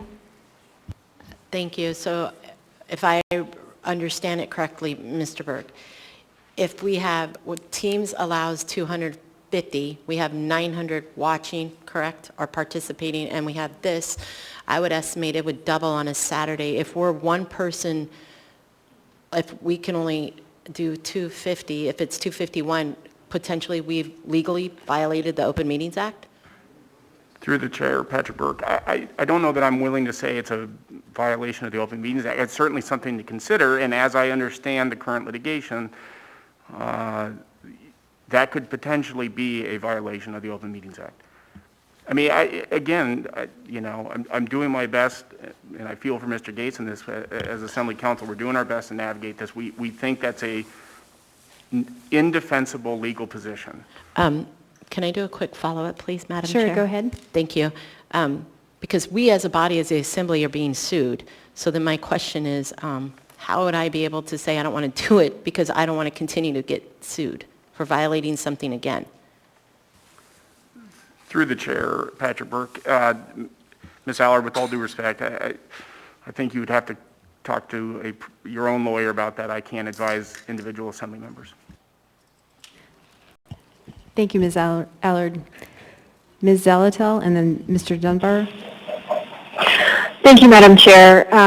Some of this seems really nonsensical. I hearken back to the committee meetings, particularly the Committee on Housing and Homelessness, where we record it with our typical recorder, which means the recording aspect of the meeting.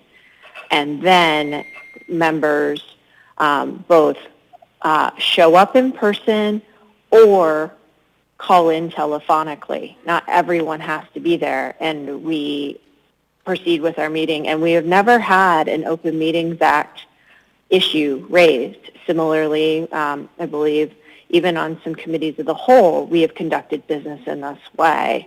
So I'm a little bit puzzled, I would say, by this advice. So I just wanted to raise that. It's quite the juxtaposition to how we've operated, and I fully trust that the clerk's office has kept us on the right side of the law. Thank you. Thank you, Ms. Zalatel. Mr. Dunbar? Thank you, Madam Chair. I want to start by saying this is really sort of a remarkable set of circumstances. We have met many times. This is not the first time we've had people, many people lined up to testify on an issue. Obviously, we had last summer, but I can remember the taxi ordinance, for example. We had days and days of testimony. I believe that one was on Saturday. I have never heard of a circumstance where the administration refused to participate, to staff. I'm sympathetic to what Chief McCoy said, but I want to go back to the audiovisual issue, which apparently is what is driving the attorney's concerns with the Open Meetings Act. So we have a unique situation where the person that typically runs our audiovisual is done by a person at the fire department. And I guess I'd ask the administration why they refused to provide that person. And was that person provided to the mayor and Ms. Allard 2 weeks ago during their meeting in this room running that same equipment? Thank you for the question through the clerk. The first question is, there's one person in the entire municipality of Anchorage that is knowledgeable and runs the equipment. We are working on cross-training. So I have not had the opportunity to speak with him to see if he's available on Saturday, but it would incur overtime. And technically speaking, Mr. Dunbar, it was not a meeting, it was a listening session. And yes, he was available.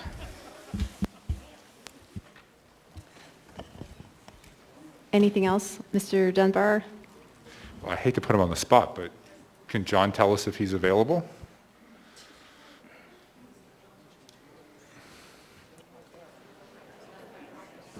Oh, and I also want to point out that part of the issue with the fire department overtime, you guys just passed an ordinance that has yet to be fund certified, but because of the financial situation of the Anchorage Fire Department,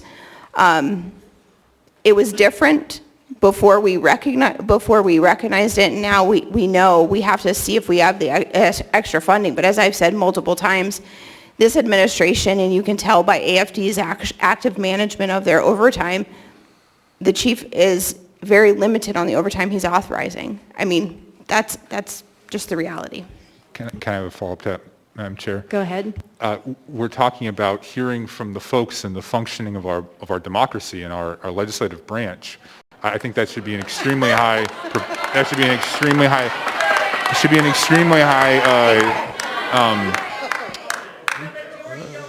Desire. And the again, I do not believe that 2 weeks ago we were completely unaware that there were overtime overages at the AFD, and then we passed $175,000 to try to deal with those overages. And again, we are hoping to continue to hear from the public on Saturday, and then again on Monday and through the week. Is Mr. Krabs here? Can he speak to whether he is available? He is not available. Thank you, though.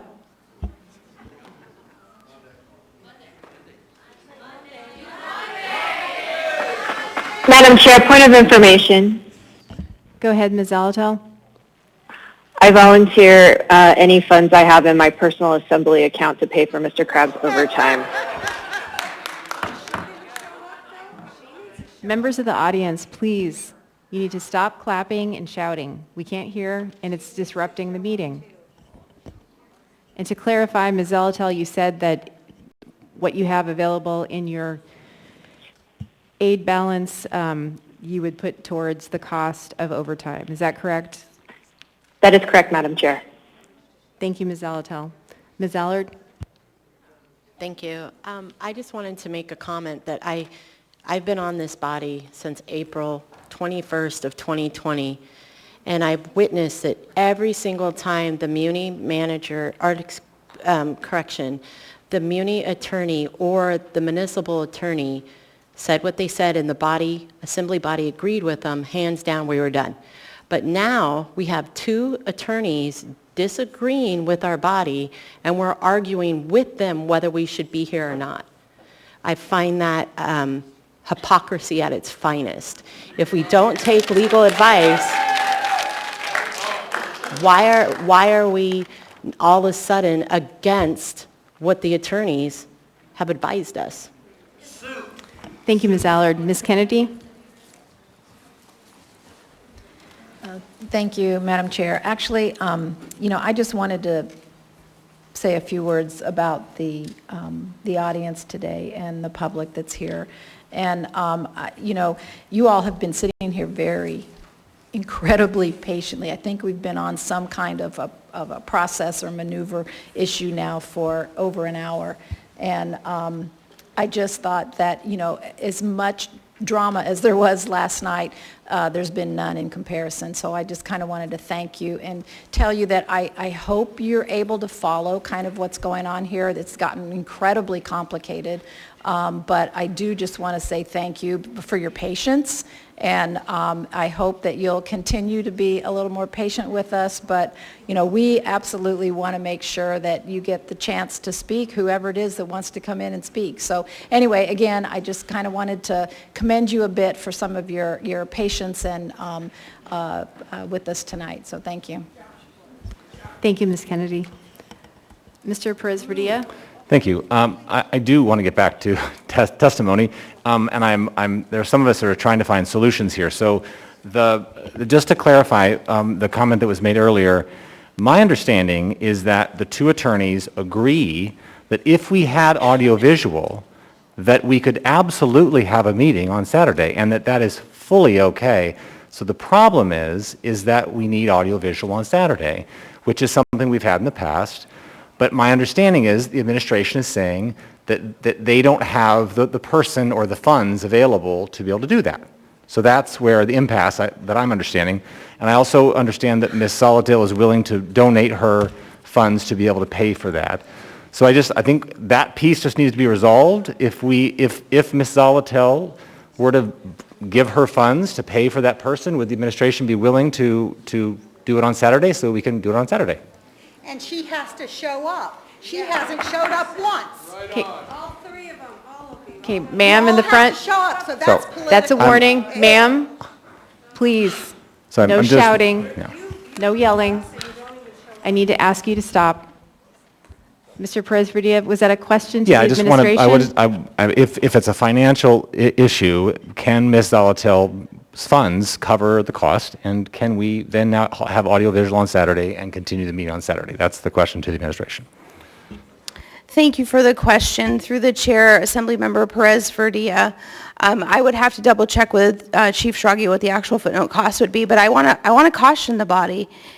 This isn't a game. This isn't a joke. There are real-world security issues that the Anchorage Police Department has gone over with me, who has discussed. The crowd is going to be much larger on Saturday, and I am just encouraging the body to really think about the security, not just for yourselves, but for the public who will be attending. The resources that will be needed will be dramatic, and it's more than what Ms. Salatil, I'm sure, has in her account.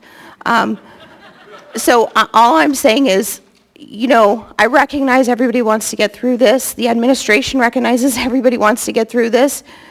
We are asking you to make a thoughtful and considered assessment of the whole picture, not just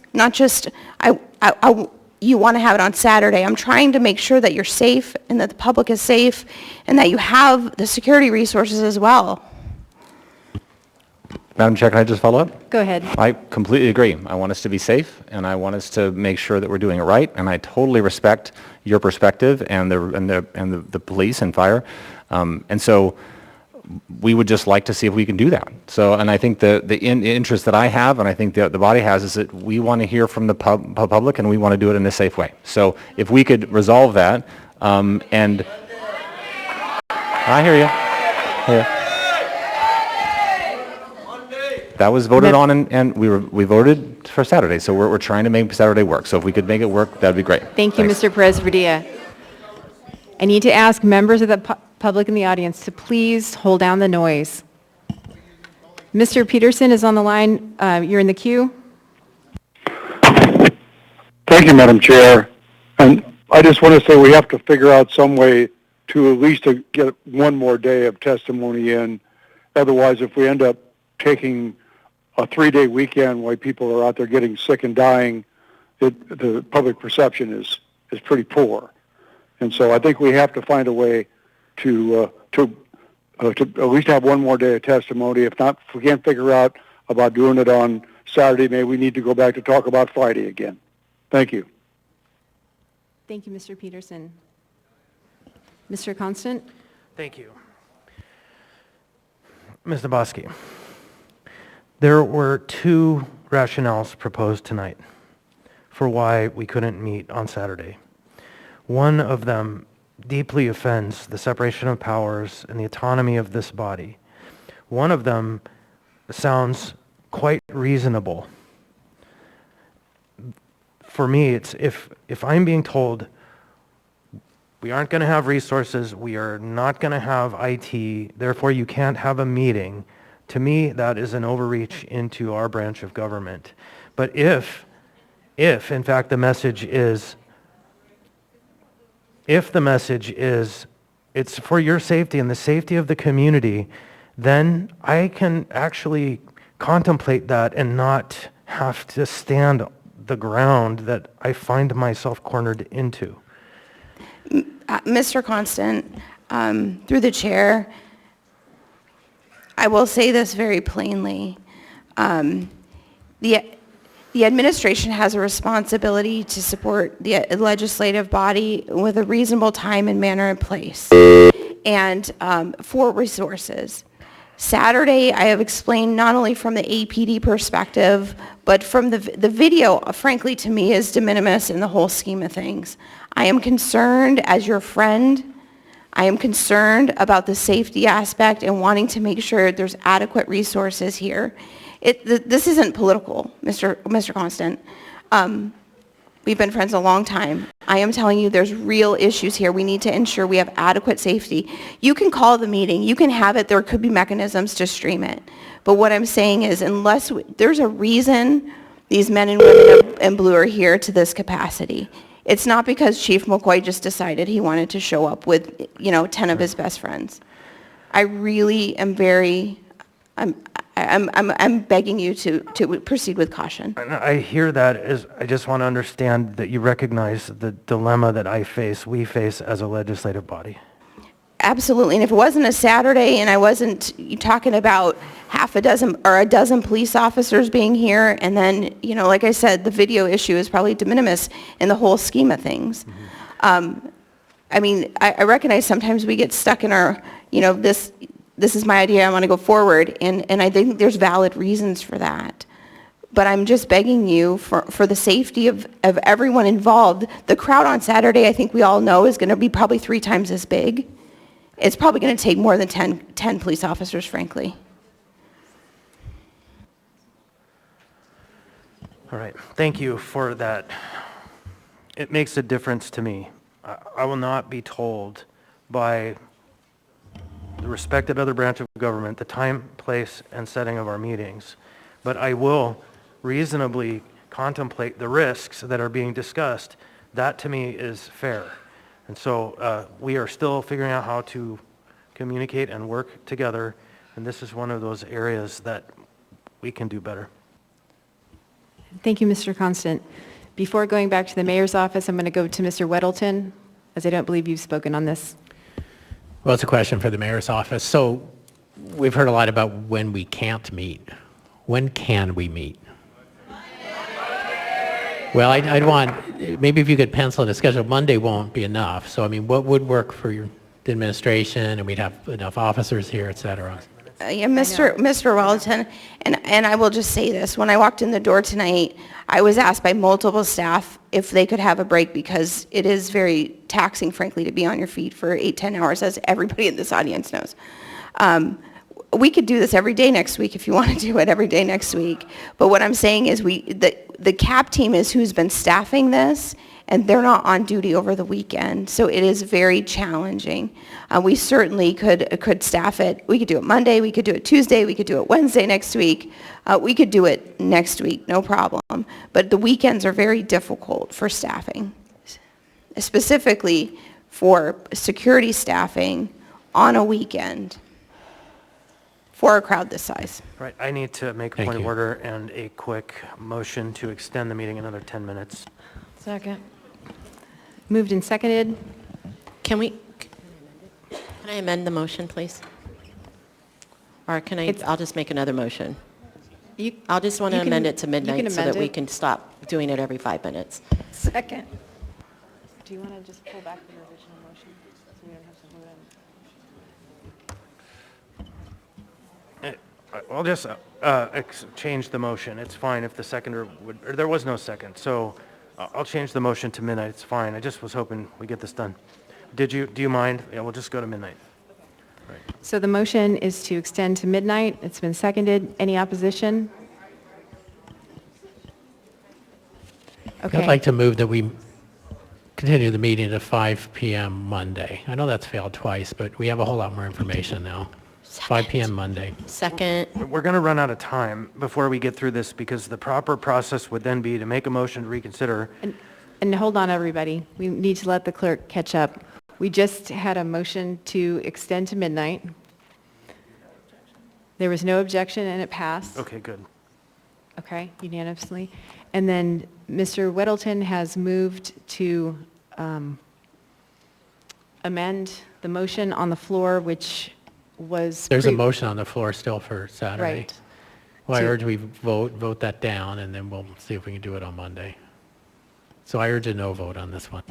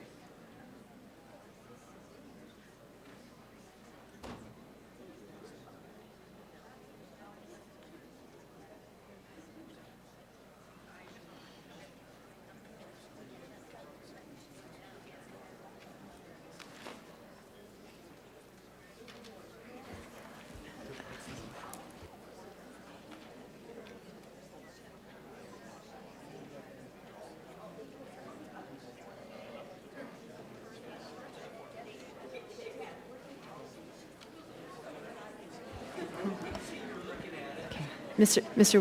Weddleton, actually, we do have this motion here on the floor that has been amended that you could simply amend.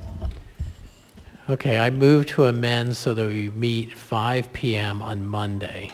Second.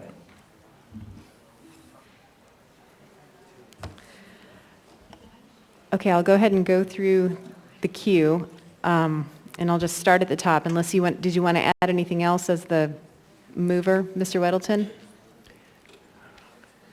I recommend a yes vote. Thank you. Okay, we'll go back to the mayor's office. Ms. Graham? No, through the chair, Patrick Burke, I'm sorry, I think we're on the wrong machines. I just want to correct, in coming to Mr. Gates' defense, I think I might have misstated. I don't know that the public is entitled to the same level of participation. I'm going to go back to what I originally said, which is conferring with Department of Law lawyers that Saturday is a bad idea. But I don't know that it's correct to say that the assembly, or excuse me, that the public has to have the same level of participation as the assembly. So I apologize for that. Thank you, Mr. Burke. Mr. Perez-Verdia? I was just going to make the same motion that Mr. Weddleton did, so I'm good, thank you. Ms. Allard? Thank you. I know I pleaded about the whole wedding thing, but I'm going to go ahead and plead for, well, don't let me finish. I'm going to go ahead and plead for John that we get a yes vote on this, and the reason why is because John is supposed to be in the Girdwood Marathon on Saturday, and so he needs Saturday off. And he does. He absolutely is. So thank you. So I would encourage a yes vote. So I just have to jump in and say, I'm sorry, John, we're keeping you on Saturday because we have a meeting and we're not letting you not be Thank you, there. Mr. Constant.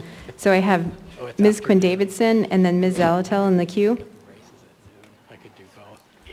Thank you, Madam Chair, and thanks for everyone who's patiently listening during this time.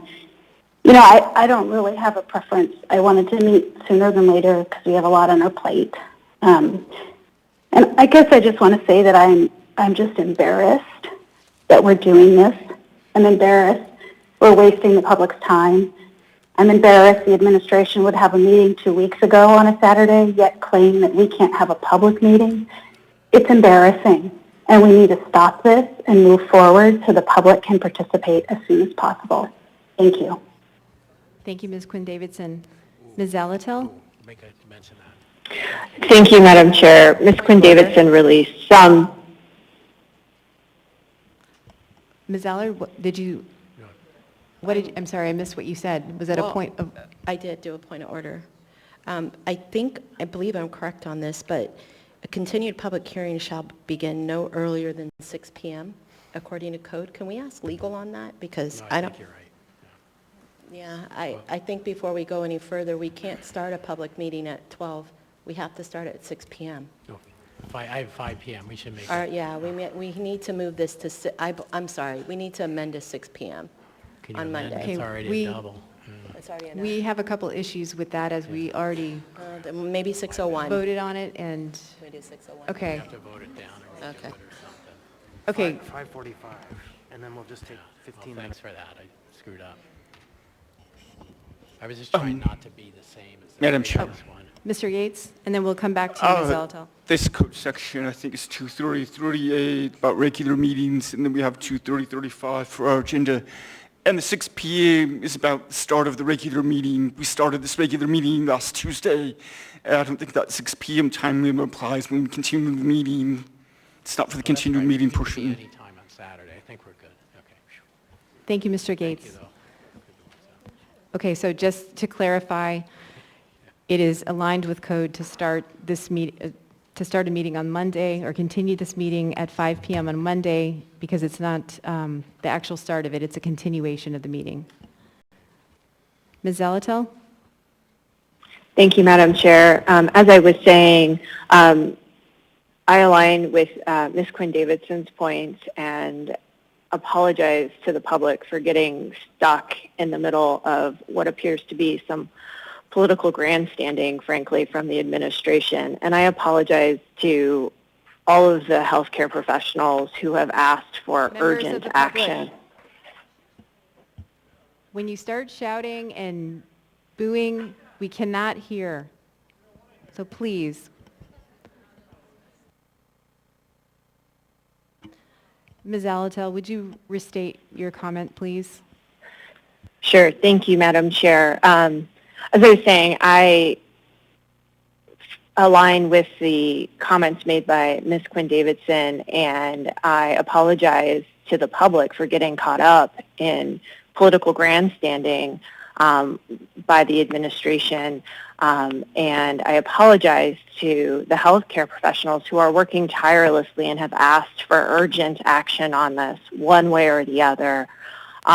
It is frankly beyond embarrassing. It's heartbreaking that we can't effectively do the business of the city in this moment and do it expeditiously. So while I suspect the motion for Monday will pass, I won't be voting for it. I think we still need to continue to move quickly, and I hope everyone takes some time to reflect about what's transpired here in the last hour and why this had to be so difficult. Thank you. Thank you, Ms. Zalatil. Seeing no other members in the queue, members may proceed to vote to amend the main motion on the floor to continue the meeting to 5 p.m. on Monday.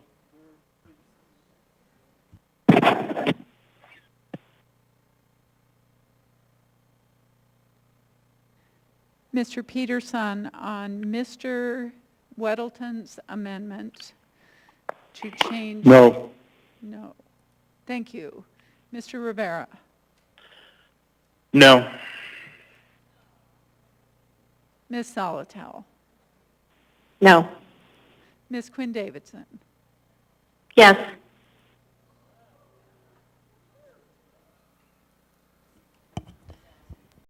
The amendment passes 8-3. The main motion is now before us. Are you ready? Not quite. It'll just take me a second to... Just take a couple seconds for the system to catch up.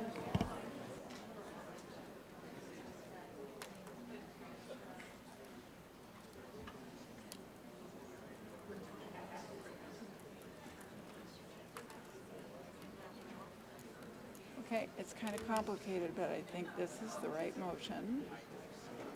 Okay. Okay. The motion as amended is to continue the meeting to 5 p.m. on Monday. Mr. Gates is in the queue.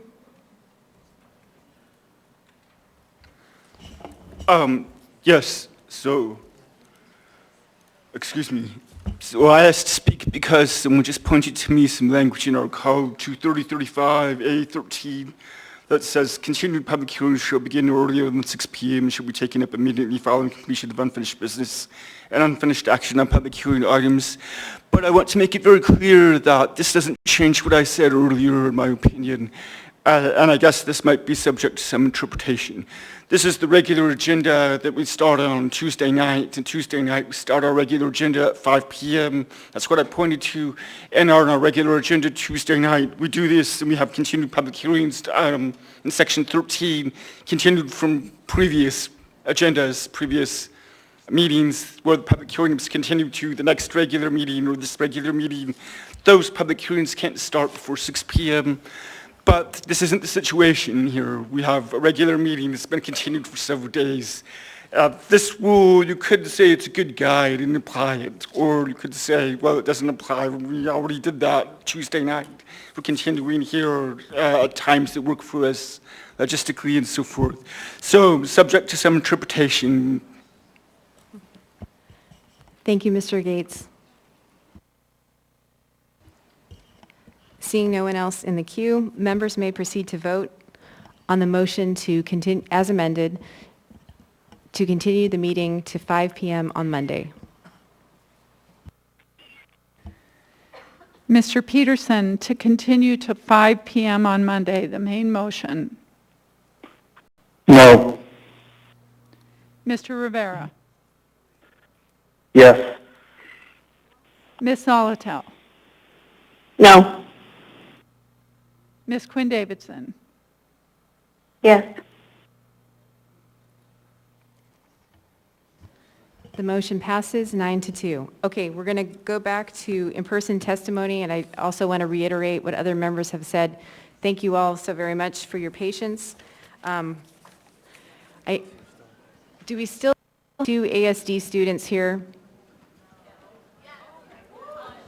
We had Jonah Jacko and Edward Schwab. Oh, if you would, thank you.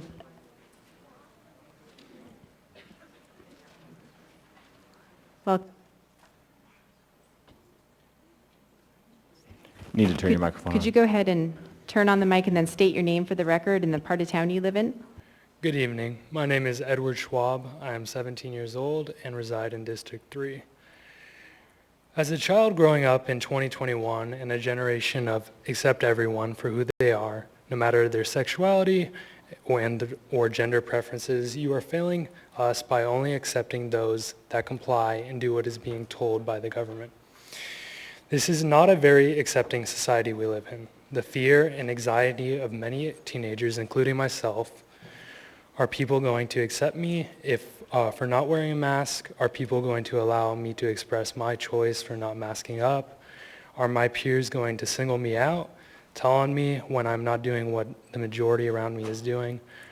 Will I be accepted for who I am for not wearing a mask? The answer to all these questions are no.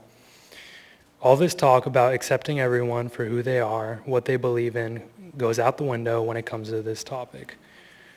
Why is that? Perhaps because we are being brainwashed to believe that this thin paper or cloth is going to keep me and you safe. We are brainwashed to live in fear and trust the government with our health instead of our own good conscience and our immune system that has been fighting for us for hundreds of years. If this was really about keeping our community safe, the government would start with prohibiting the sale of tobacco, which are known for causing cancer and lung disease and more. And how about the sale of alcohol? Because let's face it, we all know someone whom alcohol has ruined their life. But it's not about protecting us. This is not about my health or your health. This is about stripping away our liberties and our freedoms, little by little. Just a mask, they say. Now it's a vaccine. What is next? I'm a senior in high school and forced to wear this mask every day. Daily, I'm being reprimanded, in trouble, getting yelled at when taking a breather or caught without a mask. Not only do I have to constrict my breathing every day, all day, but then I often have headaches, feel dizzy, or have breathing issues, being mandated to wear them every day. If I have to respect you for choosing to wear yours, you can respect me for choosing to not wear mine. This is tyranny. This is not freedom of speech. This is not America, land of the free and the home of the brave. Thank you. Thank you for your testimony. There's a question for you from Ms. Allard. Go ahead, Ms. Allard. Thank you. How old did you say you were again? I apologize. 17 years old. I'm right here. Over here. 17. So you're Generation Z. Yes, ma'am. What high school do you go to? I attend South Anchorage High School. Okay. And then just quickly, I wanted to say to you that I am working desperately to protect your liberties, and I hope that you will return that by protecting mine in the future. Point of order. Thank you. Thank you. Thank you, Ms. Allard. Thank you for your testimony. There was a point of order, I believe, and then Ms. Kennedy's in the queue. I was really hoping we were going to get through the phone list, but go ahead, Ms. Zalatel. That wasn't a clarifying question by Ms. Allard. It was her providing her opinion, which is not appropriate during public hearings. Thank you, Ms. Zalatel. Ms. Kennedy? Thank you, and I will be brief and quick on this one. I'm right here, sir. The high schoolers have to have their masks on all day from the moment you get into the school until you leave the afternoon. Now, the elementary kids can take their masks off when they go outside to play for recess. Do you guys have any time during the day when you can actually take your mask off? If you choose, or if you're an upperclassman and you choose to leave the school for a lunch period, then yes. Okay, but you would have to leave the school? Yeah. Thank you. All right, thank you, sir. Yep. Thank you for your Thank you, Madam Chair. testimony.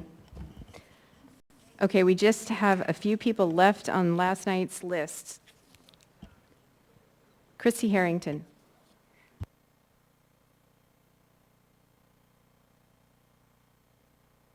Could you put the mic on, please?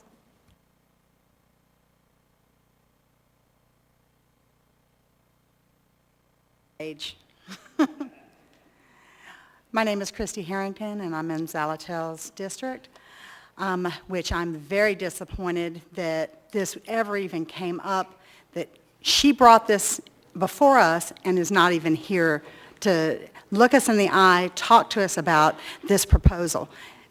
That is the utmost disrespect. And for her to say she's scared, but then on a Saturday that everybody has to be here, they're talking about, oh, I'll put the money in and then I'll be here. What hypocrisy. I thought truly that last year when you guys wouldn't let us in here, when we were out there and we couldn't come in to talk to you and to voice our opinions, that you people that are supposed to be representing us, I thought that you had taken my voice and that was the worst you people could do to us. And it's a shame that I feel that no matter what I say, there's people here that have their minds made up, this is what they're going to do, and there's no changing it. And that's a shame, because when you get the science, I beg you, take your masks to any lab. The masks that you've been wearing all week, take them to a lab. See what's in those masks. When you have proposed what this ordinance says, not only have you taken my voice, but you have literally trying to take my air. It doesn't get worse than that.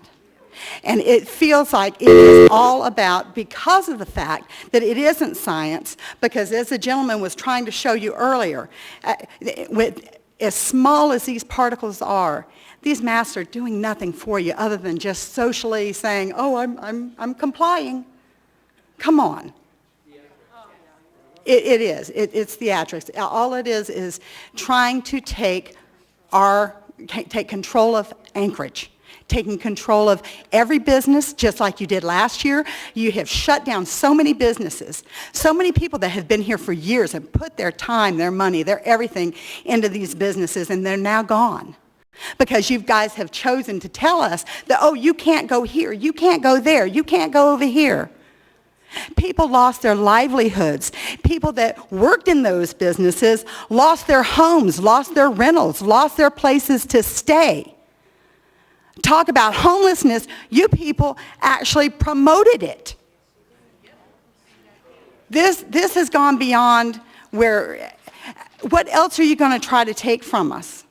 I just don't understand. I can't even wrap my head around that children, adult children at 17, all these people are not able to breathe. They're in school. I can't even understand who passed this, and I wish I'd have had numbers. I've got the numbers. Not one child has died in Anchorage under the age of 20. Not Thank you for your one. testimony. Not one.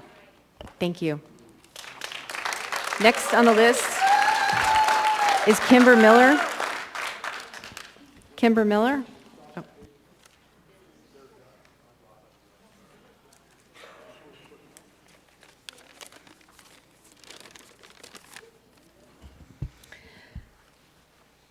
Hi, my name is Kimber Miller. I live in District 4.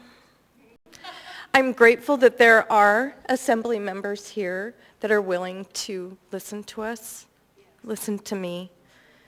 I'm a registered nurse. I work in the recovery area. I'm the nurse you'll never remember, but I promise, regardless of what you think, I would always take care of you.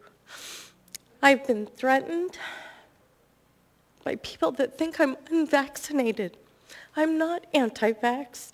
I'm not anti-mask. I've been told if I am dying, not me, the person that told me this, they are dying in a grocery store, I am not to touch them because they don't know my vaccination status. That is what this is doing to our community. A year ago, I went to work every day. I worked overtime, I worked call. There's some days you go to work at 7 o'clock in the morning and you're on call till the next day and you get called in, and that still means you still have to show up the next day. I'm not tired because of COVID. I'm tired because we're losing nurses due to just overworking. It is not related to COVID. I am sorry, it is not. I am against the mask mandate. I feel like it just divides us even further. The hatred that I feel, that people express to me because I'm a nurse, I can't imagine what the rest of the community is feeling.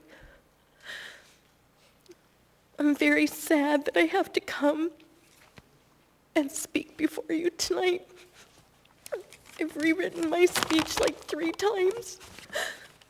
I had it under a minute, or 3 minutes. But in the end, it doesn't matter. The public mask wearing does not work. You guys have not been trained on how to wear masks. It is not your fault. We should go back to just health, basic health standards. If you cough or sneeze into your elbow, wash your hands with soap and water. If you're not feeling 100%, please just stay home. If you need help, call somebody. There are so many people here that will come and help you. That is how we reach out to our community. That is how we reach out and stop this virus from killing us. Thank you for your testimony. Next on the list is Elsa Tuton. Thank you for your testimony, ma'am. Elsa Tuton? Okay. Okay, we'll go ahead to folks in line. Or are you Elsa?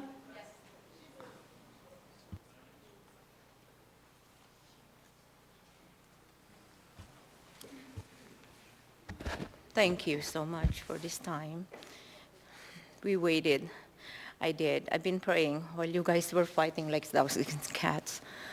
I cannot believe it on my very eyes. But what I'm going to tell you is my personal testimony. I'm not anti-vax. I'm not anti-mask. I go and volunteer to my grandson's school with my mask on. And the reason why I'm volunteering is I like to see what they're teaching. I like to help. I'm very generous of my time. That's why I'm still here waiting for you guys to come down. And I praise God that God answered our prayers. Thank you. You know what? I just have to be real. You know who we are fighting for? We are not fighting from each other. I'll just quote it. I wrote it here in Ephesians 6:12. For our struggles is not against flesh and blood. It's not between you and me. Okay? But against the rulers, against the authorities, against the power of this dark world, and against the spiritual forces of evil in the heavenly realms. That's what it is. That's what it is. It's not you. It's not me. We are being used though, so let us be careful. Our purpose here in this world, while we are created here, is for us to represent the Lord Jesus Christ. I am a Christian, and I'm not going to deny this. I told this before. The first time I spoke in here, I said, if I'm going to be ashamed in front of people like you guys to tell that I am a Christian, Father said, I'm going to be ashamed of you too to my Father in heaven. Did you get that? So if you don't have Christ in your heart, we better seek him by reading the Bible. And he also said, seek me first and my kingdom and my righteousness, and everything else will be given unto you. Okay? I'm not supposed to be preaching in here, but we need Christ. We need Jesus Christ. This is not about intelligence. This is not about being a doctor or scientist or whatever that is. We need Jesus Christ. That's why America is falling down, because we are against him. We are just using our intelligence. No, we have Christ. The reason why you're here, Mr. Dunbar, LaFrance, Miss LaFrance, Miss Kennedy, Miss Allard and Weddleton, because God loves us so much. We have a purpose here in this world for us to lift him up, okay? Not ourselves. Thank you. Thank you, ma'am. Okay. Okay. Next, please. Welcome. Please state your name for the record and the area of the part of town in which you live.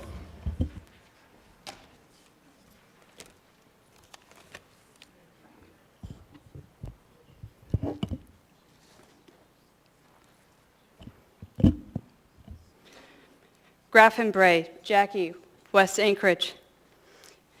I have cancer. Diagnosed at 33. I don't talk about it very often, but I've been through hell and back these last 2 years. I used to never wear a mask except for at medical appointments. Then restructuring happened at my work. I'm not going to say it was COVID-19. I found work at Petco. It was weird wearing the mask all the time, but I did it. Then I thought, why am I killing myself to be able to breathe? I got one of those face shields. You should have seen the looks that I got. I could tell people weren't used to seeing anyone's faces. Then May 14th happened, and I rejoiced. No more masks. Then they tried to make us wear masks at Petco, but I wouldn't do it. Not even their face shields. How is that thin piece of plastic going to protect me from airborne viruses? They put me on a leave of absence without pay. George Dameron, the general manager at Petco, knows that I've been battling cancer. I showed him documentation. I started working at Brown's Electric September 7th. Chip Brown, the owner, knew that I'm battling cancer. I told them in the interview and that I am on an indefinite unpaid leave of absence from Petco for refusing to wear the mask and that I will not wear one. But they fired me 1 week later. I even have with me the signed paperwork outlining that they fired me for refusing to wear a mask. The manager, James Ogden, told me that Chip Brown, the owner of Electric, changed the policy 24 hours after I signed the new hire paperwork. Coercion is alive and well. I didn't show them documentation, but rather a few pictures. One right after I had to shave my head after my second chemo that I received. The other was of me on my 34th birthday in a lovely pink light-up birthday sash that my niece got me in the chemo chair for treatment. Despite some of my own bad habits that I'm trying to break, yes, I have a sweet tooth. I told them that if there's anything that I can do to avoid going back to that chemo chair, I will. I talked to unemployment insurance for the first time last week about being fired from Brown's Electric. But just before then, I finally convinced somebody to call Petco on my behalf, posing, well, a business owner, pretending that they were inquiring about me being the new hire. That the temporary manager at Petco said that I wasn't on the payroll and she didn't know when I was removed from it. After very specific questionings, I asked if the public assistance officer, so you're saying I'm screwed out of being of unemployment because of being fired, and they didn't tell me? The woman said, yes, I'm screwed out of uninsurance employment, or unemployment before it. Ma'am, your time is up. Thank you for your testimony.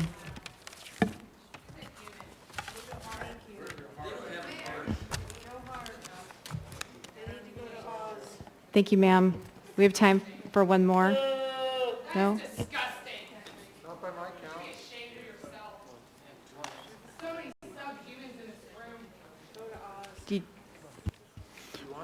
Madam You don't Chair, wanna- point of personal privilege. One moment, please, Mr. Mayor. Sir, you don't want to testify? It's 2 minutes to midnight. Okay.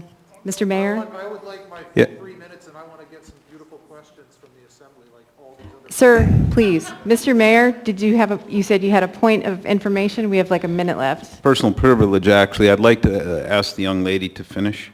Sure.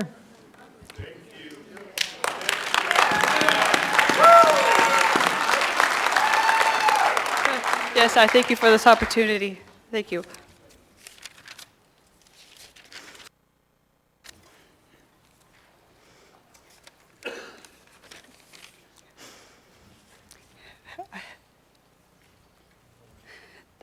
So after very specific questions to unemployment insurance, I asked a public assistant worker, so you're saying that Petco screwed me out of unemployment because they fired me without telling me?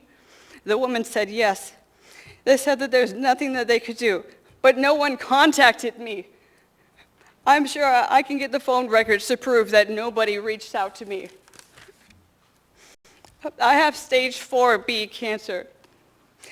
I shouldn't have to explain that I don't want to wear the mask because I don't want to reduce my oxygen take while increasing the inhalation of my own CO2 or my own waste air. That's an excellent environment for cancer to grow. I've asked six people for a doctor's note not to wear a mask, 2 ANMC oncologists, 1 Alaska Regional Radiology oncologist, 1 Providence Naturopathy oncologist, 1 ANMC nurse, 1 doctor of osteopathic medicine, and I do not want to say where he practices because I do not want to advertise for them. That note does not exist. I was tackled by an ANTHC guard at ANMC for not wearing a mask.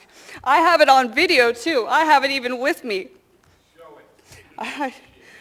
it. For not wearing a mask on my way to my oncology appointment. No one reached out to me after that. No one at ANMC did. That's how they treat cancer patients there. And my left implant sits a half of an inch lower than my right one because of that. I have it documented too at my plastic surgeons. It was not like that right after surgery. That's officially documented. So don't mandate masks. I'll just work outside in Wasilla, in Palmer, or in Willow, or Soldotna, or Fairbanks, or Delta. Heck, I bet they even need help with chopping up firewood and toke. Hell, I'll even grow my own damn food. Don't mandate the masks. We will find ways around this. Don't do it. Thank you, ma'am. We are at the end of time, so the meeting will continue to Monday.